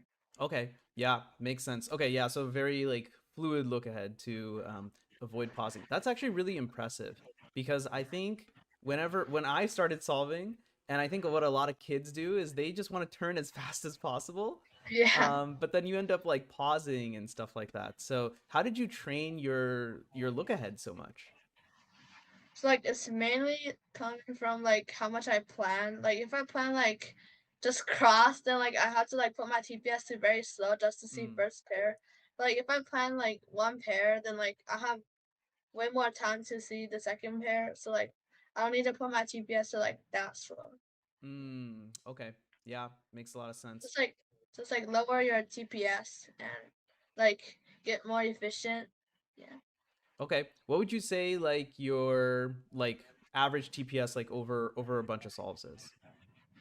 I say like around like 9 to 10 because like my Really? solution, yeah, it's Wow, that's really impressive. What about F12 only? Do you know if it how good it is for F12? no, I don't know. Probably like 7 to 8, but like I definitely have faster TPS on last layer. Yeah, I mean that makes sense because everybody like, you know, drills the algorithms. That's a really impressive. So I recently got a smart cube and I've just been like playing around with it, and on CS Timer it will tell you like how fast you're doing some of your algs. And even like my last layer algs, only like occasionally am I getting to like 7 TPS. So your F2L at 7 TPS is really, really impressive to me.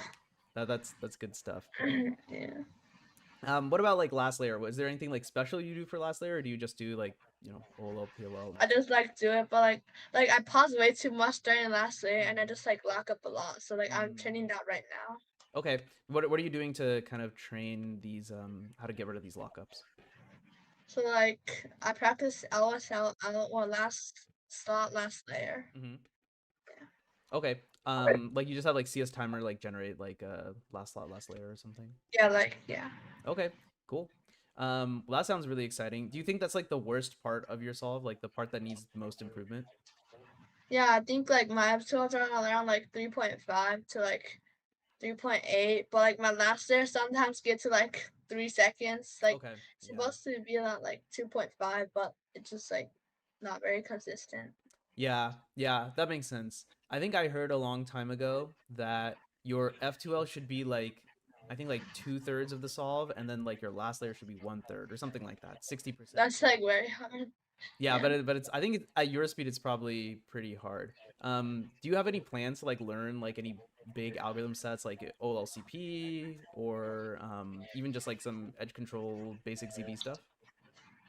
I just learn like some like 1 or 2 ZBs every day if I have like enough time. And like every 3 days I review so I don't forget the algs. But like I don't really get ZBs a lot in comp, so like when I get it, it's just very good. Yeah, a lot of things have to like, you know, collect together. Or either that or you have to do like a lot of like edge control and like edge orientation stuff, which I'm sure would slow down your F2L quite a lot. Yeah. Yeah, makes a lot of sense. Do you think you would ever switch to like full ZB, like using both ZBLS and ZBLL? Probably not because that's like way too much algorithms. I mean, I am in middle school, so like it's not like elementary. I have like less time for cubing, but I still try to like spend more time in cubing. Yeah, no, that makes a lot of sense. Yeah, like you had mentioned, like you just started middle school. What is like different, would you say, and how does that affect how much time you have for cubing? There's like a lot more homework than elementary, so like I have like less time for cubing, so like I just sleep later now to like cube more. Yeah, that makes a lot of sense. Are you finding it hard to kind of balance between your schoolwork and cubing?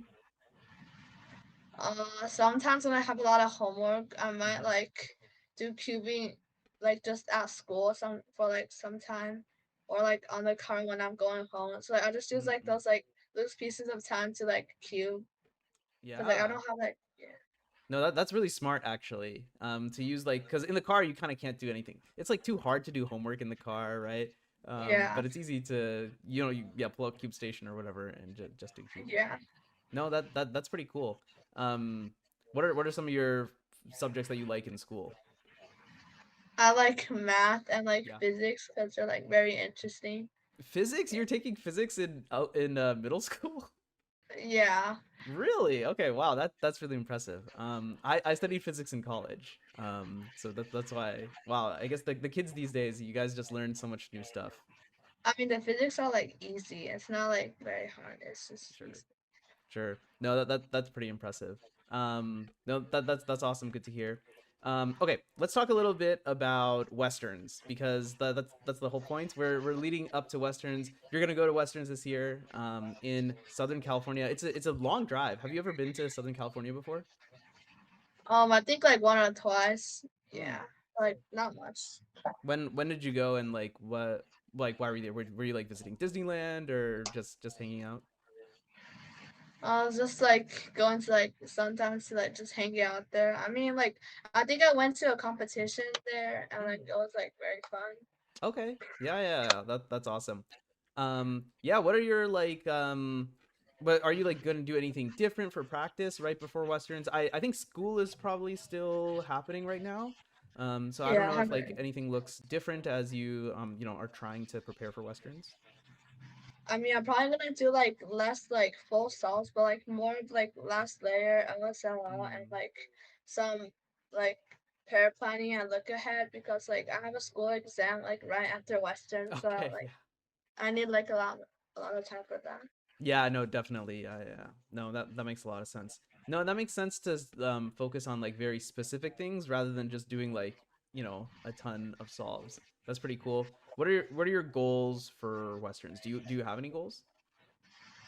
Like I'm trying to get to like one sub six. Like it doesn't have to be PR, but like anything like sub six, like just one round. And then like for the other rounds, I probably want like low six to like mid six, or like more sub six averages. Yeah. Yeah. Yeah. I mean, sub six would be pretty good because there aren't that many competitors who have ever got. Let me quickly check because I have the psych sheet open. I think only 6 competitors have ever gotten a sub 6 before. Yeah, only 6 competitors, and you're 5th on the psych sheet. Yeah, I should get it in like third round, so like I'm secure finals. Right. Yeah, that's the other thing which is different is Westerns is going to be the WCA head-to-head finals. So instead of having everybody do their average of 5, we you know how it is. Like you did it in Davis. Tell me a little bit about that experience. Did you enjoy it? I only had like 4 subs because like I DNF and I got a 12, so like it was bad. But like, and then I also got like a 6.4, I think, and a 6.6. But like I lost like one of them. Mm-hmm.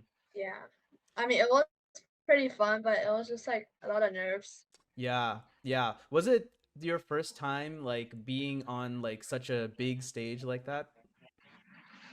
Um, Probably like my second time because my first time was probably in like Westerns like last year. Mm-hmm.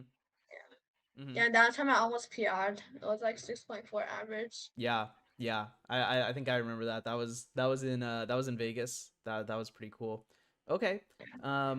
Yeah, what are your thoughts on the new format? Do you like the new format? Do you like the old format? I mean, it does make me pretty nervous. Like I feel like it's like more fun than the old format, but like I might not do it just as good. But like I'll just like try my best to like conquer the nerves. Yeah, I think for most people that's going to be the hardest thing because most of the time if you get like a bad solve, then it's okay. Like 'cause you can always drop one solve. When you're doing the head to head, you have to make sure that every solve is at least kind of okay. It doesn't have to be the best solve you've ever done, but it still needs to be like if you get like a 12, then you're probably going to lose that point, unfortunately. Have you done any practice with like how to like handle like the pressure or like your nerves in any way? I just like practice right when my hands are like super cold. Okay. So like when my hands are actually cold in the competition, I won't do that bad. And like I just like practice last there because like that's like the thing that gets like the most affected when my hands are cold and they're like sticky and stuff. Yeah. Yeah, that makes sense. The other thing is like it'll be the last event that we do, which will be on Monday. It'll be Monday afternoon, so it'll be like a whole weekend of cubing across like all the other events. Are you gonna do other events at Westerns too? Yeah, I think I'm gonna do like 2x2, one hand, and 4x4 probably.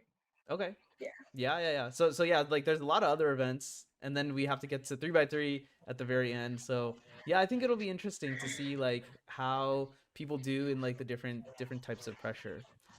Recently, you know, Maddie announced his elite cubing initiative for a bunch of like young Americans, and it was very exciting to hear that you were selected as one of the team members. So yeah, tell me a little bit about that. Like, how did you feel when you heard the news?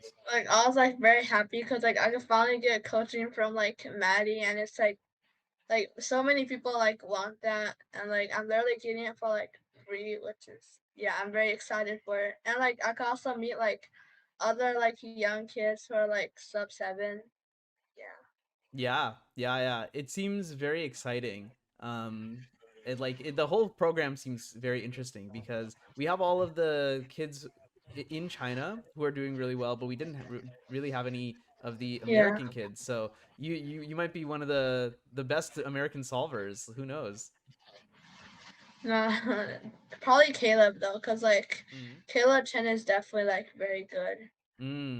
Yeah, Caleb, he recently won Southeast Champs, which was last week actually.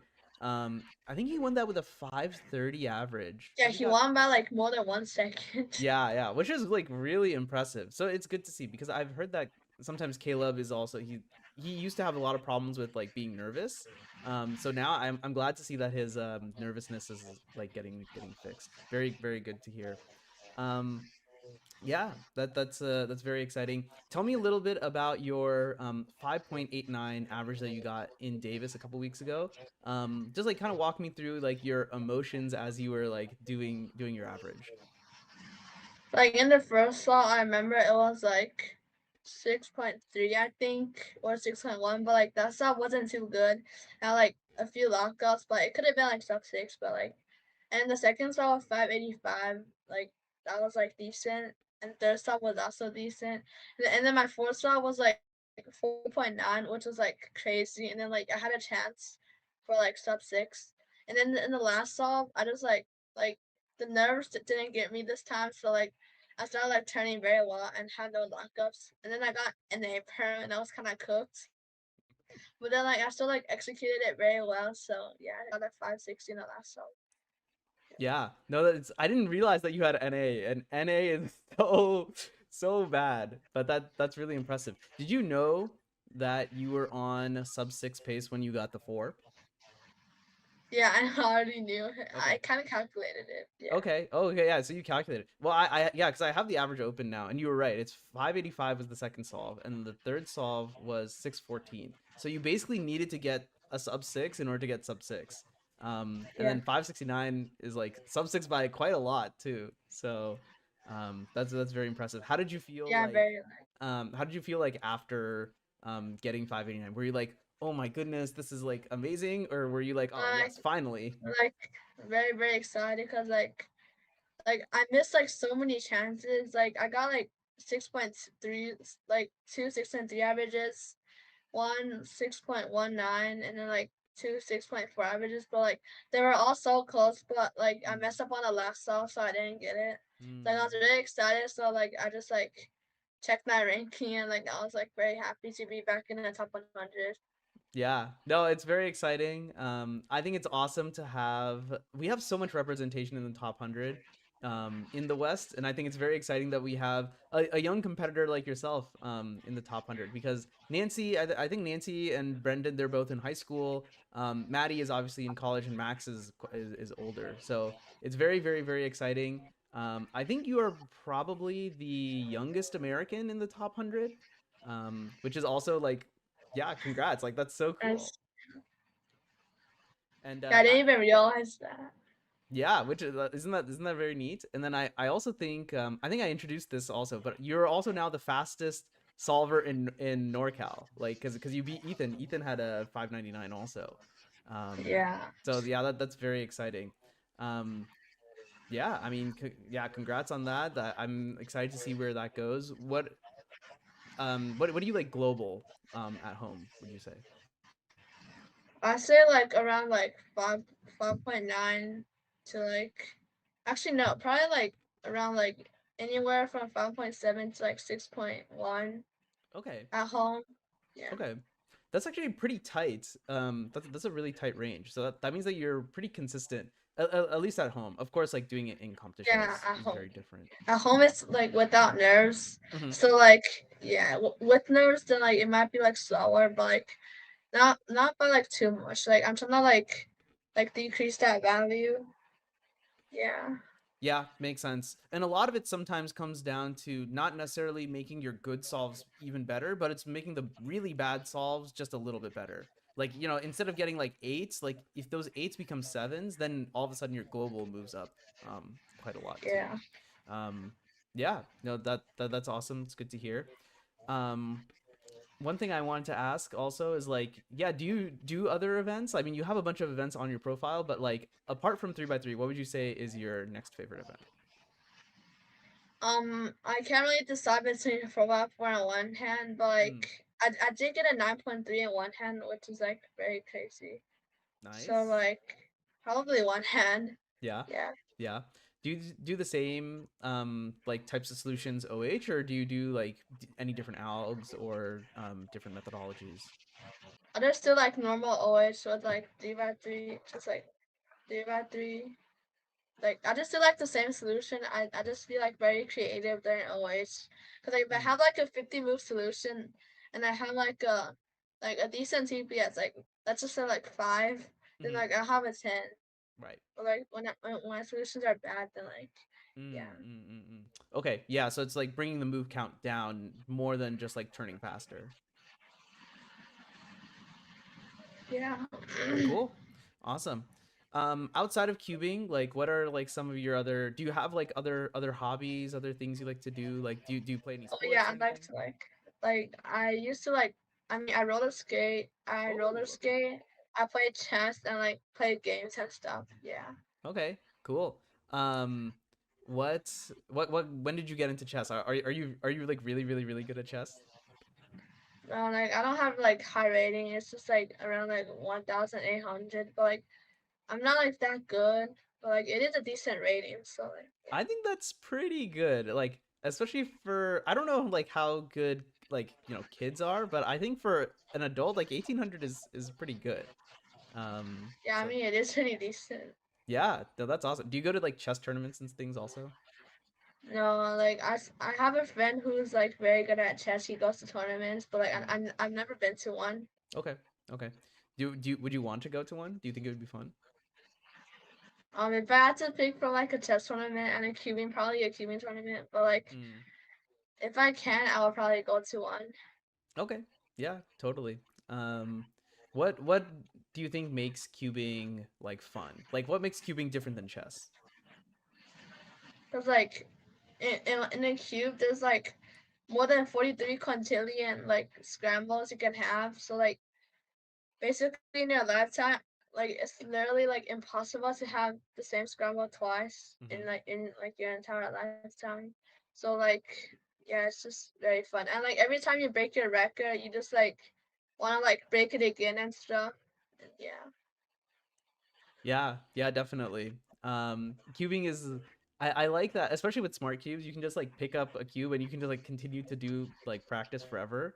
I have not done a lot of 3x3 practice until I got the smart cube, and then now it's like fun. It's like a new kind of, almost like a toy to play with. Um, okay, cool.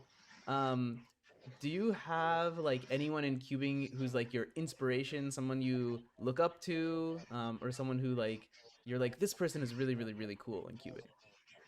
Probably like Maddie, cause he's like we're both color neutral, as I said earlier, and like we're both like like we both have like good solutions, Mm-hmm. but it's just like he has like better TPS and turning. So like I'm trying to like get like closer to like his level. Yeah, yeah.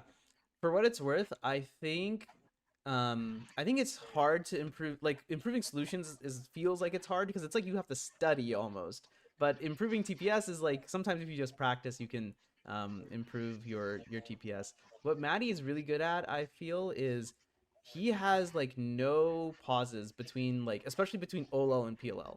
It just looks like he's doing like one algorithm for the whole thing, Yeah, which I is, should try to do that. yeah, it's really impressive. And especially when he got the North American record average, he also like knows like full VLS also, which was very exciting to see him use. Yeah, that's super cool. Do you have any like tips for anyone who's like, we're gonna put this on the YouTube channel. People are gonna like, um, people who like are slower are probably also gonna watch this. Do you have any tips for anyone who's like learning how to solve a cube or wants to get faster? Like if you just like started cubing, like you should like memorize the algorithms in CFOP, just like the O and PO, and for F2O, you should like look at the algorithms, but like don't memorize it because like you should make like your own solutions to solve the pairs. And like if you're like around like 10 seconds, you should like try to like plan like one pair or like just like plan one pair so like you won't stop that much, especially during cross and first pair. But if you're like around like 7 seconds, then yeah, I don't really have a lot of tips. Probably just like practice your look ahead and stuff, because like that's what I did. Yeah, those are very good tips. I'm a 12-second solver, so I'm gonna use some of your tips in order to get a little bit faster. Okay, awesome. Well, I think we basically covered everything I wanted to talk about. Is there anything you wanted to that you wanted to discuss, Zuri? Like any last words to the audience? Enjoy cubing, guys. Yes, indeed. Yes, we hope everyone will enjoy speedcubing. Thanks so much, Zuri, for coming on. If you like Zuri, he's gonna be one of the featured competitors at Western Championship this year. It will be we're gonna broadcast the final 2 days, and at the end we're gonna have head-to-head finals where I think Zuri will easily make the head-to-head finals. He's very very very talented. But yeah, with that, I think we're gonna sign off. So thanks everyone. And yeah, bye bye.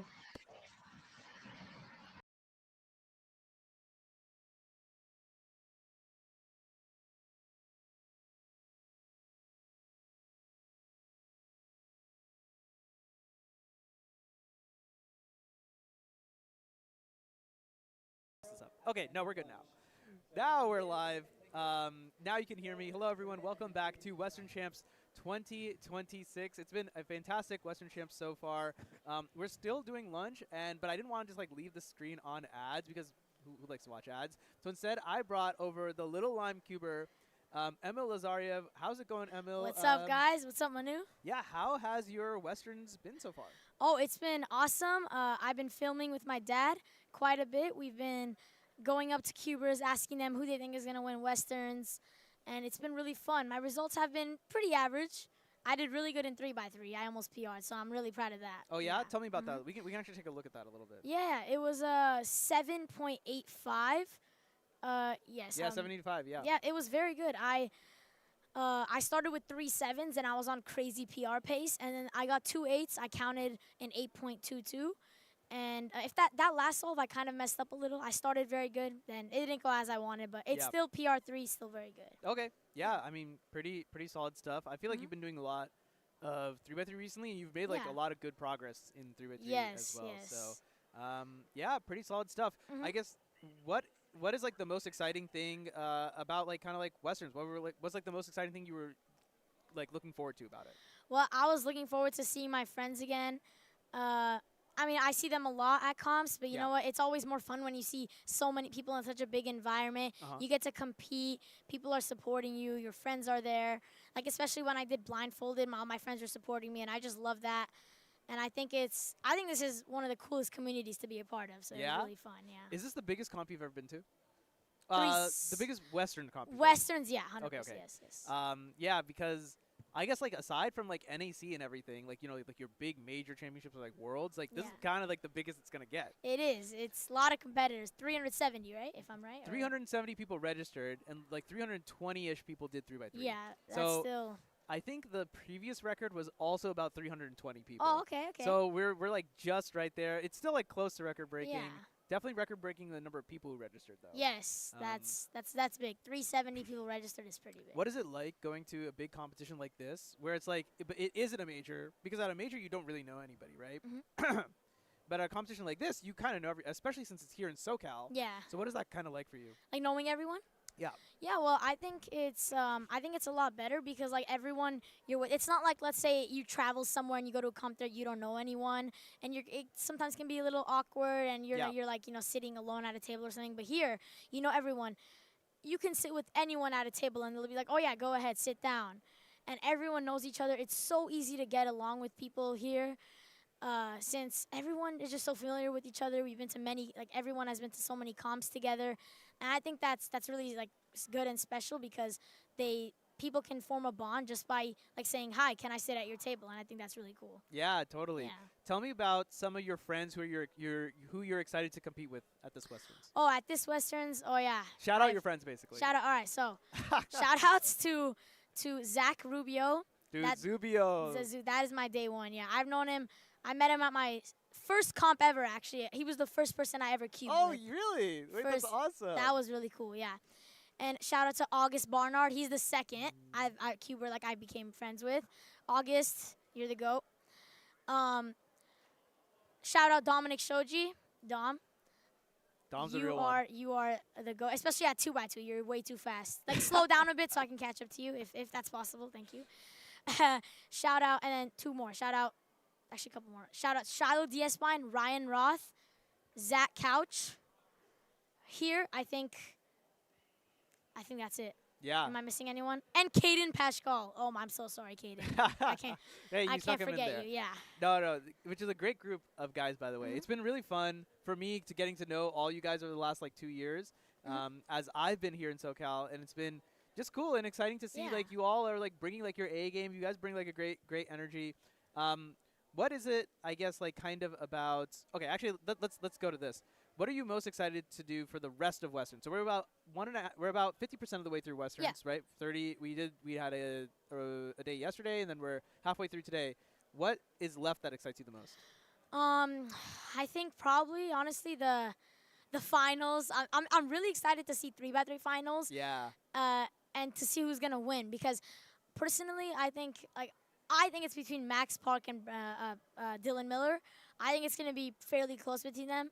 I think the bigger favorite is probably Max Park, but you never know. It's like sometimes the underdog can win it all. You never know. So yeah. Who knows? That one's gonna be really exciting. What are you most interested in competing? Like, what event are you most excited to compete? Oh, from now on, probably 3x3 blind finals. Oh, 3 blind. Okay. Because I made finals. Yes, I wasn't expecting it. I guess my single was good enough, and I was really happy. And I got my first average in round 1. Nice. So that was really cool. And I'm just going to go as fast as I could in finals to try to qualify for North American champs. Okay, awesome. Yeah, I think it's like, what, 110 Sub 110 single. Okay. Yeah. I think you could do it, because I think I've seen some of your, like, at-home solves that you posted, and I'm like, this kid is good. He's, like, a little too good.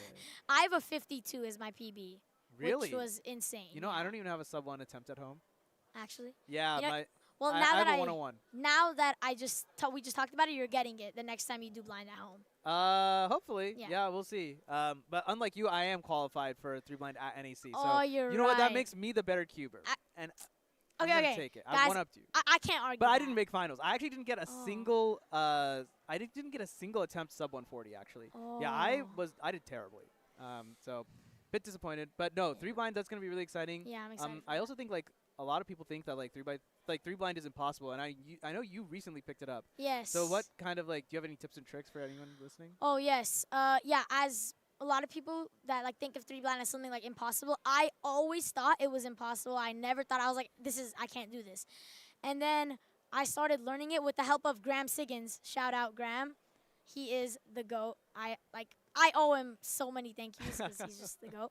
He taught me, and when I first started, it was super hard. I didn't understand. I like wanted to break my cubes, but I was patient. I kept going, and eventually I got faster, and faster. And I think my tip advice would be just keep learning, keep grinding, don't stop no matter what obstacles you face, and you will be able to do it. Trust me, guys. Perseverance is the key, huh? Yes, 100%. Yeah, certainly. No, 3 blind it's very exciting. So you all will be able to watch that tomorrow. It'll actually be the last final before head-to-head.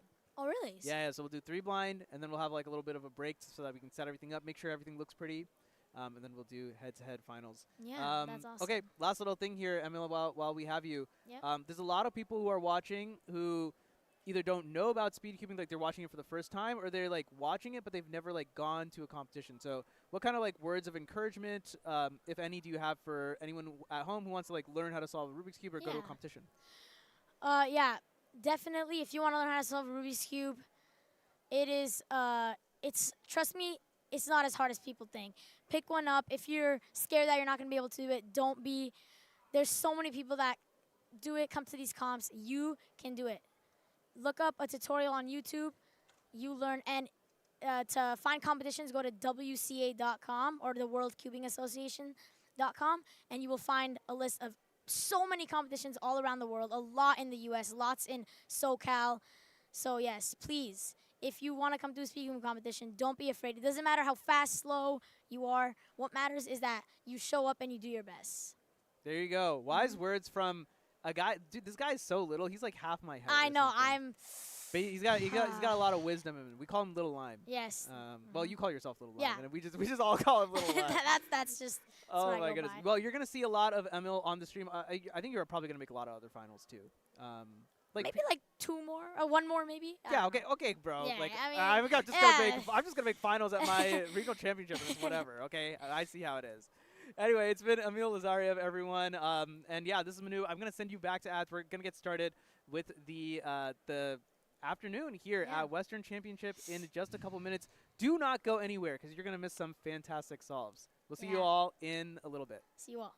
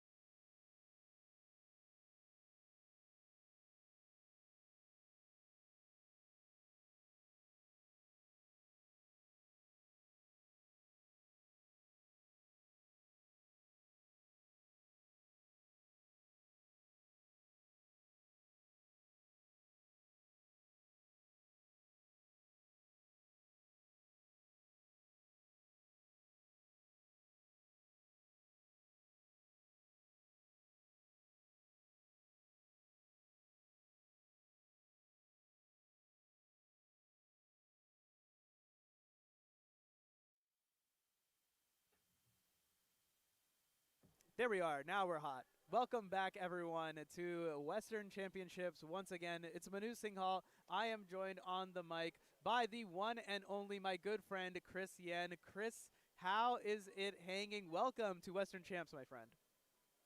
It's going good. I'm a little sad that I couldn't join you guys down there in Riverside, but I'm definitely looking forward to seeing what we have in the first round of Pyraminx. How's your lunch, Manu? My lunch. You know what? I'm just gonna flex my lunch.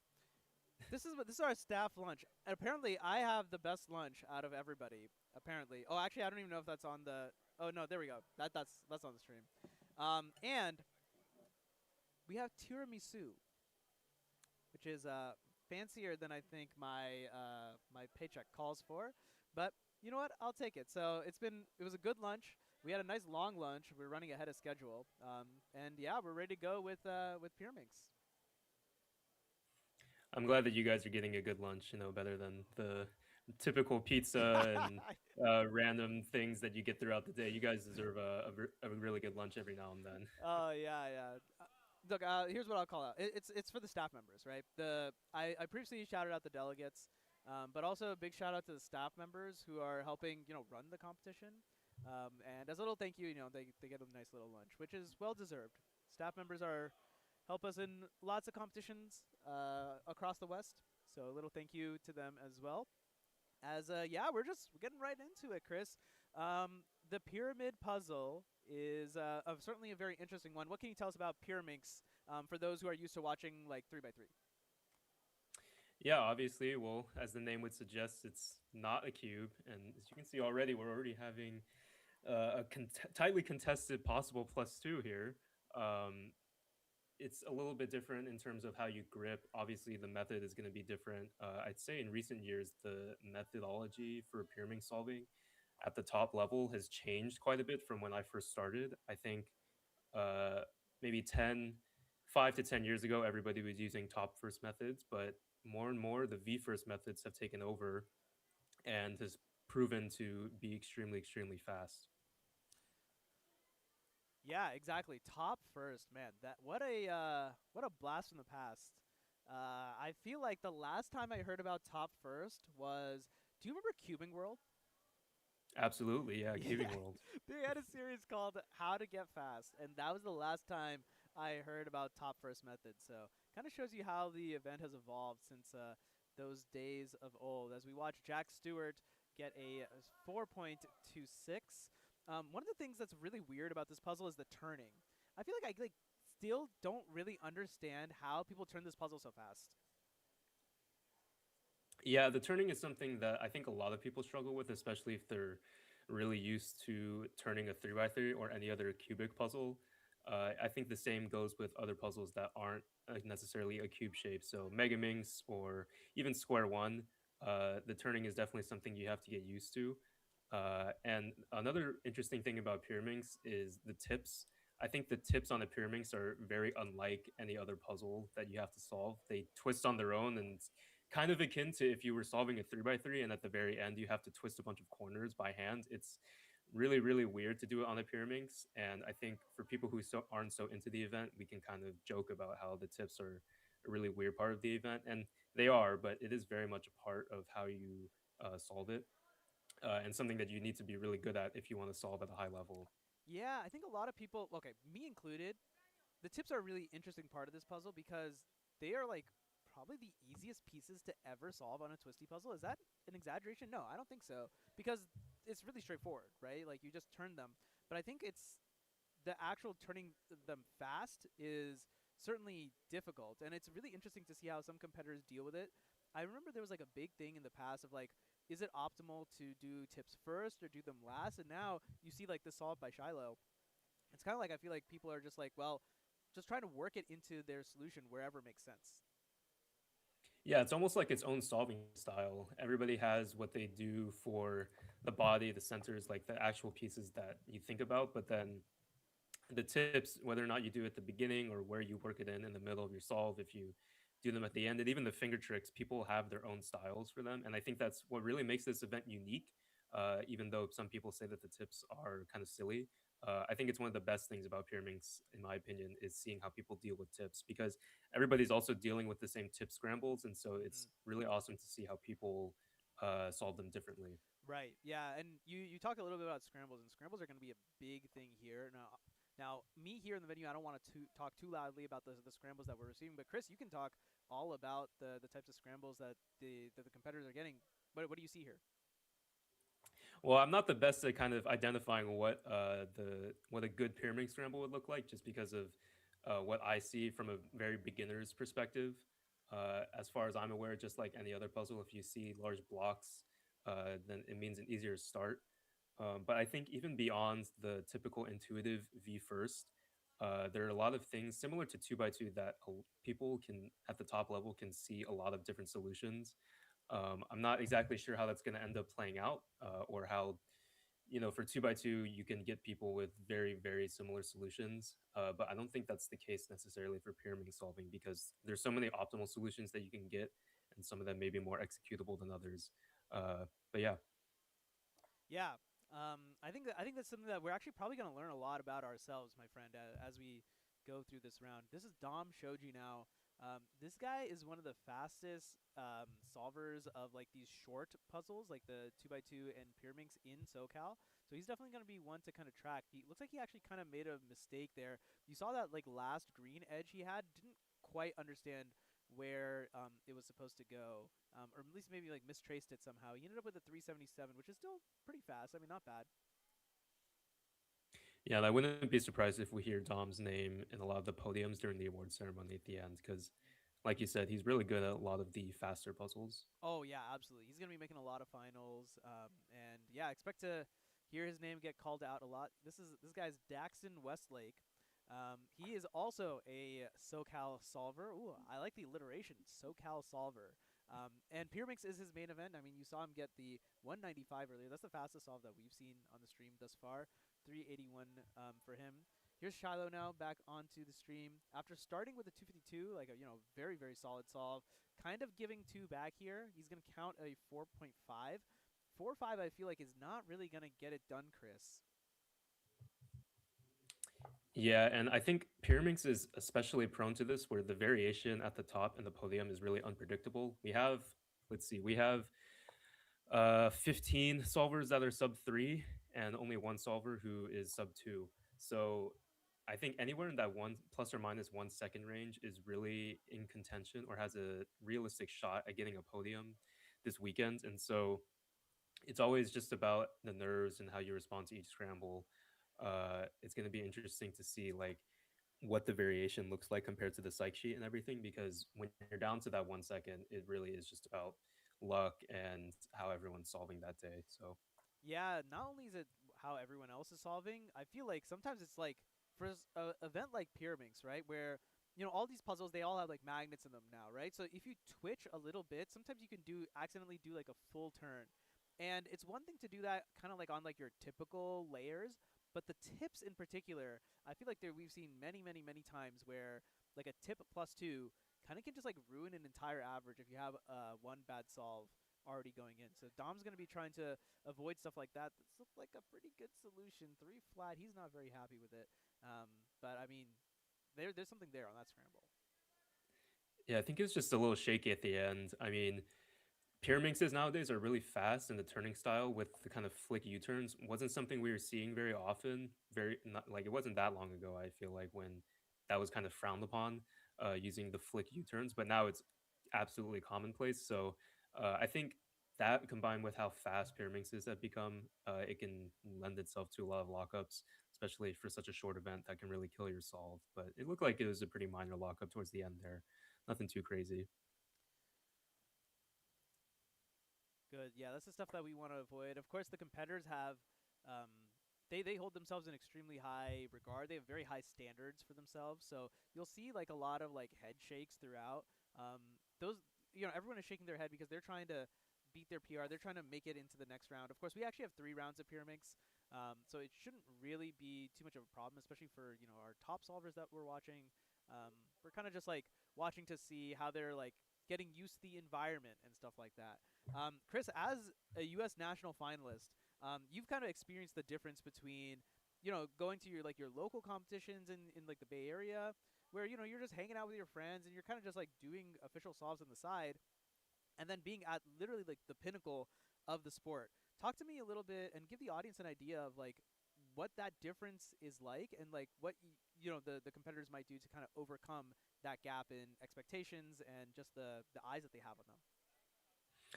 Well, I know for me, it's pretty hard to shake the idea that I am at a major competition and there are like title implications when it comes to your performance. To be honest, I think sometimes competitors, it really depends what they're thinking before the competition and the competition, their performances at competitions leading up to it. Uh, if somebody's on a roll, even if they're just local competitions, they're going to come into these majors with a lot of confidence, even when they know that this is a major. So I think it just depends for each of these guys. Like, how have they done in their competitions before? How are they feeling up to the weeks of this competition, particularly? I mean, even like, did they have a bad breakfast? Like, those things can kind of throw you off for the rest of the day. Or sometimes you just end up solving that day and it feels like you're turning okay and your solves are fine, but then your times just aren't great. So, uh, I think everybody's feeling the pressure a little bit, as unfortunately Shiloh gets a +2 there. Everybody sees everybody feels the same amount of pressure. It's just about how you're feeling going in. And in terms of managing that, I think it's always nice when you have friends at your competitions. So for all of these guys, I'm sure they're having a fun time hanging out outside the solves and just trying to make it, like you said, with local competitions, just kind of doing official solves on the side. I do think that helps a lot. And honestly, maybe even be easier at majors like this because there's more people that you wouldn't normally see. Right. Yeah. I mean, yeah. Just before we finished up lunch, Emil and I were talking a little bit about like, yeah, what's the differences like when you go to like a huge Cubing USA like national championship, continental championship, you're there with like basically 900 people that you don't know, whereas here you're with like 300 people that you like mostly know. And I think there is like a little bit of like a vibes difference. You can kind of I think it's easier to kind of write off like bad results because like at the end of the day you're still hanging off with your friends. So maybe a little bit of home field advantage for some of the guys here in SoCal at Western Champs. Yeah, I didn't even think about that. You're right. Like people who are going to competitions close to Riverside already, this might just feel like a local competition to them, just 3 days instead of one. But yeah, I'm not sure how many cubers we have here that are from Riverside. So from Riverside itself, not too many. I mean, Daxon is pretty close. He's what we call the Inland Empire. So it's like when you formally get outside of like the LA area, I would say is kind of Inland Empire area of SoCal. But yeah, a couple members. I think there's a couple members of the UCR Cube Club here as well, which is pretty awesome. Good to see kind of growing to collegiate levels as well. Yeah, maybe we'll see more of UCR host these kind of competitions, and that's a DNF. Ooh. Unfortunate, really unfortunate there, because he also had a +2 counting now. Yeah, that is that's a tough spot to be in for Shiloh. So getting a DNF there, so he'll count 4-5, 4-6, and 5-3. That's gonna be like that's like what, like 5-0? Oh, 4-7. 4-7. I mean, not good, but I mean he's kind of lucky that there are 3 rounds and not just 2 rounds, because 4-7 is probably not gonna cut it. From what I can tell. I mean, yes, of course, nobody gets their psych sheet results, or at least not everybody gets their psych sheet result every time. But I think 4-7 would be pretty far, or 4-8, excuse me, would be pretty far off the mark. But how do you like bounce back from a round like that, Chris? Yeah, I think just remembering that you have more rounds hopefully to come. As long as you remember that even if you had a bad performance in that average, that you're still gonna have rounds afterwards, just to focus on those next. Although I was just mentioning that kind of the closer you get to the more high pressure rounds, the smaller the recency window becomes for like how well you've been doing. So the fact that you in your last round aren't performing super well might have a bit of a bigger impact than something that might have happened 2 hours ago. Yeah. But if the rounds are spread out far enough, then you really just need to keep your eyes on the next round. Makes a lot of sense. Daxon there just kind of wrapping up his average 215, pretty solid. All things considered, 5-0, not fantastic. Ended up with a 294 average. I mean, if you look at just psych sheet results, only 14 competitors have ever gotten a result better than that ever. So even if this were like the semifinal going into final, you'd feel pretty good about that subs 3 times. So pretty solid stuff from Daxon. I guess obviously carried by nice little sub 2 to get things started.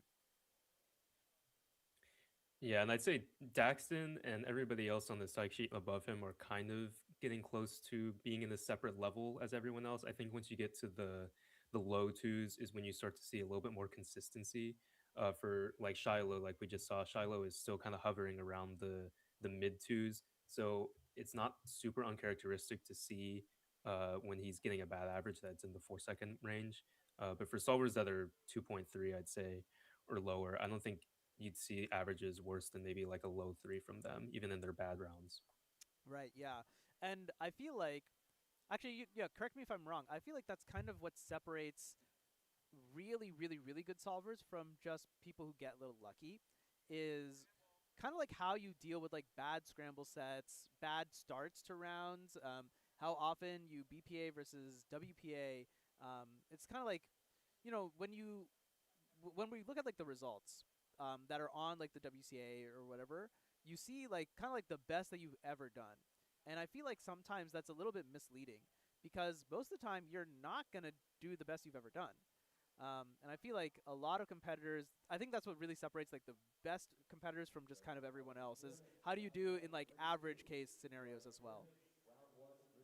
Yeah, consistency is always that thing that kind of brings you to the next level. Like I use 3x3 as an example just because that's what I do all the time. But if somebody says that they're sub 7, that can kind of be interpreted differently. Like if they're sub 7 just because they have a PR average that's in the 6-second range, then they can say they're sub 7. But I think a lot of times when I look at people's most recent results, I'm looking to see if they're getting sub 7 in like every round. Because if you're always getting sub 7 in every round, then that to me means that you're like truly a sub 7 solver, Right. instead of just getting one PR that's below 7 seconds. Right. I remember like a while ago, I feel like we used to say that if you had average of 100 sub X, that you were probably sub X. Do you think that still holds up these days? I'm not so sure because I think whatever average you have at home is just like so far removed from what you can expect to get in a competition. And I think some people really are just like better at performing in competitions just naturally, or if they practice it themselves more effectively, whatever that looks like for certain people. So some people may have like a 6.5 average of 100 at home, but then they get like a 6.2 average consistently in competition just because the competition not anxiety, or maybe like the getting amped from the competition makes them consistently perform better. So I don't know if there's a number I could put to it on when you can say you're consistently sub X. It really just depends on how historically you're performing at competitions. That's a little warning for everyone. If you want Chris to officially call you sub 7, you better be getting sub 7 every single round. So that's the mark you got to beat. It's almost a double-edged sword though, because it's like, do you want to be consistently average, like just getting 6.5s every round, or do you want to not be as consistent, but then that means you're sometimes getting like a 6.1 average, right? So I guess it depends on the person and what they prioritize in speed. What do you think? Like, what do you prioritize? Do you think it's better to be kind of like more consistently average, or have like really high peaks but also really low valleys? I think it depends. Like honestly, for a major championship, it might be more beneficial to be inconsistent, because then you're like giving yourself a better chance to get the averages you need to make podiums. But in terms of like, I guess consistently podiuming at local competitions, it's nice to be able to consistently get good times. But I guess it kind of depends what your average level is. Like if your baseline and what you would be getting all rounds is enough to podium, then obviously you want to just be consistent and not have the chance of having a bad round when it matters most. So I guess it just depends like what your priorities are and what kind of solver you are. Yeah, I feel like it even depends round by round to some extent, don't you think? Like in Well, I guess it sort of depends, because if you're someone who's like going to make finals, right? You're projected to make finals, then you probably want to be more consistent than bursty, because you don't want to get the 10% chance that you miss. You want like the 95% chance that you advance. But if you're in a final and you have no way of like podiuming, maybe you want to be inconsistent. Yeah, I don't know, but surely it's not as easy as just a switch that you can toggle on and off. I wish it were that simple. Yeah, I think it actually is just like a characteristic of solvers. Like I myself, I think I'm pretty consistent, but that also means I'm not breaking my PR very often. But then there are others who maybe are getting like worse bad averages than me, but then they're also getting much better averages because that's just the solvers that they are. It's just kind of something you grow into. Little shout out to Lucas. Lucas has been working hard here all day today so far, and all day yesterday as well. Good that we can get him some time on the stream. Sitting next to him is Rishu Kakati. He is the #1 seed in Westerns this year, so that makes him very naturally the favorite to win Western Championship. He is the only competitor in the field, as Chris alluded to, who has an official sub-2 average. Getting things started off here with a 243. Yeah, I feel like that's a very, very solid start to round 1 at your major. Yeah, and Rishu is also the only competitor who has a sub-1 single, and that actually places him a lot higher in the world rankings than his average. He's just outside the top 100 for average. He's at 101, but that single puts him at 33rd. So I guess even average by average, do you want to be consistently good, or do you want to have the chance of getting those really good singles and boosting your single world rankings? Chris, let me ask you this, because we've already sort of seen like the volatility of Pyraminx to some extent, right? How, and you've had a lot of time with competing in like lots of different events. 2x2 I think is the most similar in terms of like how volatile stuff can be. How do you kind of like bounce back from getting like some bad results just kind of due to random chance that are like out of your control, bad scrambles, table +2, stuff like that? Honestly, I don't know. I think I was pretty bad at doing that when I was competing in 2x2. It's something that I never really learned how to not cope with, but deal with whenever I was competing. I think it's just something you need to accept as like part of the nature of the event. And once you do that, it kind of takes a little bit of the pressure off. Like if you know that this just isn't your average, then it can take a little bit more pressure off, and you can be freer in the solves later in the average. But to be honest, like for these guys that are trying for podiums, I have no idea how they do it. It's something that I never really learned. Like learning how to keep your composure when things aren't going your well, especially in short events, is always really, really tough. Yeah, because so much can go your way or not go your way. It can be certainly very tricky. I think a lot of people, I think myself, my younger self included, used to think that like short events are just kind of whatever. Like they don't have like the same prestige as like your 3x3 or like your big cubes, because those are like stamina type events. But I think the more and more like you look into it, the more and more of speed cubing you watch, you realize that every event at the highest level is extremely skill based. And sometimes that means it's in terms of like solutions, like you need to come up with like very clever solutions. Sometimes it's coming up with multiple solutions and like quickly determining which solutions are the best. And sometimes it comes down to just nerve control, and just figuring out like, okay, well, here's like kind of the state of affairs thus far. What needs to get done so we can get the W or make the next round, stuff like that. Yeah, it really does take like a special solver and a special skill set to be at the top for obviously any event, but for the really short events too. Like there's different things about the short events that you need to keep in mind when you're solving at a really high level. So like inspection time, your starts, making sure you don't lock up. Those are things that you may not necessarily need to worry about at the top level for something like big cubes, because you're afforded more opportunities to make mistakes and still get really good times. So that's why, when people, sometimes we like to joke about the shorter events as not being as prestigious, but like at the top level, it really does take a special kind of solver to deal with nerves and to perform well at the highest level.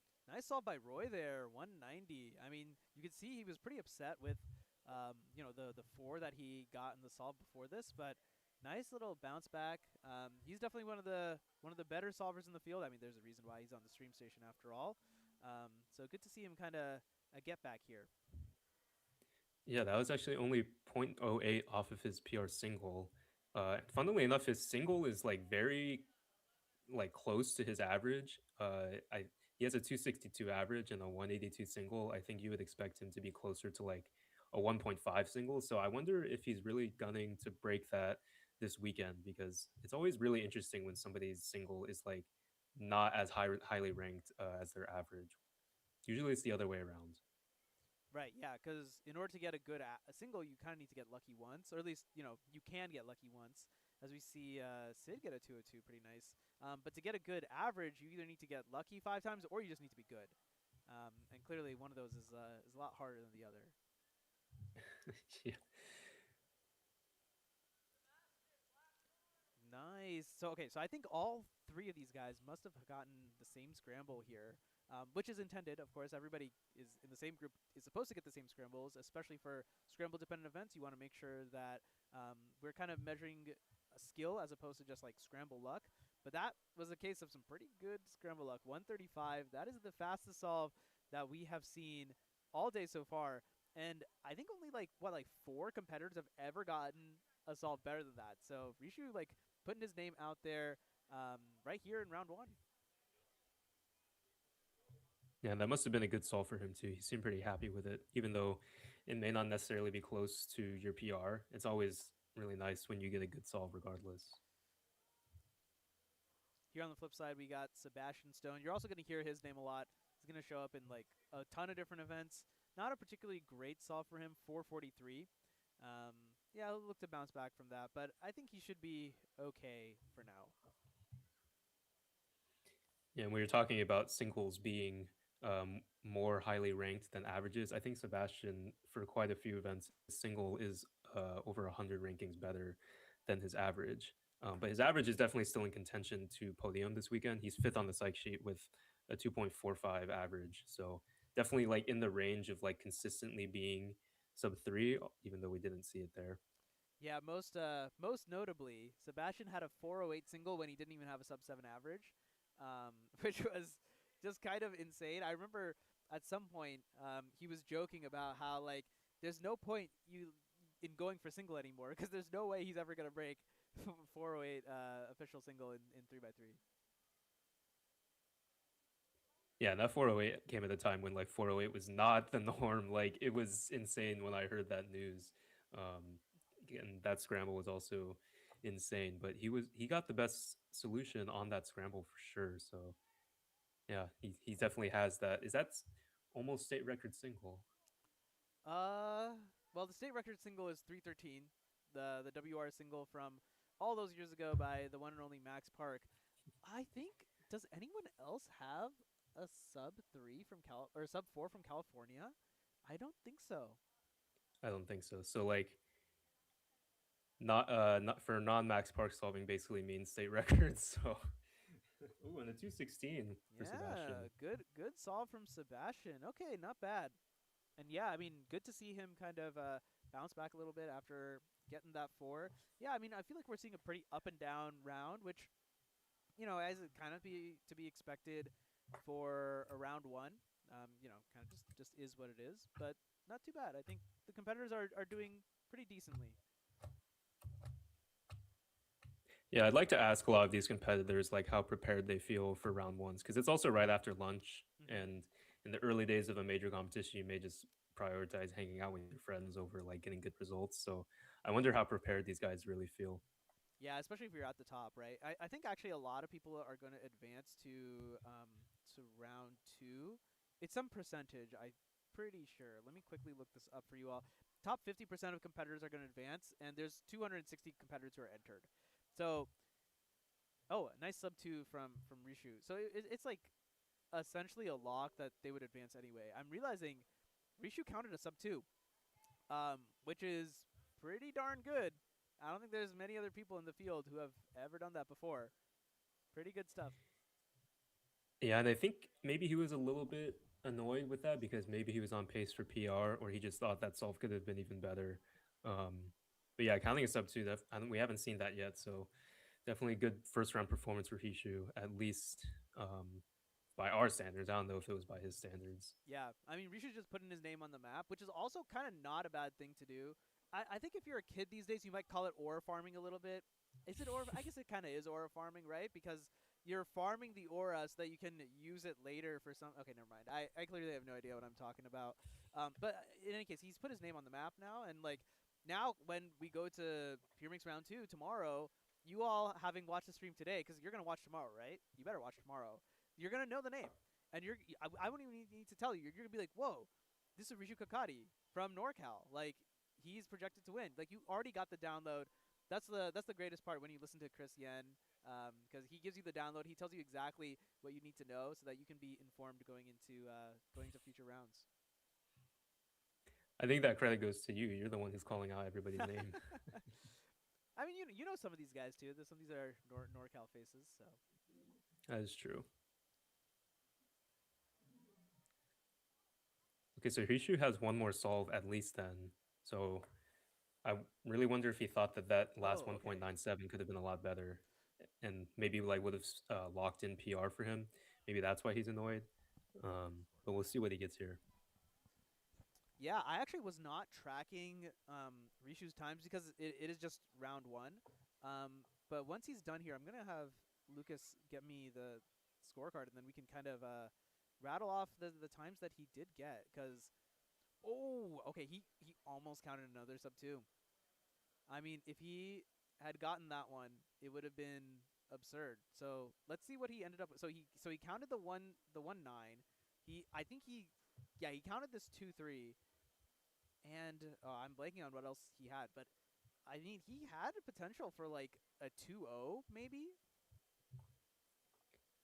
Yeah, based on his reaction, it makes it seem like he probably thought that this average could have been sub 2, or even PR. But again, I mean, it's the first round, so maybe he's not putting too much stake into it. Although maybe in the first round, when you're less nervous, it's easier to farm your PRs. But yeah, not exactly sure there. Maybe we can ask him later. So let's see. Lucas is there one more? Okay, so dude, he has one more. Okay. Oh, he has one more. Okay, solve. So here's the download, everybody. So solve 1, 243. Solve 2, 135. Solve 3, 197. Solve 4, 231. One more solve to go. So let me load this up in here, actually. Or actually, I'll ask Lucas to load it up. And that way we can hopefully get it populated for you so you can see on the stream as well, WPA and whatnot. I mean, 135. Okay, so BPA, BPA would be really, really, really good. I don't know if we're going to be able to get BPA. I mean, counting 135 is going to be just absurd, right? Yeah, he's gonna need some insane solution or scramble for that. And I don't think we've seen many fifth solves, so chances are probably pretty low that he gets a really good scramble here. 188. So if he BPAs, he ties. Okay, so. Okay, here we go. So yeah, so here is the state of affairs, everybody. Rishu Kankati has he could tie his PR if he gets a 135 or better. From what I can tell, it doesn't look like a fantastic scramble. I mean, it's like a 3-tip scramble, and yeah, I mean, this is already over. Kind of struggled a little bit on that final tip there. He's actually going to get worst possible average, but the fact that he was, technically on PR pace in round 1, that's got to feel really good, don't you think, Chris? Yeah, and this really speaks to his consistency that we were just talking about, like at the top level. His worst possible average was not even 0.4 worse than his best possible average, and that's like a really small range and really, really good to have at the highest level. And 224 is actually, I mean, for everybody's best averages that they've ever gotten, would still place in 3rd. So that's a really strong performance for him in the first round. Yeah. He has to be happy with that. Yeah, that's got to feel pretty good. I mean, I think cubers are always like, oh, but it could have been better, right? But I feel like when you go into a major, especially a title that you can win, I feel like you have to feel pretty good with a performance that would probably win you the comp, getting that in round 1. That means that you definitely have the skill to do it. Now, the matter is just executing it, which, of course, easier said than done. But it's better than someone like me who, doesn't even have the skill to begin with. Yeah, and the fact that he was pretty annoyed at some of those solves is a good sign. The fact that he was able to get a good average like that. I mean, that's probably going to be the winning average in this round. And if he's annoyed with like 3 out of the 5 solves, then that probably means he's poised to get even better averages in the later rounds. So yeah, really, really strong performance by Rishu, and we're probably going to see a lot of him in the next rounds. And I, at this point, with what I've seen so far, would expect him to win just based on the solves that we saw today. Yeah, I mean, just fantastic stuff. Even that 2-7 at the end, I feel like there was easily like 0.3 lost to just like that final tip, the back tip, which I feel like is definitely a tricky one. So I feel like there's like room to improve here too, which is pretty insane to see. On an average, it's going to probably win the round. And if it were in the final, would probably win the entire competition.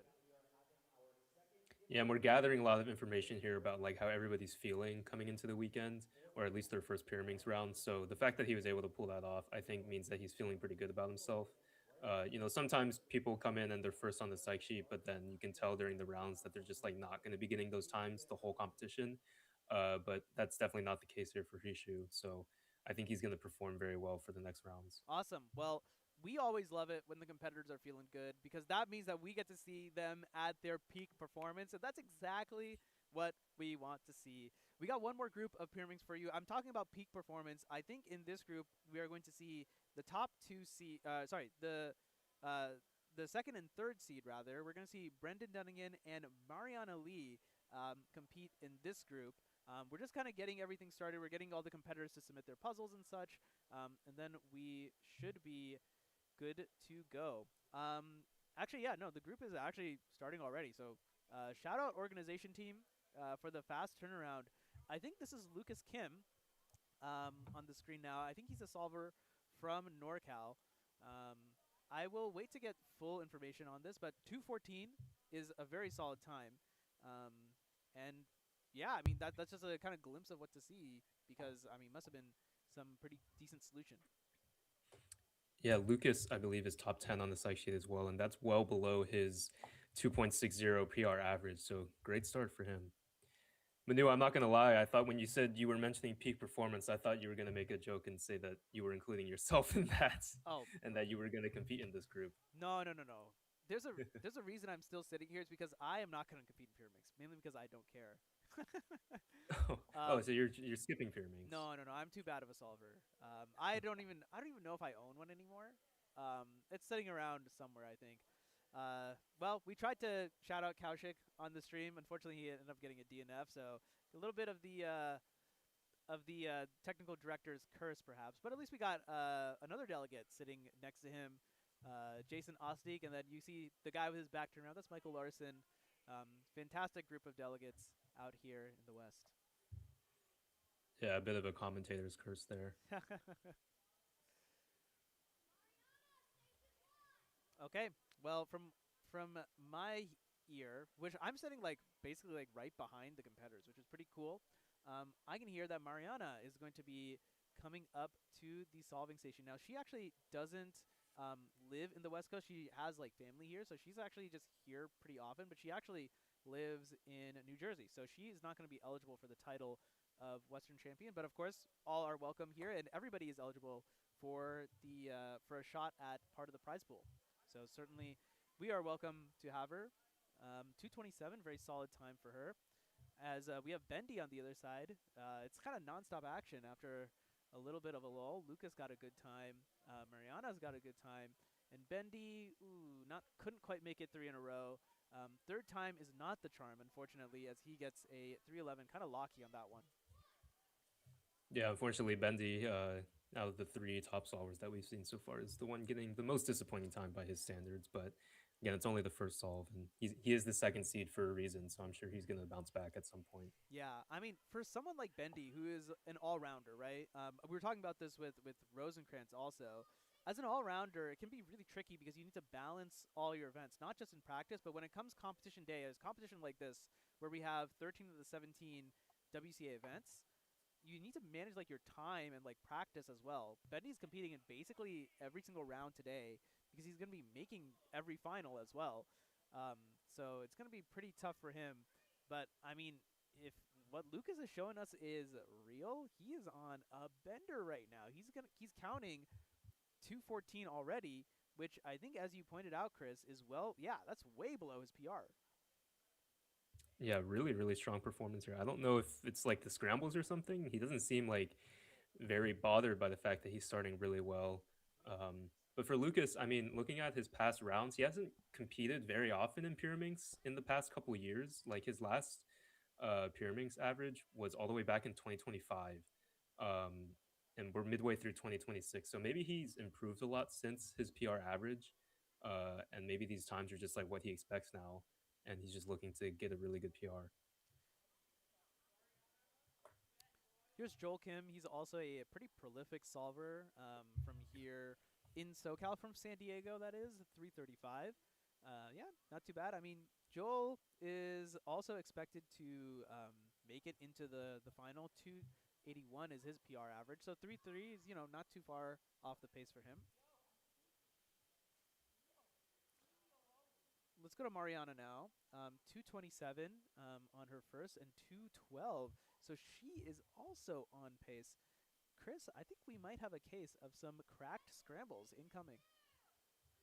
Yeah, and it seems like they come in bunches. Like the whole round is just going to have good scrambles or something. But really nice to see that everybody's responding well to the scrambles. It's like sometimes you can get a little bit nervous, especially in the short events when you see that the scramble's nice. But you can see that Mariana and Lucas so far have been performing really well under that extra pressure. Yeah. And again, she's a pretty experienced competitor in her own right, so she's able to take that pressure and kind of turn it into diamonds. Yeah, no, I can see it now. Like there's definitely one piece that's like completely solved. It's like that red-blue piece. Oh my goodness. Oh no. Oh my goodness. Brendan has +2'd out of a sub-1 single. He had an incredible solution, as you can see there. I'm trying to keep quiet so I don't leak any information. But holy moly. Do we have a replay on that? Okay. Well, I don't have a problem with the noise here being in my house, so that is really, really unfortunate there for Bendy. We were just talking about him bouncing back from his first solve. Now he's unfortunately +2 to 0.97. That would have placed him just above the first seed Rishu at 32nd in the world. Wow. That's I can see as he's walking by, he's like saying to himself, there's no way. That's gotta feel bad. Wow. Yeah, and it's always like really tough for when you're getting good solves. It's almost like his own skill to be able to finish the solve and stop the timer. But it's just something you can never really prepare for, especially at a major championship. So really unfortunate there for Brendan. Well, here's the bright side, right?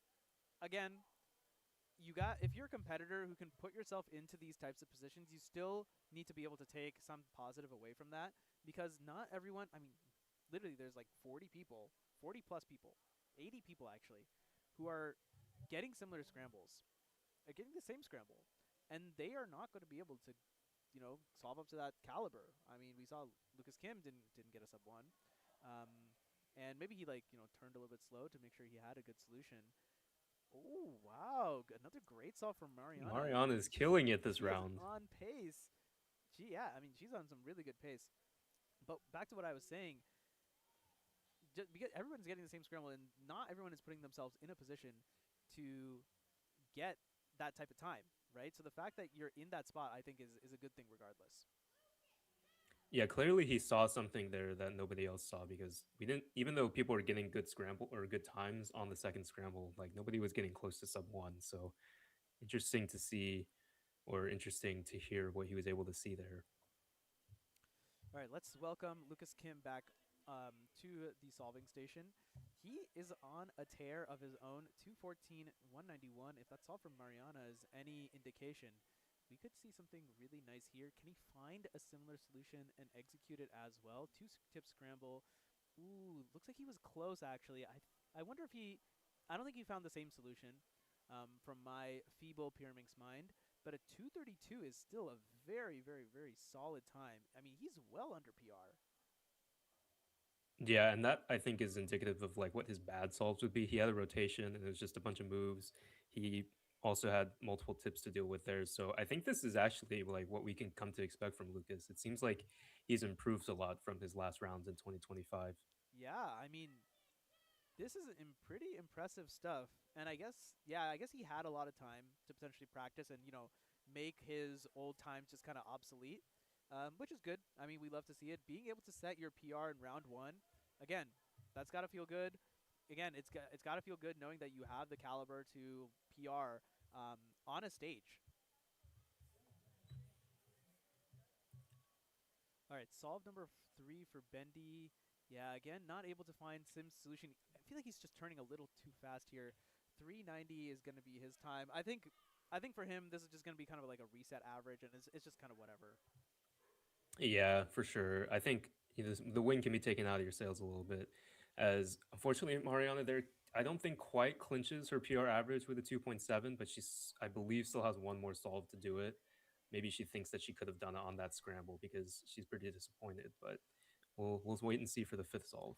Yeah, let's see. It should pop up on your screen right now. 211 is her BPA, her WPA 236. She has 228, so she is not quite there. She would need a little bit more than her worst single, which, let me scroll back down here. Her worst single is, what, 2.7. Okay. So she needs 230.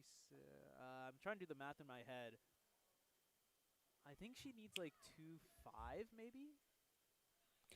Lucas on camera also has a chance to clinch his PR on this solve. Looks like we're going to go to perhaps Joel first. Yeah, Joel will finish before I think Lucas starts. Well, you start inspection, but we can get back to that. +2 from Joel. That's going to suck. He's taking it like a champ. All right, Lucas Kim. 260, his PR. A good solve here will clinch. Oh, he's clinched. Oh, he made it. Oh, that was easy. That was easy. Dude, what is a PR? Is just nothing to this guy. I mean, that is some fancy, fantastic solving. Great work from Lucas Kim. I mean, he got like pure sub PR. That's sick. That's awesome. Yeah, that is true, and it's super impressive too, because I was looking, and even I said his last Pyraminx round was in 2025, but his last competition period was in 2025, which it's really impressive to be able to come back and first time competing, just set your PR like nothing. So yeah, really, really impressive performance by Lucas so far. I actually see that he actually walked off. So actually, I wonder if that was solve 5. I mean, clearly he clinched it either way. So not a problem. 351 for Mariana. So she is going to miss her PR average. That is a bit unfortunate after such a hot start. But again, to put yourself in that position after 3 solves is amazing, right? And you just got to hope that next time those scrambles come around, you'll be able to capitalize. Yeah, and we were just talking about how Hrishu is seeming pretty confidently in the #1 spot, but with that performance by Lucas and by Mariana, that might not actually be so easy for him.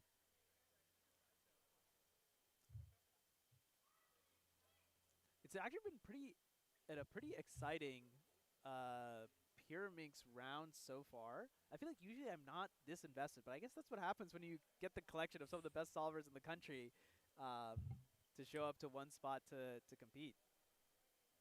Yeah, that is always the nice part about majors. Like, every round is fireworks. Everyone on stream is going to be solving really well. That's always exciting.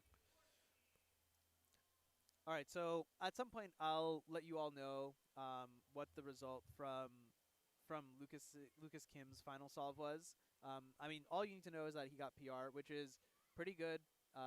In the among the averages that are already entered, that puts him at worst. It would put him in 3rd. And then kind of just depending on what his best possible was and how close he got to that, he might be able to bump 2nd. I don't think he had a chance to beat Rishu.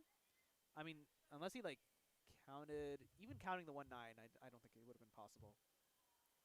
Yeah, I think you're right on that. And we've kind of neglected Joel here because Mariana and Lucas have been doing so well, but Joel is also very, very good solver, so we'll see what his average ends up being in this round. Yeah, unfortunately, I feel like it hasn't really been a good round for Joel.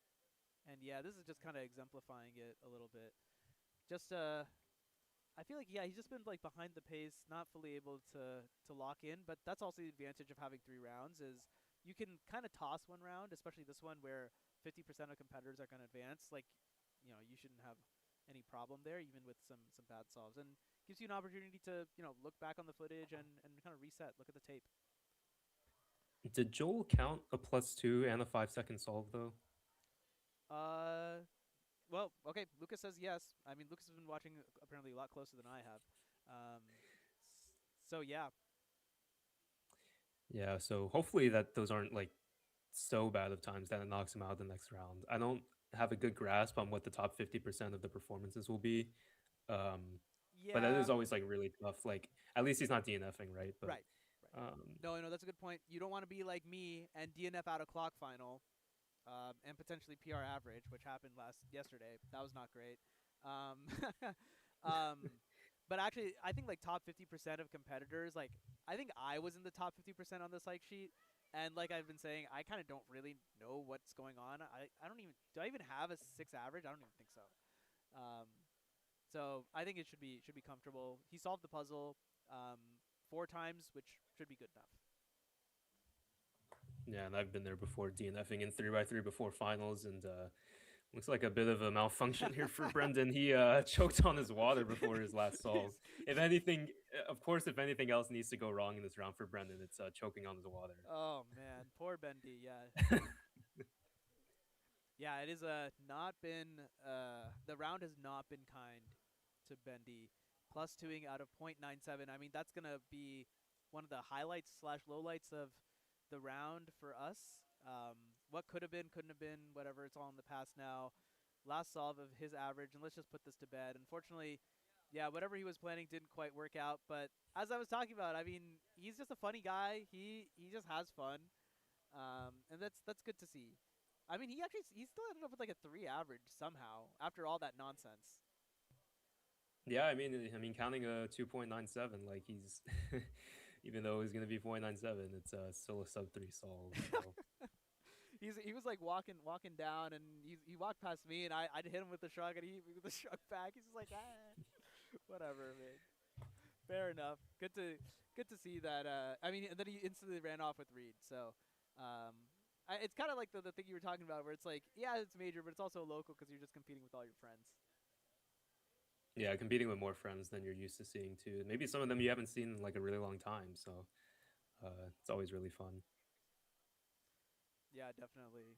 Man, it's that camaraderie that's the great part about speed cubing for us. Well, as we are rounding out this group 5, I think Joel will do the final solve on stream for us. After this, we are going to bring you 2x2. We will feature the return of the great Michael Rosenkrantz, and of course, the other great Chris Yen is going to stay on while the bozo of the bunch is going to get off and do something else. I'm getting banished. That's what's happening. I'm banning myself from the stream. And that will be the last round 1 of the day. And after that, we have a break. So we'll take a nice long break. We'll let the commentators get some rest as well. And then we are going to go into our first of 5 finals tonight. We're going to start with square 1. If you want some times of what you can expect, and we've been staying on schedule, so shout out to the org team for being able to keep everyone on pace. Square 1 final is expected to begin at 4:30 Pacific time. That's going to be 7:30 Eastern time, and if I can do it, about 11:30 p.m. UTC. So sorry for all of our European viewers. It's fine. You can catch the VODs, catch the highlights. Absolutely. Joel rounding out the average here, 4.04. Not, I mean, that's the best counting time that we've seen from him so far. So not exactly sure how the rest of the average is going to go, but yeah, I think for averages like that, it's just you just got to put him in the rearview mirror, and just move ahead to bigger, brighter things, which is going to be 2x2. I think we're going to see actually Joel show up in 2x2 as well. We might see him show up in 2x2. I mean, again, he's a really solid solver across a variety of events, so get used to hearing his name this weekend. Yeah, for sure. Joel has a 211 average, which if I get to toot my own horn here, 211 was actually the average that got me a Western Championship title all those years ago. So, okay. Hey, maybe it's still in contention nowadays. Hey, let me have this one. I never actually got 3x3 Western titles, so 2x2 is the only one I was able to pull off back when 2x2 wasn't that serious of an event. Hey, so, at least your claim to fame is that you actually got a title. My only claim to fame is I got 3rd last year in FMC. So It's still a podium, but nothing like first, right? Nothing tastes as good as gold. Hey, tell you what, I know you all have had enough of me. I'm getting off. You're not going to hear from me for a while. Instead, I'm going to leave you in the very capable hands of Michael Rosencrantz and Chris Yen when we come back from this short little break. Don't go anywhere. Some 2x2 action is going to come up as we continue on day 2 of Western Championship 2026.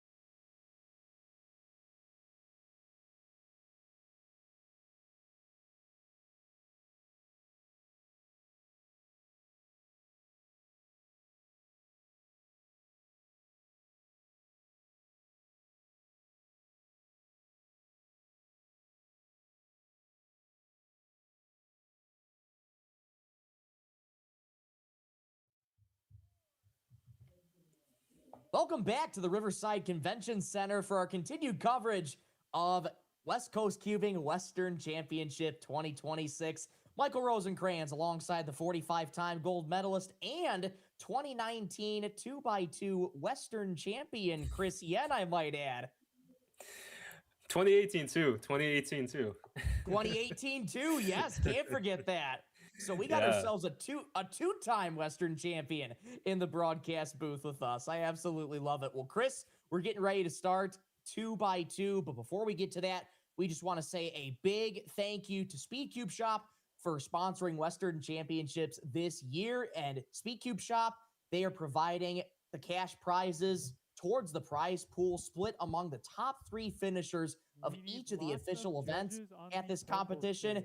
And SpeedCubeShop is also providing several lucky draw prizes for attendees. So once more, a huge thank you to SpeedCubeShop for all their support this competition. It means a lot.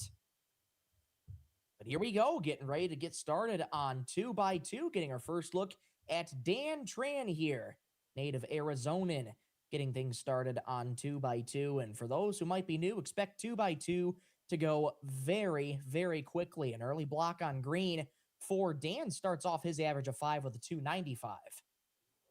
Yeah, and Dan is one of 16 sub 2 solvers that we have in the field. So definitely when you get to sub 2, I'd say you're in contention at least to make finals and probably have hopes of podiuming.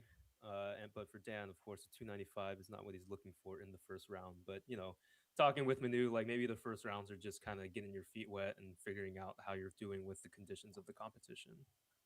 Nancy Lou starting off well with a 153. She's another sub 2 solver to pay attention to. Nancy Lou, 134 PR average is her average for 2x2. I think once you get into the 1.3 PR average, it's like reaching the upper echelons of 2x2 competing. I mean, she's 90th in the world for average. And I think at that point is when you can kind of expect yourself to podium at this competition. Here's yet another sub 2 solver in 2x2, Sebastian Stone, native of Sacramento, California. As a block on white, see if he takes advantage of it. This one's going to be one he wants to put behind him. A 285 to start for Stone. Yeah, he couldn't pull off the one looking there. It looked like he didn't use that much inspection. Maybe that's just not Sebastian's style. I mean, I know when I was still doing 2x2, like I never bothered with one looking, but that also wasn't because I was trying to podium in major events. Although it happened twice, so I don't know. Maybe I was doing something right with that one looking. One looking is how most of these competitors will solve 2x2. Such a short puzzle that the top solvers will be able to one look this solve. And really, there isn't a lot of opportunity, Chris, for a lot of pauses and recognition, other than maybe cases for the CLL, which is mostly like a 3x3 with those 42 cases of ZB. Yeah, and I think at this point in time, with the state of 2x2 solving at the top level, like you really cannot afford to pause at all for lockups, for recognition. It's just too slow. Like when everybody's getting 1.5 seconds nowadays, like you just can't afford to do it. And so, yeah, like for Dan there, he had a bit of a pause, so it leads to 216. Like that's not going to be good enough for a podium. And that's the thing with 2x2 too, Chris. I mean, we touch on it a lot that these pauses and lockups can waste precious time. But I mean, for an event as quick as 2x2, it can be detrimental to your solve. Yeah, 100%. The shorter solves, of course, like you really, really cannot afford to be making too many mistakes for turning or for recognition or any other mistakes like that. So I think honestly at this point, like the top 2x2 solvers need to be one looking like 100% of their solves, even on the worst possible scrambles. So I'm sure most of them can do that, but I guess of the solvers that we've seen so far, maybe these scrambles are a little bit harder to do so. These scrambles obviously could very well change throughout this round. Throughout this first round of 2x2, there's 4 different groups that we'll be bringing you. And right after that is going to be a break. And then we got our first of 5 finals coming up to round out day 2 of Western Championships. Been such a great competition here so far. And the anticipation only keeps building towards that electric day 3 where we could see the head-to-head format come into play. 319 for Sebastian. Not happy with that one. Yeah, he was close to one looking that one, but I think he did the wrong algorithm there, or maybe he rotated the wrong way. He ended up with like the diagonal swap, which sometimes means that you just did the wrong algorithm there. So not good enough for Sebastian. I'm not sure if a 319 is even good enough to make the next round. Although if it's similar to everybody moving on for Pyraminx, the top 50%, then maybe 319 is still okay.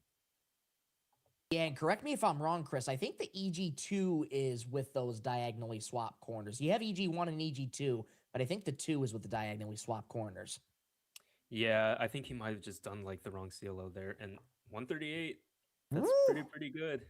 Good stuff there from Nancy. She's on a great pace so far throughout this first round of 2x2. Starting it off with a 1-5 and now a 1-3. Dan trying to follow it up with it with his third solve, puts it down with a 256. Yeah, and for Dan, not the best. I think he's trying to get sub 2 averages here, but again, maybe in the first couple rounds, like not everybody's trying to get the best average they can because it's a pretty surefire way of getting it to the next round. Maybe everybody just wants to hang out with their friends. Lots of people in attendance at the Riverside Convention Center. Got to talk to Manu about this, just one of the biggest competitions in the Western Hemisphere, and bringing in total about over 300 competitors and almost 800, I think, or so spectators. So it's a packed house in the Riverside Convention Center. It is awesome. Sebastian for his fourth solve at 213. Just been a tough round here for Sebastian in 2x2. Yeah, and he's coming off of competing in Pyraminx right after, so maybe he's a little bit not ready to go to a different event.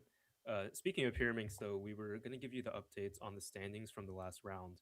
And we had Lucas, who was on fire in that round, getting a PR average. He finished in second to right behind Hrishu. He had a 229 PR average, which his previous was 260. So that's a huge improvement. And that actually puts him right behind our third place finisher in the first round, which was Mariana Lee. She got a 236 average, so really close at the top three. But her PR is 228. So Lucas and Mariana now very, very close in terms of PR averages in Pyraminx. That would slot Lucas, I believe, in 10th in the world now, just ahead of Yuki Gao with a 235 PR average in her Pyraminx times. Yeah, really strong performance by Lucas, especially for being his first competition in almost a year. Wow, the context behind that then, absolutely. Great stuff there from Lucas. Always so good when you can pay it off with a PR, especially with the competition that you haven't been really at for over a year and kind of been chopping at the bit, working as hard as you can to try and get there. And hard work pays off there for Lucas. So awesome to see.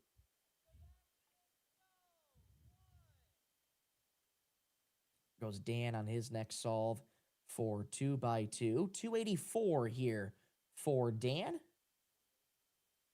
Yeah, and looks like it's just a bunch of twos for Dan, so very consistent. Definitely going to be good enough for the next round. But I don't think anything that Dan is going to be super happy about because he does have a sub 2 average. And might have an incident here with Sebastian. Yeah, Sebastian probably going to get an extra here, I'm assuming. Didn't quite catch what happened in real time, but Sebastian laughing something off. Chris, did you see what happened? Not exactly. It looked like he was about to start, and then maybe it had something to do with the person getting up next to him. I know that, like, for me, sometimes I have to, like, really focus on not running into the person that's next to me because the stations can be kind of close together. I'm not sure what happened there, though. It looks like he took it in stride, though. Yes, looks like he did. Good to see him sort of laugh it off and smile, and he looked more than likely will be getting an extra for that one. Here we have Nancy getting back up for her third solve in 2x2, and she's been on a really good pace here so far. 153 and a 138 are her two solves, and there you see her times up in your upper left-hand corner. 0.88 PR single, 134 PR average, as Chris mentioned, 98th in the world. We're going to keep up this consistent solving here in this one. Has a block on red, trying to see if there's any other blocks in this scramble as well. It's the only block I can see from this vantage point. A block on white as well. See what Nancy can pull out here. Oh, did she over-inspect there? She might have over-inspected there. She turned her head towards the delegate, who, they time, for those of you who are new, they time the cubers 15 seconds of inspection time, a lot of it being used up there, and I think Nancy might have went over time. Or maybe she's also getting an extra. We have one of our producers, Manu.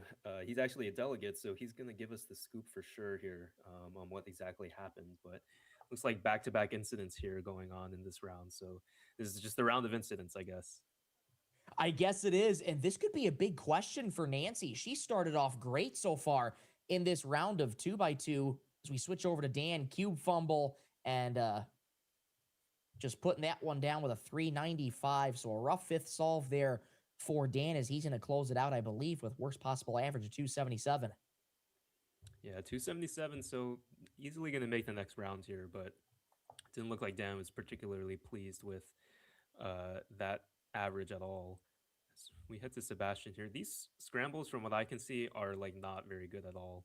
Sebastian doing an okay job there, though, 202. That's a solve that Sebastian needs after that kind of round that he's been having with 2x2. Back to my earlier point here, Chris, with those incidents popping up sort of back to back here with Sebastian and Nancy now, this could throw a wrench into the momentum here. Nancy's been solving great so far for her first two solves, and we'll see and try and get the details if whether or not she'll get an extra. But this could really set her back a little bit, but let's hope it doesn't because she's been solving great. Yeah, but the way I see things with penalties and kind of like all this chicanery that goes on in competitions, I think maybe you can bet on maybe getting like 3 of them total at most in a competition. So I guess if you're gonna get them, then it's better to get them in the earlier rounds and not when the pressure's higher. But yeah. Exactly. I think that's a good philosophy to have with it being sort of the second day. And yes, we'll have finals later coming up after this. But yes, especially in those first rounds when things are a little more lax, you're not going to have too much to worry about here and trying to get into the next round.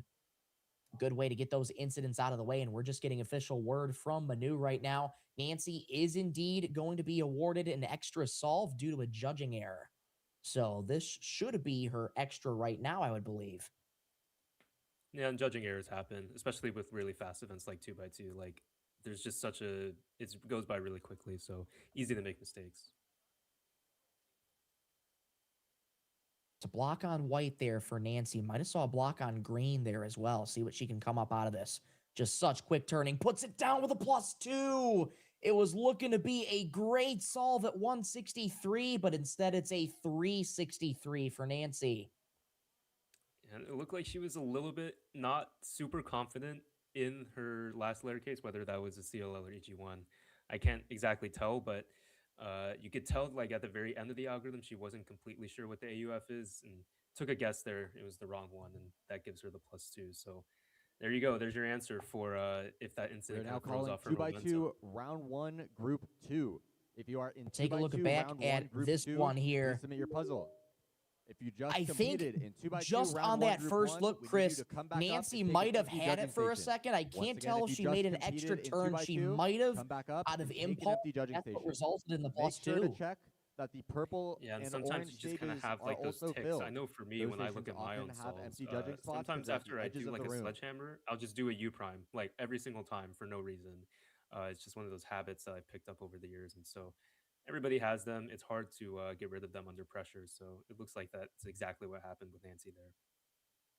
Exactly, and a couple more solves to go, I believe, for Nancy. They did indeed call 2x2 round 1 group 2 coming up next. We'll get to those notable names in just a moment here. Nancy looking to try and bounce back after that 163 +2 on our third solve. This should be solve number 4 coming up. Puts that one down with a 146. That's a great way to bounce back for Nancy. Yeah, and that scramble didn't look particularly good either, but her turning was flawless in that. So this is going to end up being a pretty good average for Nancy, assuming she doesn't count the +2. Not on pace for PR exactly. She has a 134 average. But I think this is a performance in this round that you can be pretty proud of, especially given the adversity that she had to go through. Absolutely. I think it's really all about how you can bounce back after adversity. Here we get a look at Nancy's fourth solve once again. Just so smooth. Her turning is so fast and able to put that one down confidently with a 146. That is just textbook way to bounce back there for Nancy. She's got one more coming up in her average of 5 and looking to put down a good time here to close out this first group of 2x2. Quickly previewing the second group here, Chris. It's going to be Nicholas Sanchez, Kate Graham in there as well. We'll also see the likes of Jack Flynn Stewart and Sid Shivnath. Those are your 4 sub-2 solvers that we'll really be keeping an eye on in this second group. Who are you most looking forward to seeing? Well, I just want to give a shout out quickly to Jack Flynn Stewart's WCA profile image. Might be like the best WCA profile image I've seen in quite some time if people want to look at that for themselves. But obviously for Nicholas Sanchez, he is the top seed in the next round with a 127 average, which is 64th in the world. And for Nick, one of my good friends, it's really nice to see that he's still competing at a really high level and has the chance to podium at major competitions. So I'm going to be interested to see how he solves. He does have a very like unique turning style, and I always like admire how he's able to get really good times with that. No doubt. This is Sid Shivnath. So we're kicking off group 2 of 2x2 right here and right now. Sid going to start things off with a 184 for his average of 5. Good start. Yeah, that's just under his PR average of 192, and there was a little bit of a kind of weird thing going on there. He had to turn on the timer because it had turned off in the middle of inspection, and for those things they can really throw you off. And we see Nick there starting off really well as well, 1.4.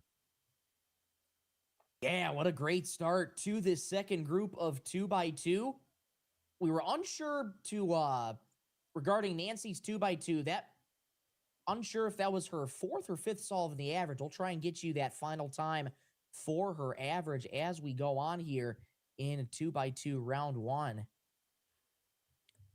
I believe that was her 4th solve, but I'm not sure if we were able to catch her last solve. Well, it looks like she's going up right now, so here we go. Right on cue. Here she comes right now. Good call there, Chris. So Nancy will be finishing up her average of 5 to round out group 1 of 2x2. See if Nancy can put down another solid time here to round out a solid average. There you see the BPA and WPA at the top of your screen. So quick, puts it down with a 174 for Nancy. That's going to be a very respectable average. Yeah, really nice bounce back there after +2ing the 3rd solve. So without the +2, I mean, that would have been a really, really consistent average, like 1.5, 1.4, 1.6. So good stuff from Nancy there. Very good performance in the first round. Here's Kate Graham getting her first crack at 2x2 this competition. Kate Graham, 2018 WCAID, 84-time gold medalist all-time, taking classes right now at Loyola Marymount University, where she graduates in 2027. Starts off her average of 5 with a 234. Yeah, so not on PR pace quite yet for Kate. Actually, for Kate, what I'm more interested to see, though, if in this competition she's able to get her first sub-1 single. I think it's actually very rare nowadays for people to have a sub-2 average without the sub-1 single. She's one of 2 competitors in the top 15 that's like that. So going to be interesting to see if she can pull that off in this competition. For sure. Let's hope she can. Jack Flynn Stewart starting off a little rough with a 436. Yeah, and maybe this first scramble in the next round isn't exactly the best. But yeah. Sid getting ready for solve number 2. Big lockup there. Results in a 230. Yeah, that was just too many moves. A little bit of a lockup. He also rotated, which is a little bit uncharacteristic in 2x2 since rotations take some time. But 230, he's turned really quickly through that, and it's still a good time. As Chris mentioned, Sid is a 192 PR average in 2x2. Started off well with that 184. 230, not the solve he's looking for, but still on a pretty decent pace here. Here goes Nicholas back up for solve number 2. Started things off great with a 140. to kick things off. His PR average in 2x2, 127. That's 64th in the world.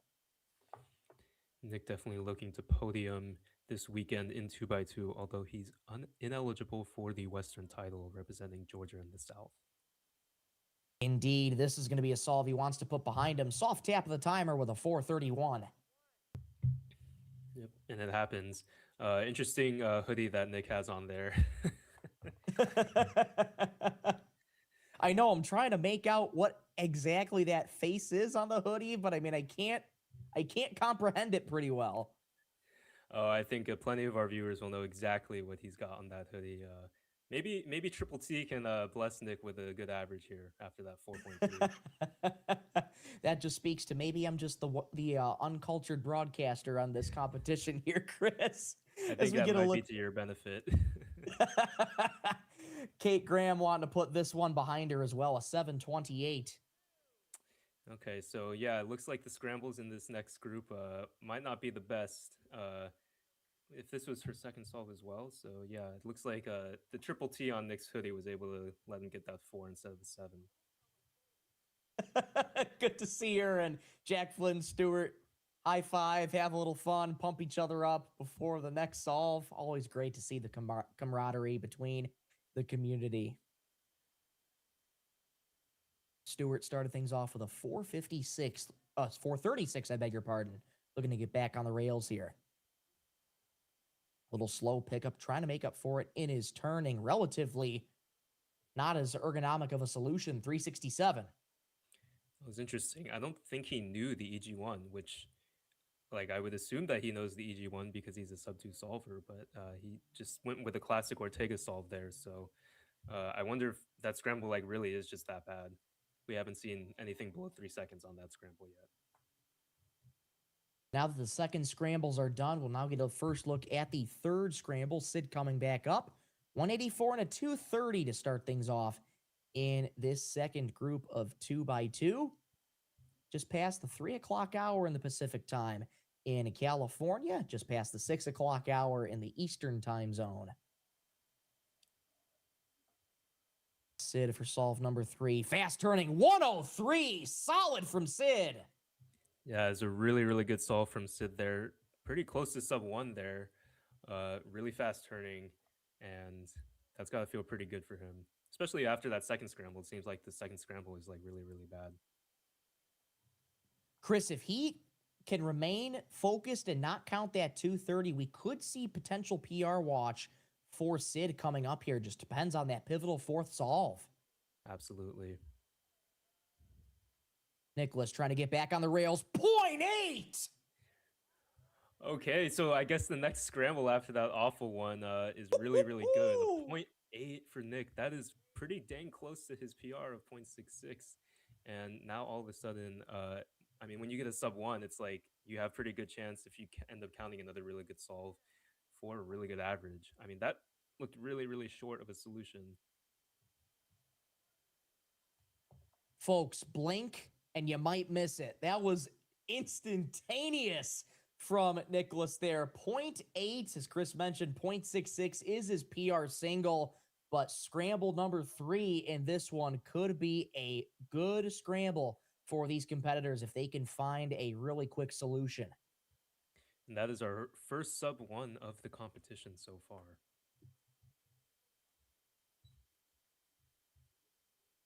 Well, if Kate and Jack Flynn Stewart going up simultaneously as Jack gives a thumbs up to the camera and fist bump with Kate. Love to see the chemistry between the two of them. Scramble 3 has been pretty good. Let's see what both of them can find. Jack going to be going up first, block on orange. Quick turning, little locky, 178. Kate, on the other hand, puts down a 120. So good times from both of them. Yeah, and this third scramble looks like no matter what solution you do, you're going to get a pretty short one, pretty short solution. So great times from them.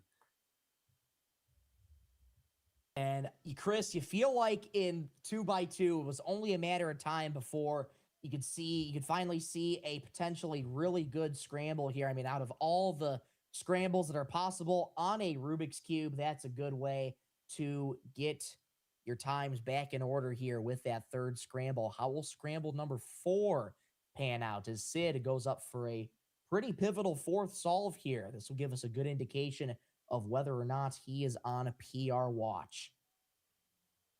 He's going right into it here. Has a block on green. See if he can find any other blocks. Block on white, block on yellow as well. Let's see what Sid chooses to work with here for his fourth solve.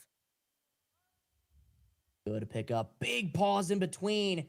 261 for Sid. We'll see what his times are when the averages populate.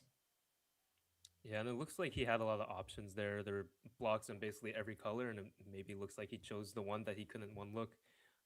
He went for yellow there, and the CLL was not quite there in terms of recognition. So I think he still has a chance at getting PR average here, but definitely a lot more pressure now. He does indeed. BPA is 172. That would be exactly 0.2 of a second faster than his current PR average of 192. Nicholas up for his fourth solve. Looking to keep the momentum going after a blistering 0.8 second solve on solve number 3. Pretty locky on the pickup. Fumbles the cube. Soft tap of the timer. 349. That hurts. Yeah, and that really hurts now because the 3.49 is counting because earlier he had, what was it, the 4-second solve.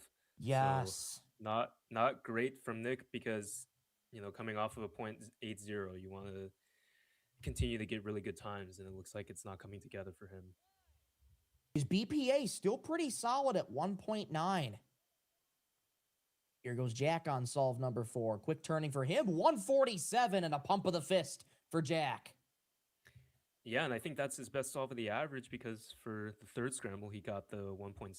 So really good stuff from Jack here. He also is on pace for PR potentially. Jack Flynn Stewart's PR, I believe, for 2x2, I think is 173.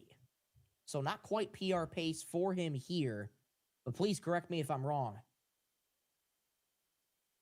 Oh, and it looks like, yeah, does that say 231 is his best possible average? So yes.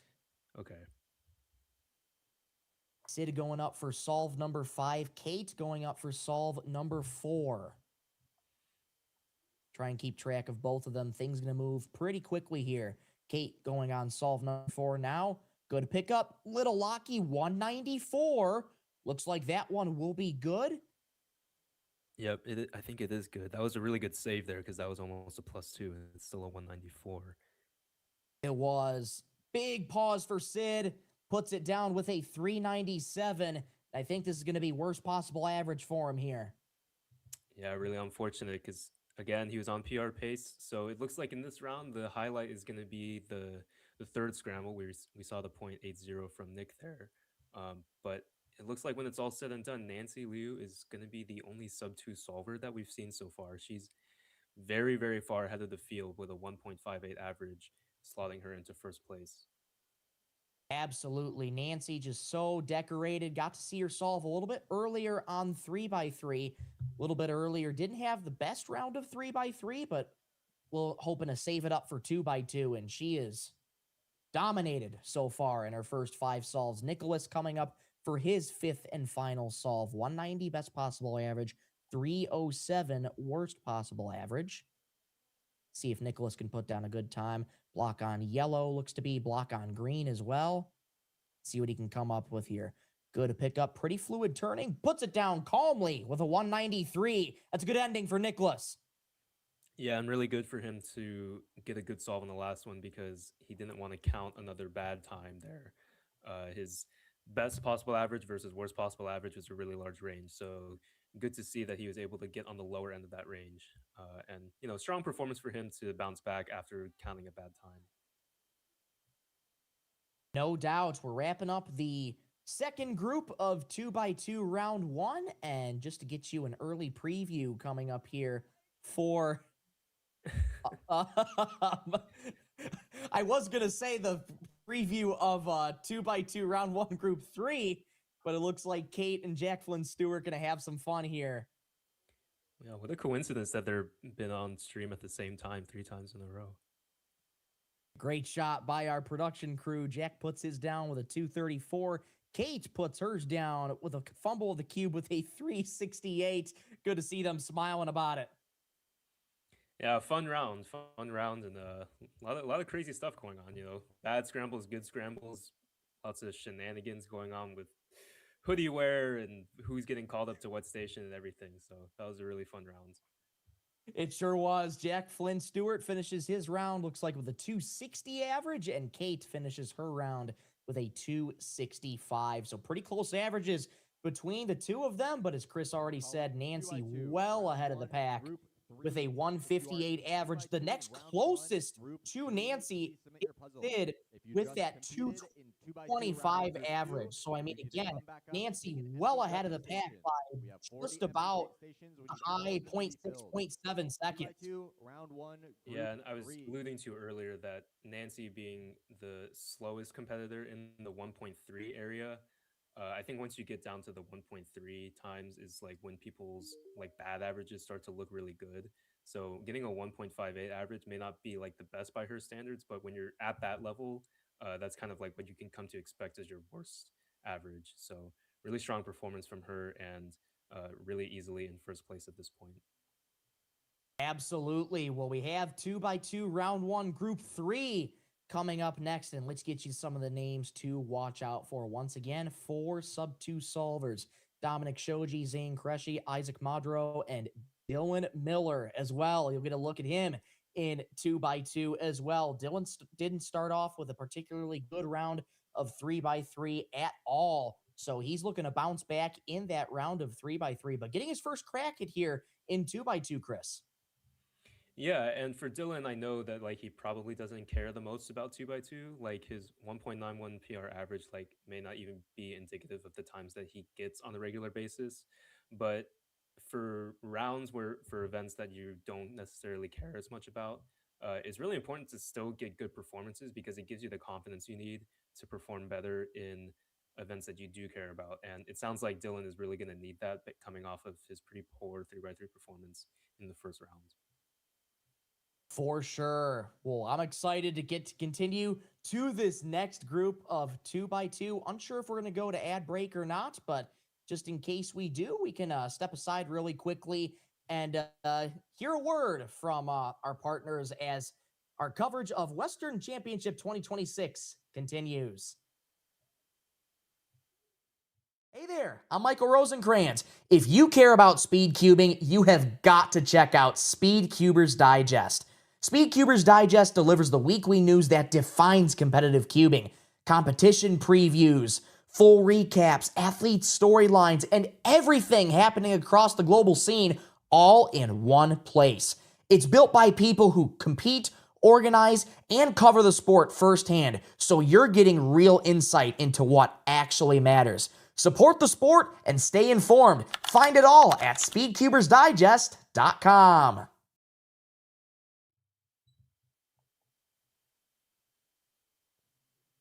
Back here at the Riverside Convention Center, here for West Coast Cubing Western Championship 2026. Michael Rosencrans alongside Chris Yen. So glad to have you along here on this Sunday, May 24th of 2026. And here we go, getting started in 2x2 round 1, group 3. Good block on blue to start things out. A 226 to kick things off. Yeah, pretty good turning there. A little bit of a long solution, but for Isaac, who has, let's see, a 1.82 PR average, 226 is not necessarily that bad. We could use some more judges on the white stage. As a reminder, if you just competed in 2x2. Definitely not. Good start there for Isaac, as he's one of the names to watch out for here in this third group of 2x2. Again, Dylan Miller and Zane Kreshe, Dominic Shoji are going to be your others to watch out for here in this third group. We are now into the back half of the first round of 2x2. It's this group and one more before we take a break and get you prepped for finals. As a reminder, square one, clock, 6x6, Megaminx, and 5x5 in that order will be your finals for this evening. 5 out of 12 finals at this competition. And you know, when the finals start, the adrenaline starts flowing, Chris. The vibes get even higher in the venue. Yeah, and a little bit different that we have the finals not all bunched up in one day. So it's going to be multiple days in a row where if you're in multiple finals back to back, then it's like extra adrenaline that you have to deal with. Absolutely.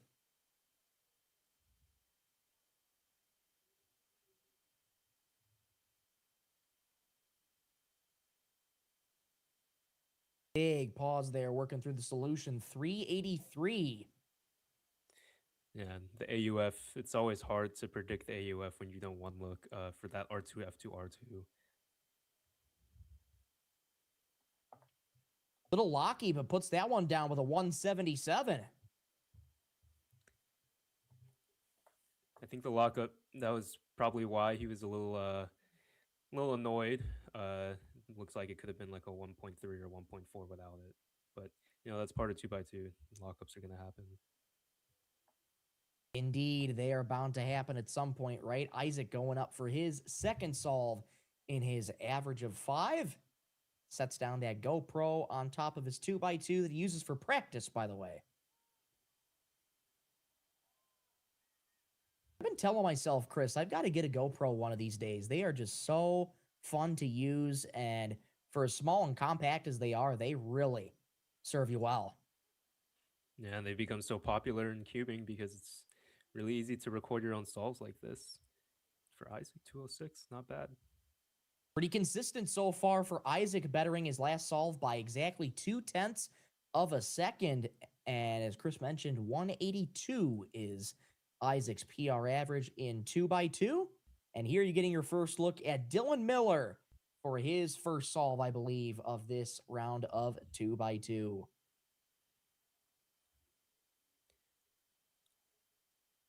See what times Dylan can put down here on this first solve. Pretty lucky to start. A big pause at 221 as Dylan laughs that one off. Yeah, and Dylan, I don't believe, is a regular one-looker, so we didn't see it there. Probably won't see it very often in this round, but 221, only 0.3 off from his PR. Like I said before, I think he's just here to have fun with this event. Maybe get a good single if there's a good scramble. And I think too, Chris, this could be a good time for Dylan just to sort of take things a little more lax. You know, you mentioned 2x2 isn't really something he focuses on anymore, but still wants to try and put down some decent times. But I think this could be a good sort of separator and a barrier for him to try and get over that hurdle that was that not so good 3x3 round 1 from earlier today. Dylan more than likely going to be in that second round for sure of 3x3, but after that first round of 3x3, I mean, you could see he was not happy with his performance. So good to see Dylan in a good mood here and laugh that one off. Yeah, and you're right. Maybe he doesn't necessarily need to have like a good 2x2 round to make up for 3x3. I think it's nice sometimes to just have a round where you compete and you don't have to have so much pressure on yourself. Little block on green, pretty locky, big rotation in there too. Finishing that one up with a 487. Dom going up for his second solve and his average of 5. Lightning fast turning, little locky at the end, but still puts it down with a 184. Yeah, that was really fast turning at the beginning. It started to slow down a little bit at the end there, and that happened in his first solve as well, which is probably why he's annoyed. Like, you know, when you start the solve out really well, then you expect the rest of it to go fine. But really, really fast turning from Dom there. Dominic, a 30-time gold medalist all around. That 120 PR average for Shoji is 48th in the world. Isaac getting ready for his third solve in his average of 5. See what Isaac can produce here as Dylan walks up right next to him and takes a seat right off to Isaac's right. Interesting that he needs to orient his cube in a specific way before he puts the GoPro on it. There's a routine drilled down. It's like, I gotta put the cube the right way. Yeah, exactly. Dylan looking a little befuddled by this scramble. See what he can pull out here. A 211, and he laughs another one off with that 211. Switching back to Isaac here. Had a block on blue. Not a good start, but able to recover decently with a 202. Yeah, so some low 2s here for Isaac. I think this is a pretty average for him. Definitely not going to be on PR pace, but not bad solves by any means. No, not bad solves at all. And again, we touch on it a lot in this broadcast. If you can try and get through those first rounds with times that are respectable, but maybe that you're not looking for, because a lot of these solvers, again, like to go for PR pace. As long as you can put down times that you're confident in, that is more than enough to tell you that, okay, I'm off to the next round. Let's see what I can do there when the stakes ramp up. Big pause in the middle of the solution, a 405 here. Yeah, just a little bit slower turning there, and it happens. Ortega's solution as well. Nice to see that people are still sticking with Ortega nowadays. I know when I first picked up the 2x2, when I first learned how to solve, I know one of my brothers used the Ortega method in 2x2, and I think he used it for 3x3 as well. And he knows a little bit of the finger trick, so I got to be learning from him at some point. I've never heard about Ortega for 3x3, but yeah, it's definitely like one of those stepping stone methods in 2x2 to more advanced solving, and that is a DNF for Dominic. Indeed. Which, yeah, this average is not going the way he wants it to. That looked to be on really good pace there, Chris, but just was a couple moves off. And again, two moves or greater away from solving. That is a DNF. And here goes Dylan for his third solve and his average of 5. Good pickup there. Big pause and puts it down with a +2. That's going to be a 472 for Dylan. It looked like it could have been a pretty good time, actually, but lockups on the first layer and lockups on the CLL as well, on the really easy CLL as well, and he +2s. Good to see Dylan with a smile. I had a great conversation with him on the first episode of my brand new series, SpeedCuber Spotlight, and Dylan's such a great guy to talk about a little bit about his upbringing and his competitive nature from playing flag football and basketball intramurally as well, and how that translated into cubing. And he's always told me that he hasn't really taken losing well over the years. Losing is not a thing he enjoys at all.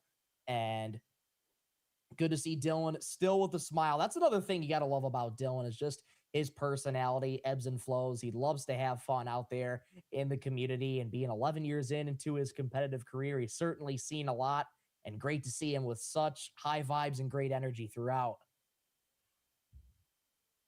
Isaac on his fourth solve and his average of 5. Pretty fluid turning. 166. That's a great fourth solve for Isaac, as he's looking at a BPA of 191 and a WPA of 211.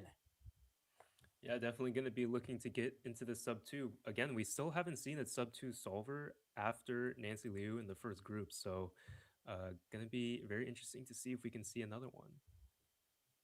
Indeed, Isaac has a good chance to do it. That 191 BPA, not quite PR pace. Again, as mentioned, 182 is his PR average for 2x2. But still, if he can lock that up with the best possible average, that is a fantastic round, Chris. Yeah, once again, Nancy Liu is the only sub 2 solver by a very large margin in this round so far. She's at a 158 average, but the second place Sid is in 2.25. So very, very large lead for her.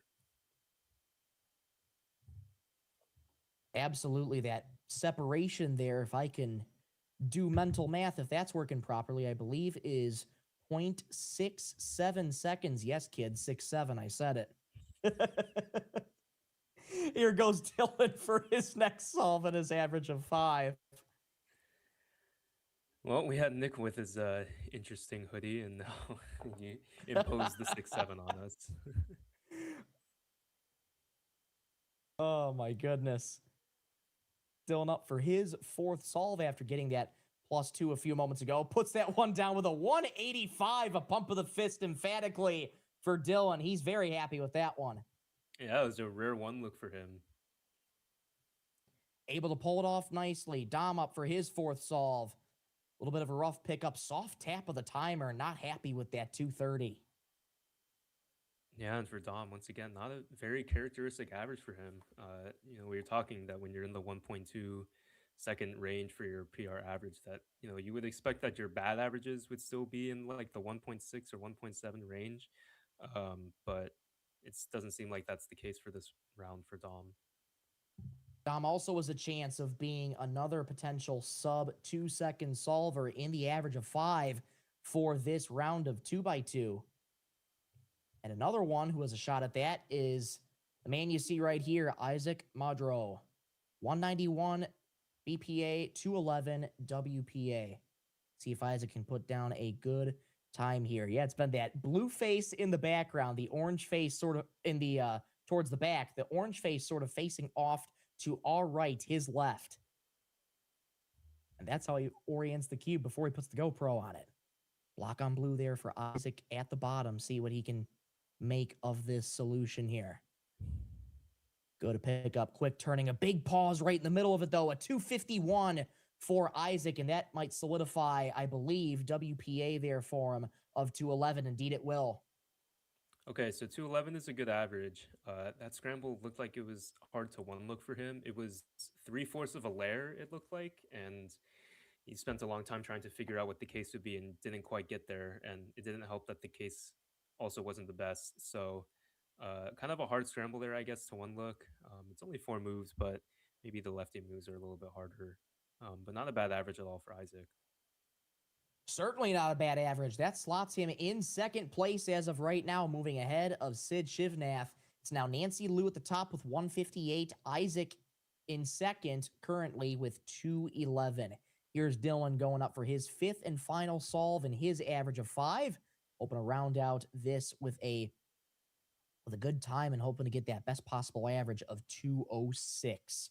See what Dylan can find on this solution. Good pickup, quick turning, big pause throughout, puts it down with a 232 for his 5th and final solve. That'll lock in an average of 221, slotting Dylan in 3rd place.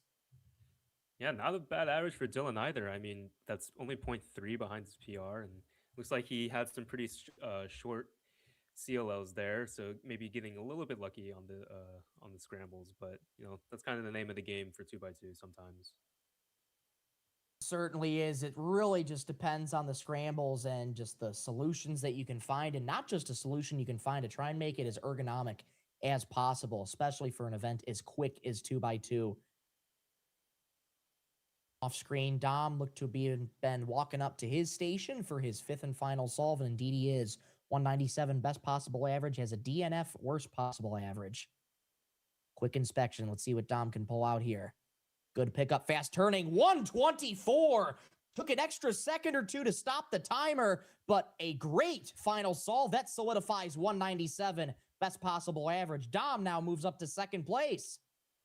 Yeah, and it's our 2nd sub-2 average of the round. And for Dom, you know, like you said, he took a little bit of an extra second to recognize that the cube is actually solved, which is important because he had a DNF in that average. So good stuff from Dom. Glad to see another sub-2 average in this round. No doubt. Finishing up the last few solves in Group 3 at 236 there. Yeah, he's happy about that. We are now just to give you a round 1, Group 4. Just to give you a preview of 2x2 round 1, Group 4. Some of the names to look out for here, Chris. Brendan Dunnigan, Koi Min Wen, then you also have Gavin Torreflores and Ryan Roth in there as well, are your 4 sub-2 solvers in 2x2 round 1, Group 4. This will be the final group of 2x2 round 1 coming up here. Yeah, and our number 1 seed, Brendan Dunnigan, who is definitely going for that Western champion title. 1.16 average is pretty firmly in 1st place, especially after Dominic's performance in this round didn't go exactly as planned. So I would expect to see Brendan pull out another win for this round, especially because 1.16 is like far and away a different level of 2x2 solving than most. So expect to see some really good times there from Brendan.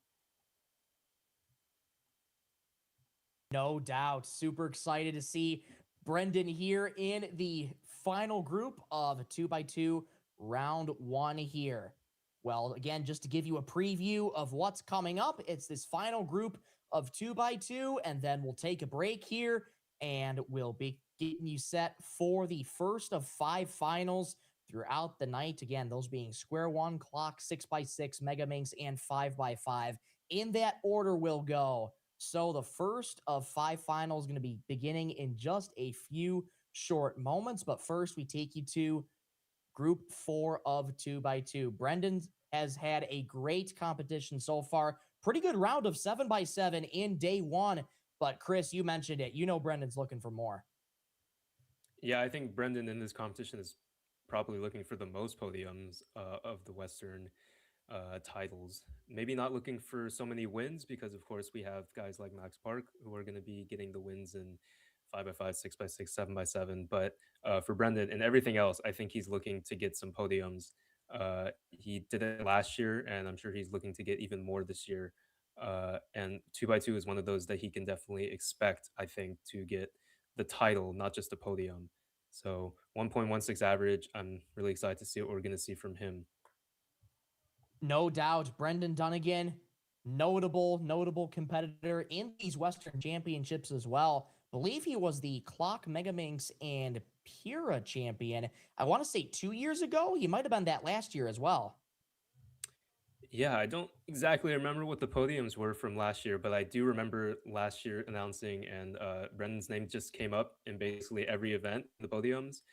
In terms of like titles and his placings in those podiums, I don't quite remember, but he was there all the time last year. I feel like I've been hearing his name in these award ceremonies at Western Championship for like the past 3 or 4 years now. So kind of the same old routine at this point for Brendan.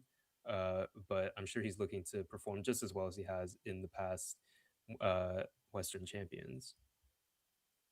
No doubt. And here we go, taking you back inside the Riverside Convention Center. Brendan Dunnigan getting set to kick off for his average of 5 in this final group in the first round of 2x2. Had a block on yellow there to start things out. Let's see what he can find here. Chris mentioned 1.16 PR average for Brendan. That's 31st in the world. This solve going to be one he wants to put behind him, though. A little locky, 257 to start.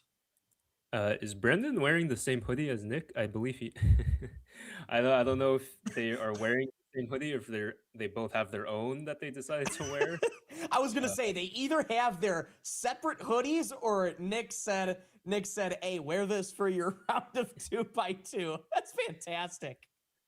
I don't know if it's working out for them because Nick didn't get his best average with the hoodie and not the best score for Brendan, but fun nonetheless.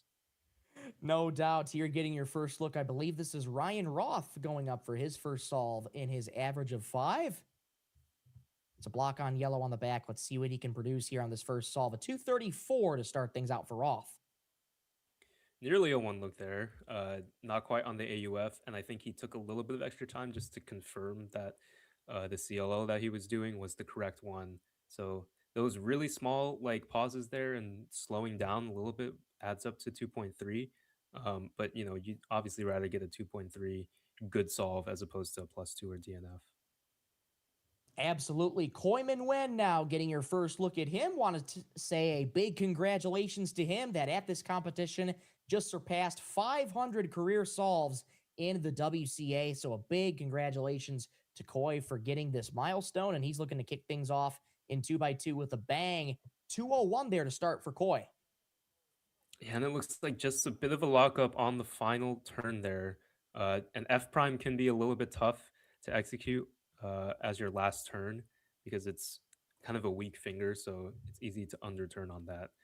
Luckily, he didn't +2 on that, and a 201, not the start that he's looking for, but once again, I mean, it's better than a +2. Exactly. It could have been a lot worse, and as you say, it's better to take time just to confirm your solution rather than taking a penalty that'll hurt your results even further. I can't take myself seriously looking at Brendan's hoodie there, which I'm pretty sure belongs to Nicholas. That is just outstanding. Oh, and this looks like a pretty intriguing scramble. A lot of blocks here. It sure does. A block on pretty much almost every color. Brendan going, he didn't start the timer! Oh, no. Oh, my goodness. What looked to be a fantastic scramble number 2. Brendan does not start the timer, and that is the worst case scenario for Bendy. Yeah, and that's 2 events now in a row. If you were watching earlier, he +2 the sub 1 on Pyraminx, which would have put him at 32nd in the world. And so that's back-to-back events now where Brendan has a timer stop mishap on a really, really good time. So I would be really, really discouraged if I were him, but hopefully he's able to bounce back from that. Let's hope so. Let's see how Ryan fares on this second scramble here, which is looking, again, very good. Pretty quick turning from Ryan. 191 there for Roth. And it looked like he had a pretty similar solution to Bendy there. So I think Bendy's turning was really on point, and that would have been a really good time. Just really unfortunate not starting the timer. Coy back up for his second solve. PR single of 0.99. His average is 147. He gets now to take a look at this juicy scramble too. Let's see what he can come up with here. Quick inspection time for Coy. Quick turning. Little Locky puts it down with a 171. So it looks like everybody's kind of underperforming here. It's only Nancy who's really pulled off like an underperforming but still good average. Brendan back up for his third solve in his average. Block on orange there. Was able to see a block on white there down on the bottom as well. Let's see how Brendan can bounce back after that. Not starting the timer. Pretty quick turning there for Bendy. Little Locky, but still puts down to 189. That's a good bounce back. Yeah, he needed that, especially now that it's his second time with a timer stop mishap. So good stuff from Bendy there. He definitely needed that. Yes, he did. Getting your look at Gavin here, going up for his third solve in his average of 5, 116 PR single, 183 PR average in 2x2. Big pause trying to look at those couple blocks. Finishes it slowly with a 370. And he pulled off the anti-CLL there because he doesn't know the EG2. A bit of a slower turning solve. I don't think he quite recognized the AUF for, once again, the R2B2 R2 is a little bit difficult to predict the AUF. So Ryan for his third solve in his average of 5, looking to put down a solid time, puts down a 230. So he's going to be counting that 230. Yeah, good stuff. Once again, the R2B2 R2, except I think that time he predicted the AUF, so it comes out a lot faster. Moving very quickly through these final group of 2x2 as Coy gets ready to go for his third solve in his average of 5. And once again, you get to know the time that he'll be counting here in this one. Let's see what he can find on this third scramble with that block on white and a block on orange, I believe, as well. Good pick up there for Coy. Pretty Locky turning, though. Puts that one down with a soft tap of the timer with a 291. Back over to Brendan quickly for his fourth solve and his average of 5. Has a block on blue, block on red he's working with as well. Counted at 257, looking for a good time here. Quick turning, puts it down with a 152. Solid stuff from Brendan. Well, he's looking like he is on pace to be the third sub-2 solver of this round, which is good for him after sort of the shenanigans that are going on in this average. Yeah, if Brendan can lock it down and narrow it down with a sub-2 average here, he'll be looking really, really good. Even if he doesn't, it's been a good recovery here for Brendan here in this one. Now getting your look up again at Ryan Roth going up for his, I believe, fourth solve in his average of 5. Ryan solving just off screen. We'll switch back to him here. Puts that one down with a 337. Now, on the other hand, Gavin puts down a 180. Yeah, good stuff. It looks like the fourth scramble is also a little bit more favorable. So good to see people performing well on it. Absolutely. There you can see Gavin's best possible and worst possible average populate on the screen there. Gavin's PR average, once again, for 2x2, 183. So not quite on PR pace, but Gavin looking to finish it off with a respectable time here. It's looking like the theme of this 2x2 round, though, is that everybody's underperforming a little bit. Nancy is still like firmly in the lead, and she's going to retain that lead too with a 1.58 average. But even in that average, I mean, she had a +2 that would have made her average a little bit better had that not counted.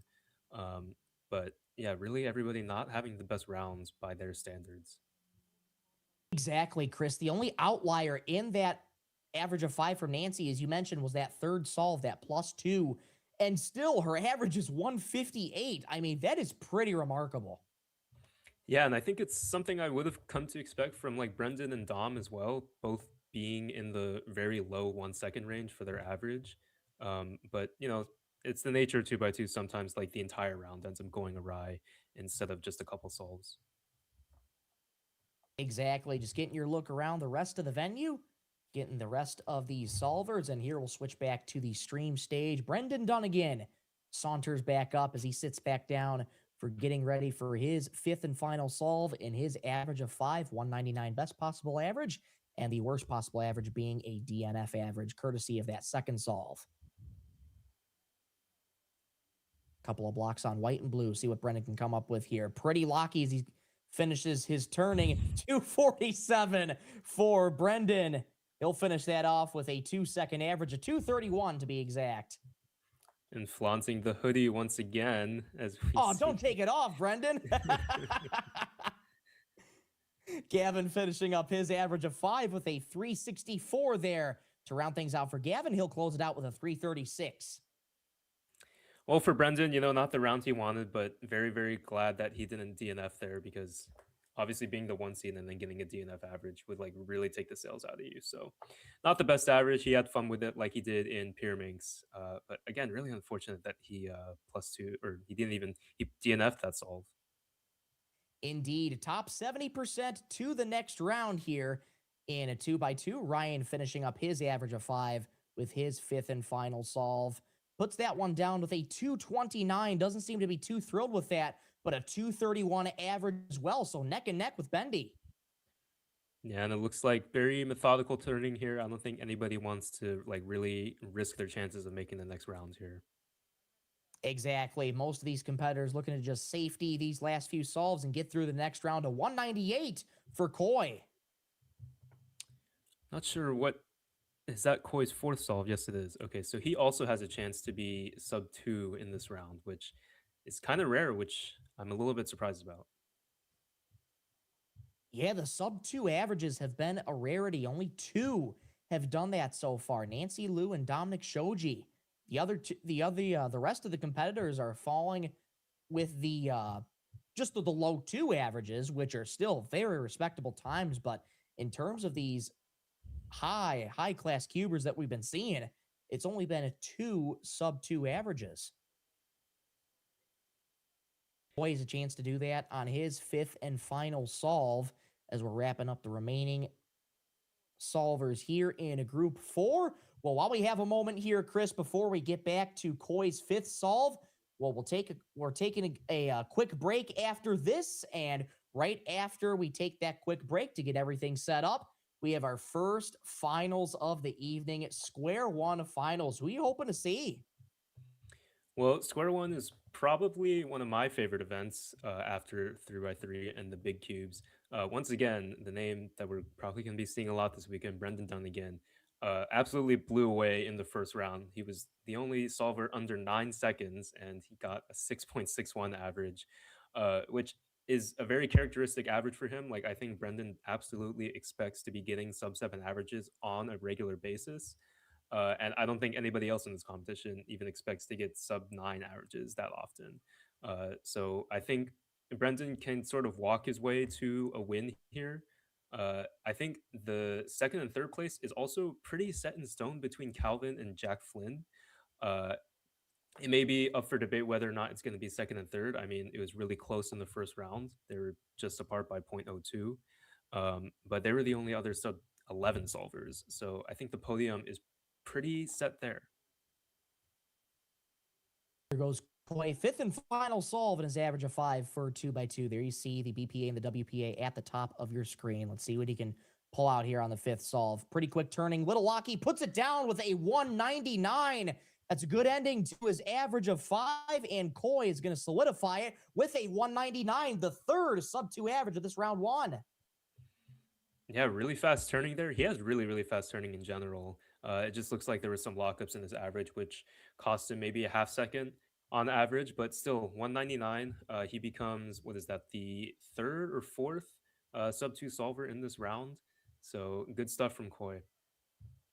the third sub-2 solver in this round, those being Nancy Liu at 158, Dom Shoji at 197, and Koi just a few moments ago with an average of 199. So just wrapping up the final solves here in 2x2 round 1, group 4, and this is where, folks, start to fasten your seatbelts, get your snacks, get your beverages.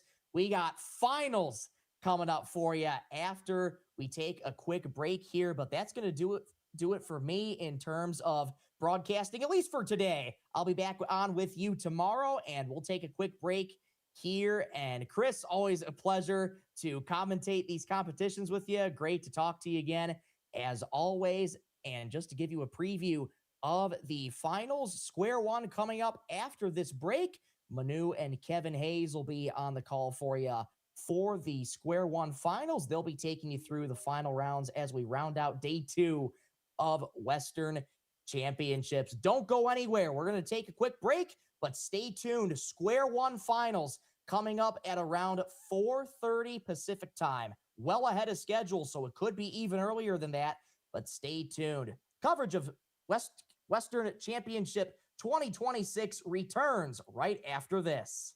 Hey there, I'm Michael Rosencrans. If you care about speed cubing, you have got to check out SpeedCubers Digest. SpeedCubers Digest delivers the weekly news that defines competitive cubing, competition previews, full recaps, athlete storylines, and everything happening across the global scene all in one place.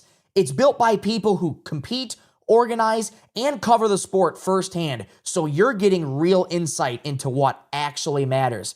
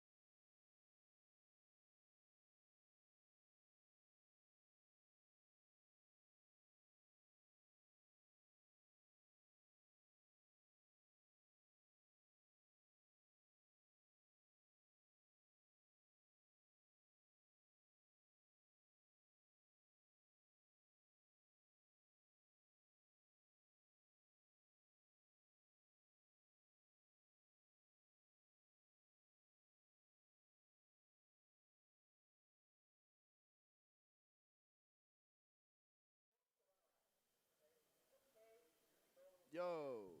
Hello. Hello.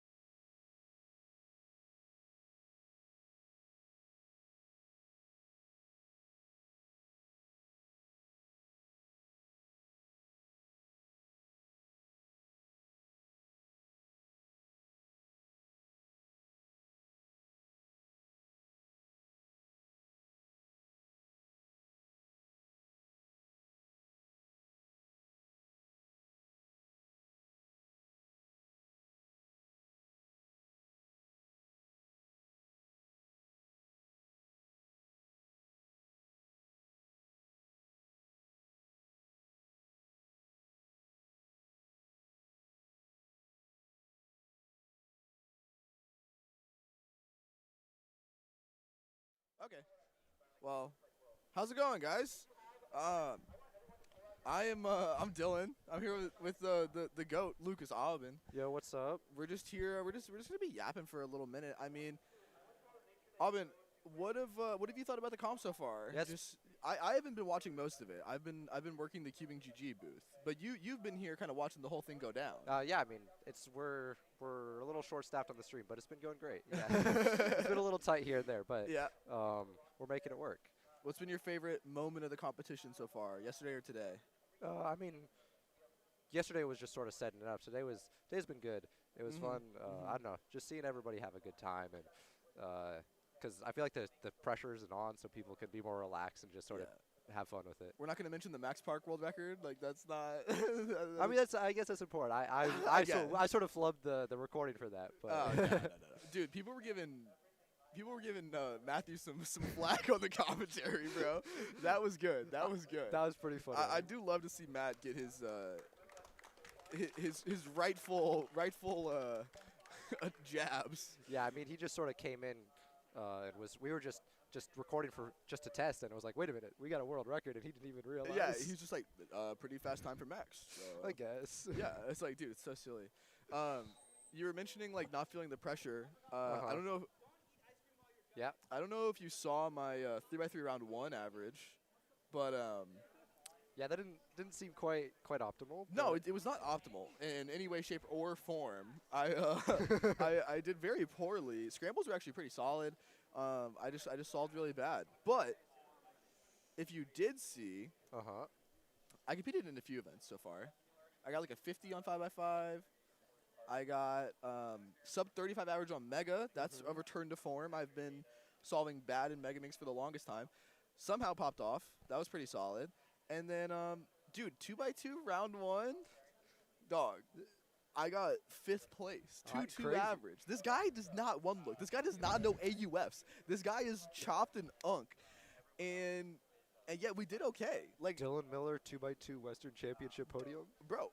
Honestly, like I'm feeling it, dude. I was telling Phil out there. I was like, I came back from doing Pyraminx. I was like, dude. I was like, I'm gonna win so much, I'm gonna be tired of winning.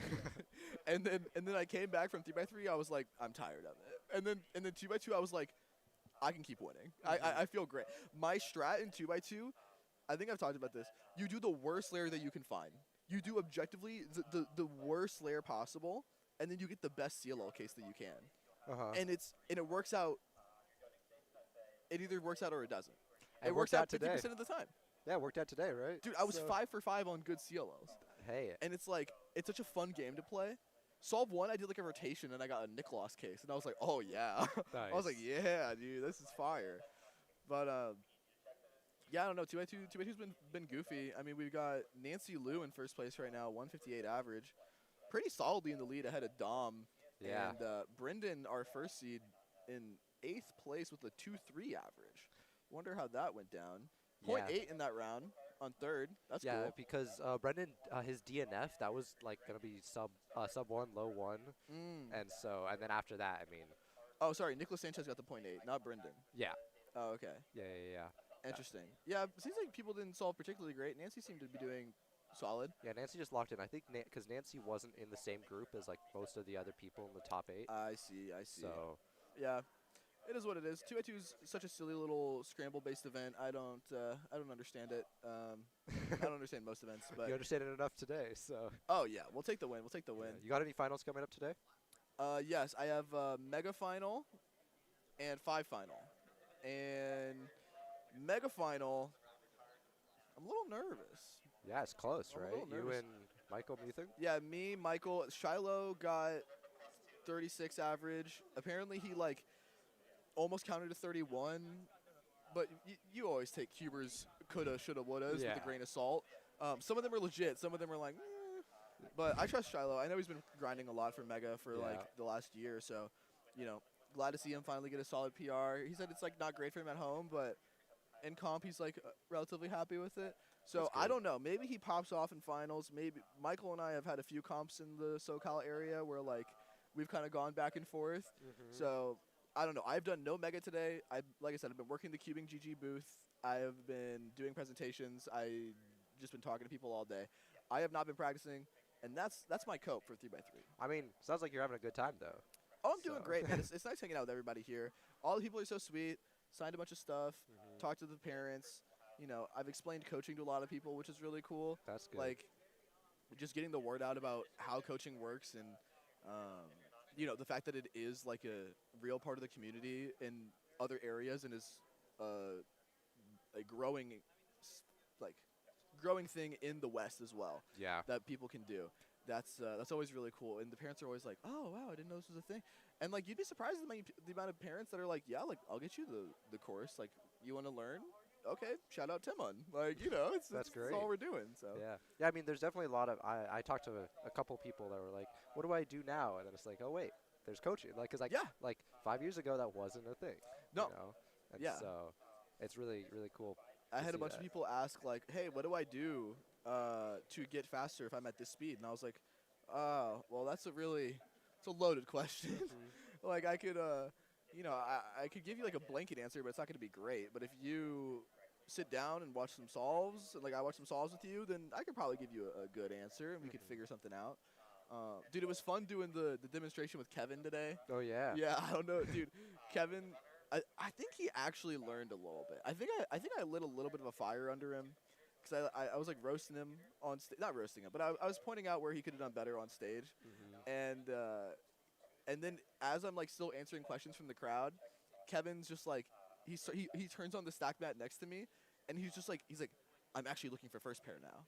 And I was like, yes, dude, this is all I ever wanted. This is all I ever wanted. Yeah, sometimes all you need is just that person saying, "This is what you need to do," and it's like, oh, dude, yeah, Kevin was that guy for me today. Like and then I was that guy for literally. I've been doing too much phone timer. I was out at the booth, and then Kevin comes up to me. He's like, "Dude, you're stack mat. Where's the stack mat?" And I was like, you know what, Kevin, you're right. I should have been doing stack mat, and I've been doing stack mat for the rest of the day. Yeah, it's so easy to just like, just keep on my phone all day, and then all of a Oh sudden, yeah, dude, it's funny. Funny anecdote with Luke Greiser, dude. We were at PSL San Diego, and PSL uses 4-pad, right? And then Greiser did not bring a stack mat, and he was using his iPad, and I was like, Greiser, you went from you need to do 4-pad. You're doing 1-pad, dog. Like, you're doing, like, what are we doing, bro?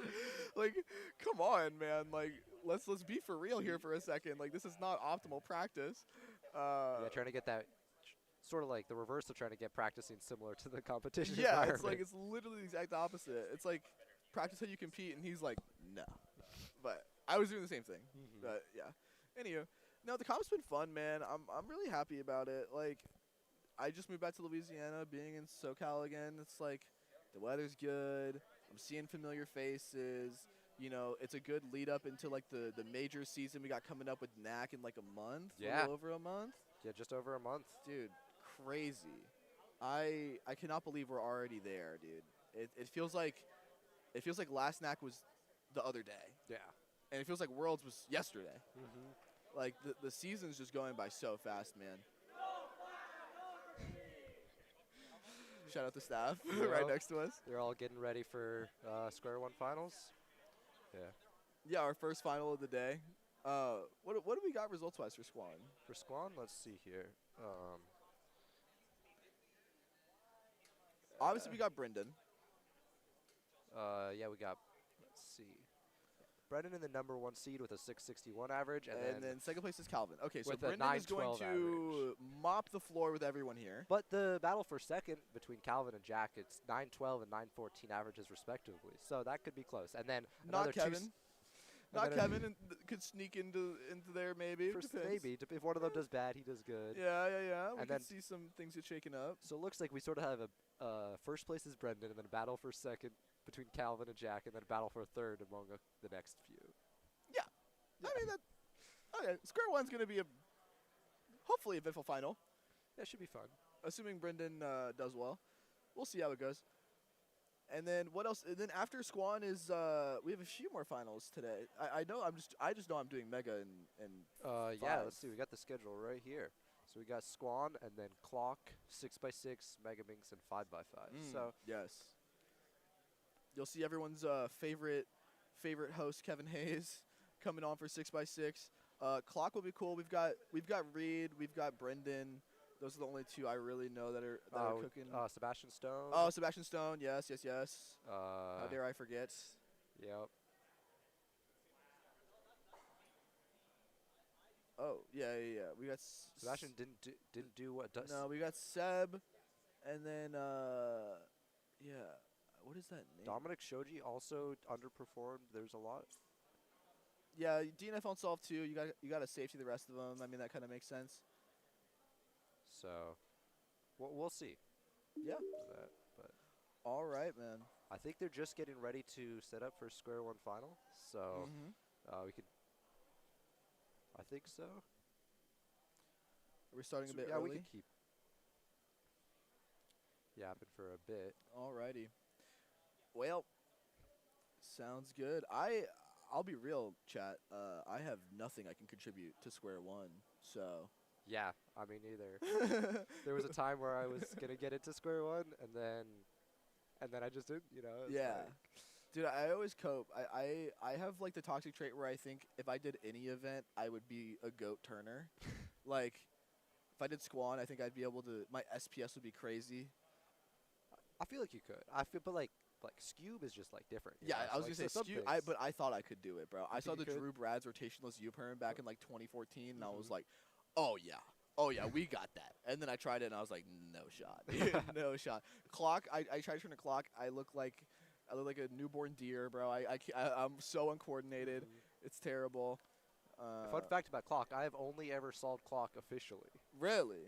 Never once Yeah, outside. my friend. How'd you learn? My friend TJ just showed me like how to do it, just like visually, and Yeah. he did enough solves. I was like, okay. I mean, it's a pretty simple process. You just got to match up the cross one side, cross the other side, and then corners. Dude, And you'd be surprised at the amount of times. Most of my solves are just the first two because I don't make cutoff. But oh yeah, that's real.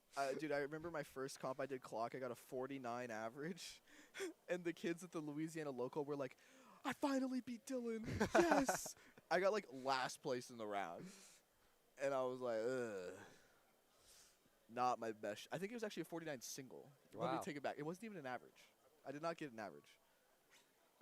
But yeah, shout out to all the clockers, man. Shout out. yeah, no, Clock is really such a different event now. Oh yeah, dude. I remember when the 7 simul stuff dropped. It was like, wow, the meta's changed. I kind of hot take here maybe. I miss the flip era. Yeah. I miss the Manusing Hall 3-time national record holder era. California state record. Yeah, dude. I miss the Luke Garrett Clock. We are now World calling Podium era. Square Like One finalists to submit their it's, puzzles. it's Square One tough. finalists to submit your puzzles. If you are seed 1 through 10, you are submitting. We're calling up behind Square me. One right now. If you are seed 1 through 10, you are submitting behind me Yeah, on the calling up table Square One behind the black. I think suit. that might be my If cue. you are seed All right. 11 through 16, So we'll move to a quick you break are here, and then submitting on the white stage. Manu Singal So then 1 and through Kevin 10 Hayes will be on for the broadcast for 11 Square through One 16 finals. submitting So- over there. Awesome. We are also All right, sounds asking good. Clock finalists to submit their puzzle now. All finalists will be submitting their puzzle one event before their Transition. final. All right. We'll see you right after this.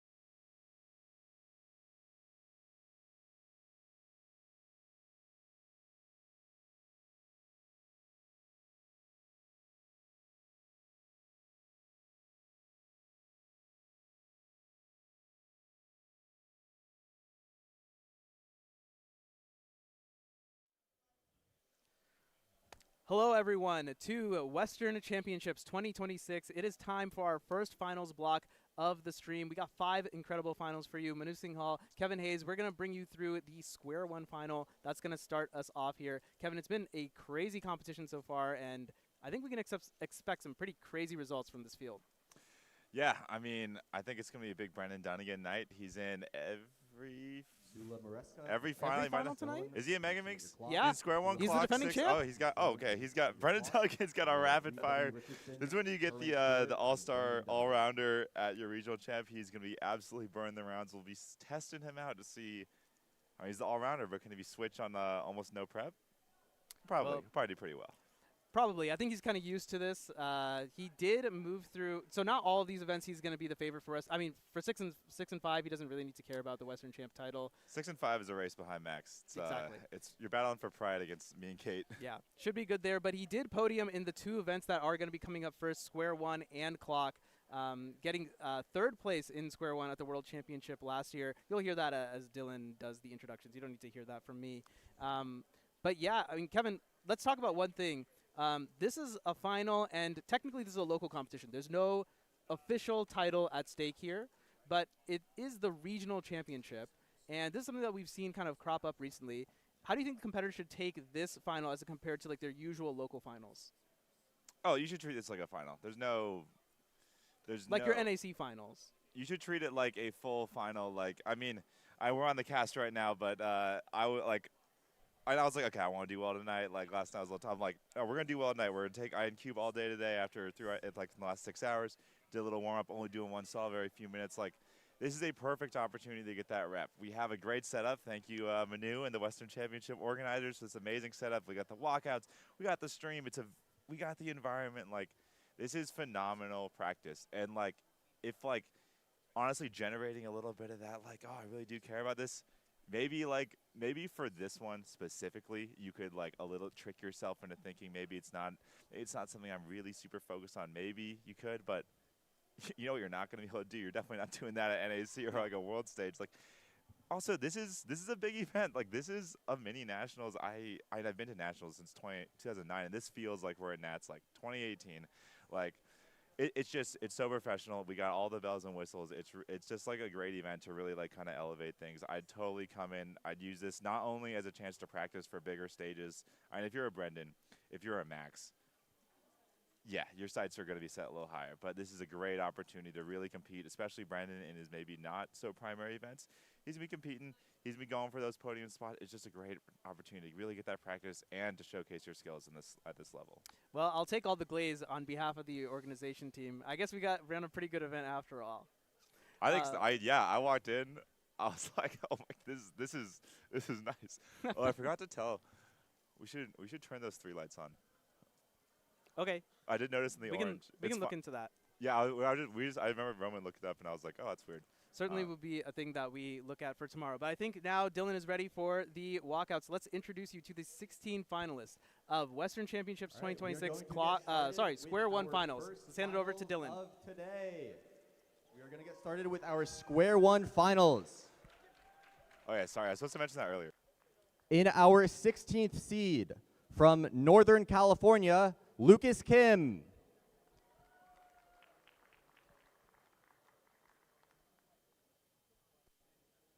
In our 15th seed from Southern California, and our very own WCC delegate, Franklin Pham.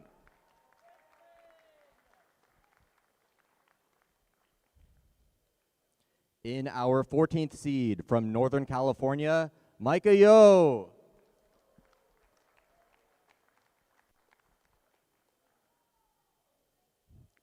And in our 13th seed from Southern California, Zach Rubio.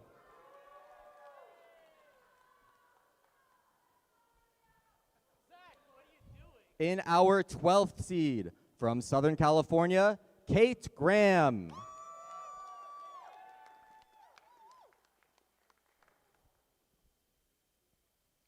In our 11th seed from Southern California, Michael Muthing.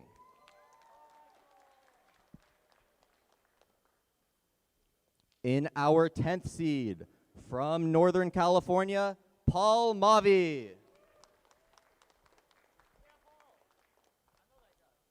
In our 9th seed from Southern California, Will Calderon.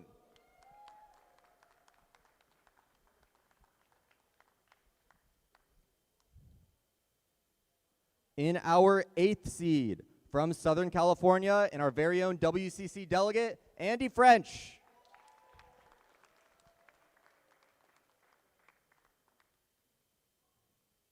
In our 7th seed from Northern California, Eli Valera.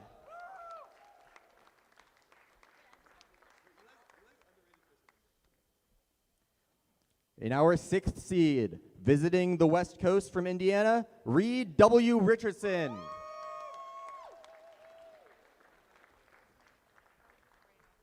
In our 5th seed from Reno, Nevada, he is a WCC delegate and holds the Nevada state record, Michael Larson.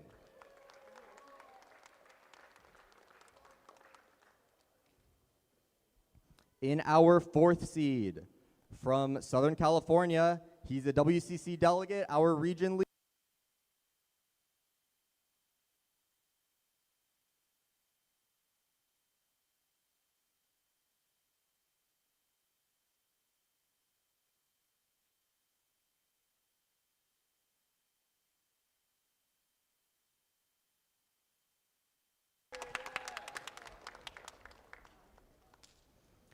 In our 2nd seed from Northern California and our 2021 and 2024 Square One Western champion, Calvin Nielsen.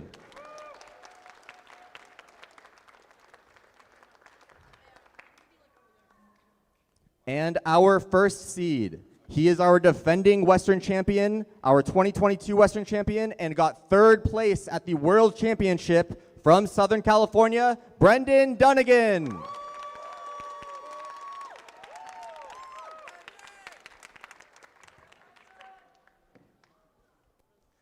All your finalists, runners, please run the puzzles. And we are off to the races, Kevin. First final here. Let's take a look at the round 1 results from Square One. Should be populating up on your screen any moment there. Yeah, there we go. And yeah, as we were talking about during the outro, this is Bendy's race to lose. Oh, absolutely. I mean, he's well ahead of the field. Proved so in round 1. World's podium. This is This is one where you still want to treat it seriously. You want to get that. You really want to practice that rep. You're already looking at NAC, and you know the competition is absolutely fierce for the U.S. Square Ones coming up. And barring any major disasters, he should take a clean win. Calvin Nielsen's certainly going to try and put the pressure on now. Yeah, let's see what Calvin can put together here. Of course, we recently saw the Square One world record to be broken. That was on a ridiculous scramble, a crazy scramble like that. Could mean we're in for some fireworks here as well. And we will keep you updated with all the scores from around the park, so to speak. As our live data enterers enter them. Here's Bendy now, his first attempt here of the final. A great solve, 5:59 to kick things off, and yeah, off to the races already. Very solid stuff from Brendan. It's actually wild. If you look at the top Square One world rankings, Brendan is ranked 5 in the world, ranked 5 in the U.S. So despite being an absolutely slam dunk to win here and a superstar world's contender, we're going to wait for a few weeks at NAC. It's going to be a dogfight. He's actually not even going to be favored to be on the podium. Really? That's crazy. Well, he's 5th seed, so. Okay. It's going to be. I gave a problem an edge because he's got a good. He's a very strong competitor, but based on just purely the results, like the PRs, he doesn't quite have it. So we have had a couple comments. I'm assuming we're trying to turn our volume up. Yeah. I'm trying to turn it up. I think we're a little bit louder now. Okay. I think I can hear myself in my ear now too. So I think we're a lot better than we were before. I'm vibing with Brandon's demeanor here too. Very serious. He seems serious, but not like tense. Yeah, he's like jiggling his hands around. Like, what do you think that is? You think he's just trying to keep the blood flowing a little bit? Yeah. Like you gotta keep the blood flowing. I kind of like doing a little jumping jacks backstage. You know, just a couple push-ups maybe. Yeah. I know there's a cut of that doc where I'm like doing push-ups behind stage. It's kind of famous, infamous, whichever you prefer. Well, we're watching Michael Larson right now. He got the 2nd best time in for the first scramble, that is a 7:09. He's going to get a 12:43. Going to give some time back here. As all competitors are through one solve, you can see the projected rankings now. They will be populated on the left-hand side of your screen. That'll give you an idea of how everyone is kind of faring across the rounds, because of course we can't keep track of every single competitor. 16 competitors in this final. Here's Calvin. Calvin will be doing his second. Did not get off to a great start. 11:08. Calvin will definitely want something a lot better than that. He's going to need to pick up the pace he wants to. All right. And we're in it. 7:73. Looked like he was like a little bit tentative through the first half, but then as we got to PBL, where you permute both layers, definitely looked a lot more comfortable there. Some ALG knowledge that really came to shine. We're going to switch off and not Kevin. Let's go back to Bendy. Yeah, Calvin, our second seed, PR is 658, so that 7-7 is solid relative to the field in his first solve, but he's certainly capable of even more. Wow. Some lightning fast turning from Bendy. It looks like he kind of had kind of got away from him a little bit, but he still ended up with a sub-5 single. Oh, completely. He like totally whiffed. He like completely whiffed a slice turn there. Like he tried to grab the cube, and he usually it's kind of indicative that like you're really burning through, because like obviously there's some resistance when the cube is not turning and you're still trying to apply force, and his hand just like kept slipped. You had to go re-grab it, but 4-8 must still a great second solve, and he's well out in front. Oh yeah, I mean, he hasn't quite won it just yet. Of course, once he does solve 4, then he'll have won it. Yeah, some other times from around the convention center. Another sub at 10 coming from Zach Rubio. He got 993. Jack Flynn Stewart, as you can see there, 784. He's looking in pretty good pace, currently in second place, taking the average of the first 2 solves. Yeah, so like the Michaels and Calvin all have 7s, but Jack Flynn has a 7 and an 8, so wide open obviously. And so you see that third time we're forcing some counting times, we can kind of see what the averages are going to start to look like. All right, Calvin looks like he had a little bit of an exec error, but now into PBL, yeah, just looking around to make sure everything is all good there. 795. It looks fine. Wait. Oh. What was that? Oh, he didn't finish. DNF. I was like, you can't just pick the puzzle up. Yeah, you can't though if it's not solved. Doesn't matter. Yeah, that's just going to do tough. it. I mean, he has an 11-8 counting now. Yeah. In terms of podium, I guess there's some opportunities here, but Jack Flynn's at a good pace. Not Kevin's at a good pace. It'd be really... he's going to need some amazing solving or some help from the other competitors if he wants to get back on that podium. Yeah, 11-8 counting. Well, and somehow it still puts him in 5th overall. I guess just not fantastic times coming from everyone else. Now Kevin is doing his inspection. Brendan's up right now for solve 3. Basically can put it away even though it's only solve 3 right here. Going through all his tracing, making sure he will not end up with parity. Looks like he had a little bit of an awkward cube shape. And looks like he fumbled a little bit on the D moves. 648 for Bendy.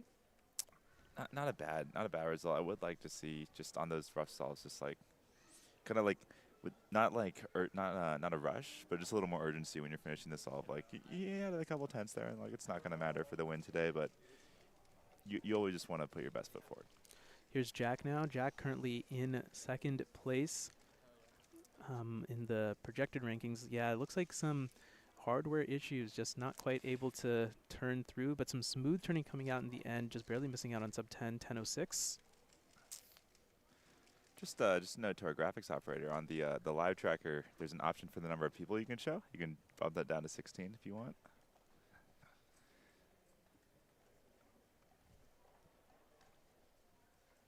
Calvin Nielsen is going to need, he's going to need to count that 7. He's already got a counting 11, so we're going to see if he's got a chance here. He's certainly capable of it, though. Oh, I think he kind of got lost a little bit when it came to the PPL, but he still ended up with 7.5. Very solid. So, yeah, I mean, sans that DNF, I mean, he would be in really, really good shape. He just needs to avoid something really, really bad because, like, you don't want to count something worse than the 11. Oh, no. You absolutely need. He's going to need BPA. Here's 904 BPA. Oh, we got Brennan sitting here. This is actually probably a good final for Bendy to start with. Better to start with square one than clock because, you know, yeah, maybe there's some shenanigans on square one, can go close to the world record. But clock, I mean, he is the world record holder, so you really want to dial kind of your nerves in. So he calls it buffer sometimes. So maybe this is a good buffer final, perhaps. Absolutely. You want the event that is going to generate the least nerves first to get things out of the way. Usually for events like this, you want it to be the one that you're most confident in. But when you also the world record holder and every attempt is a world record attempt, it becomes a little different. Yeah, the cubes are coming out in a bit of an unfortunate order. We're going to watch. Okay, Here yeah. he is. 5:23 for Bendy. He's shaking his head. So a big mistake there at the end.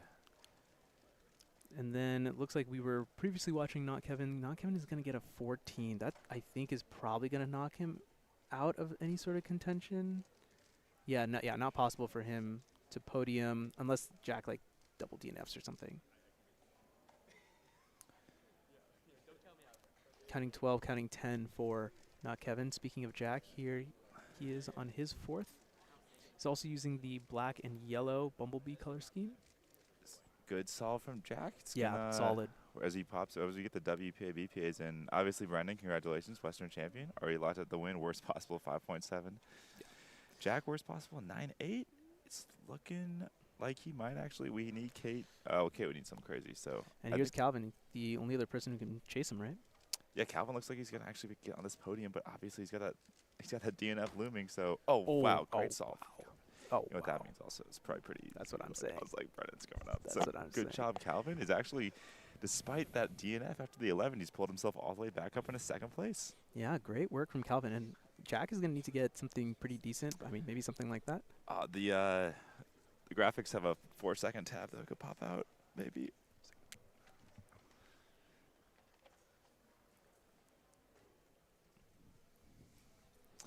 Okay.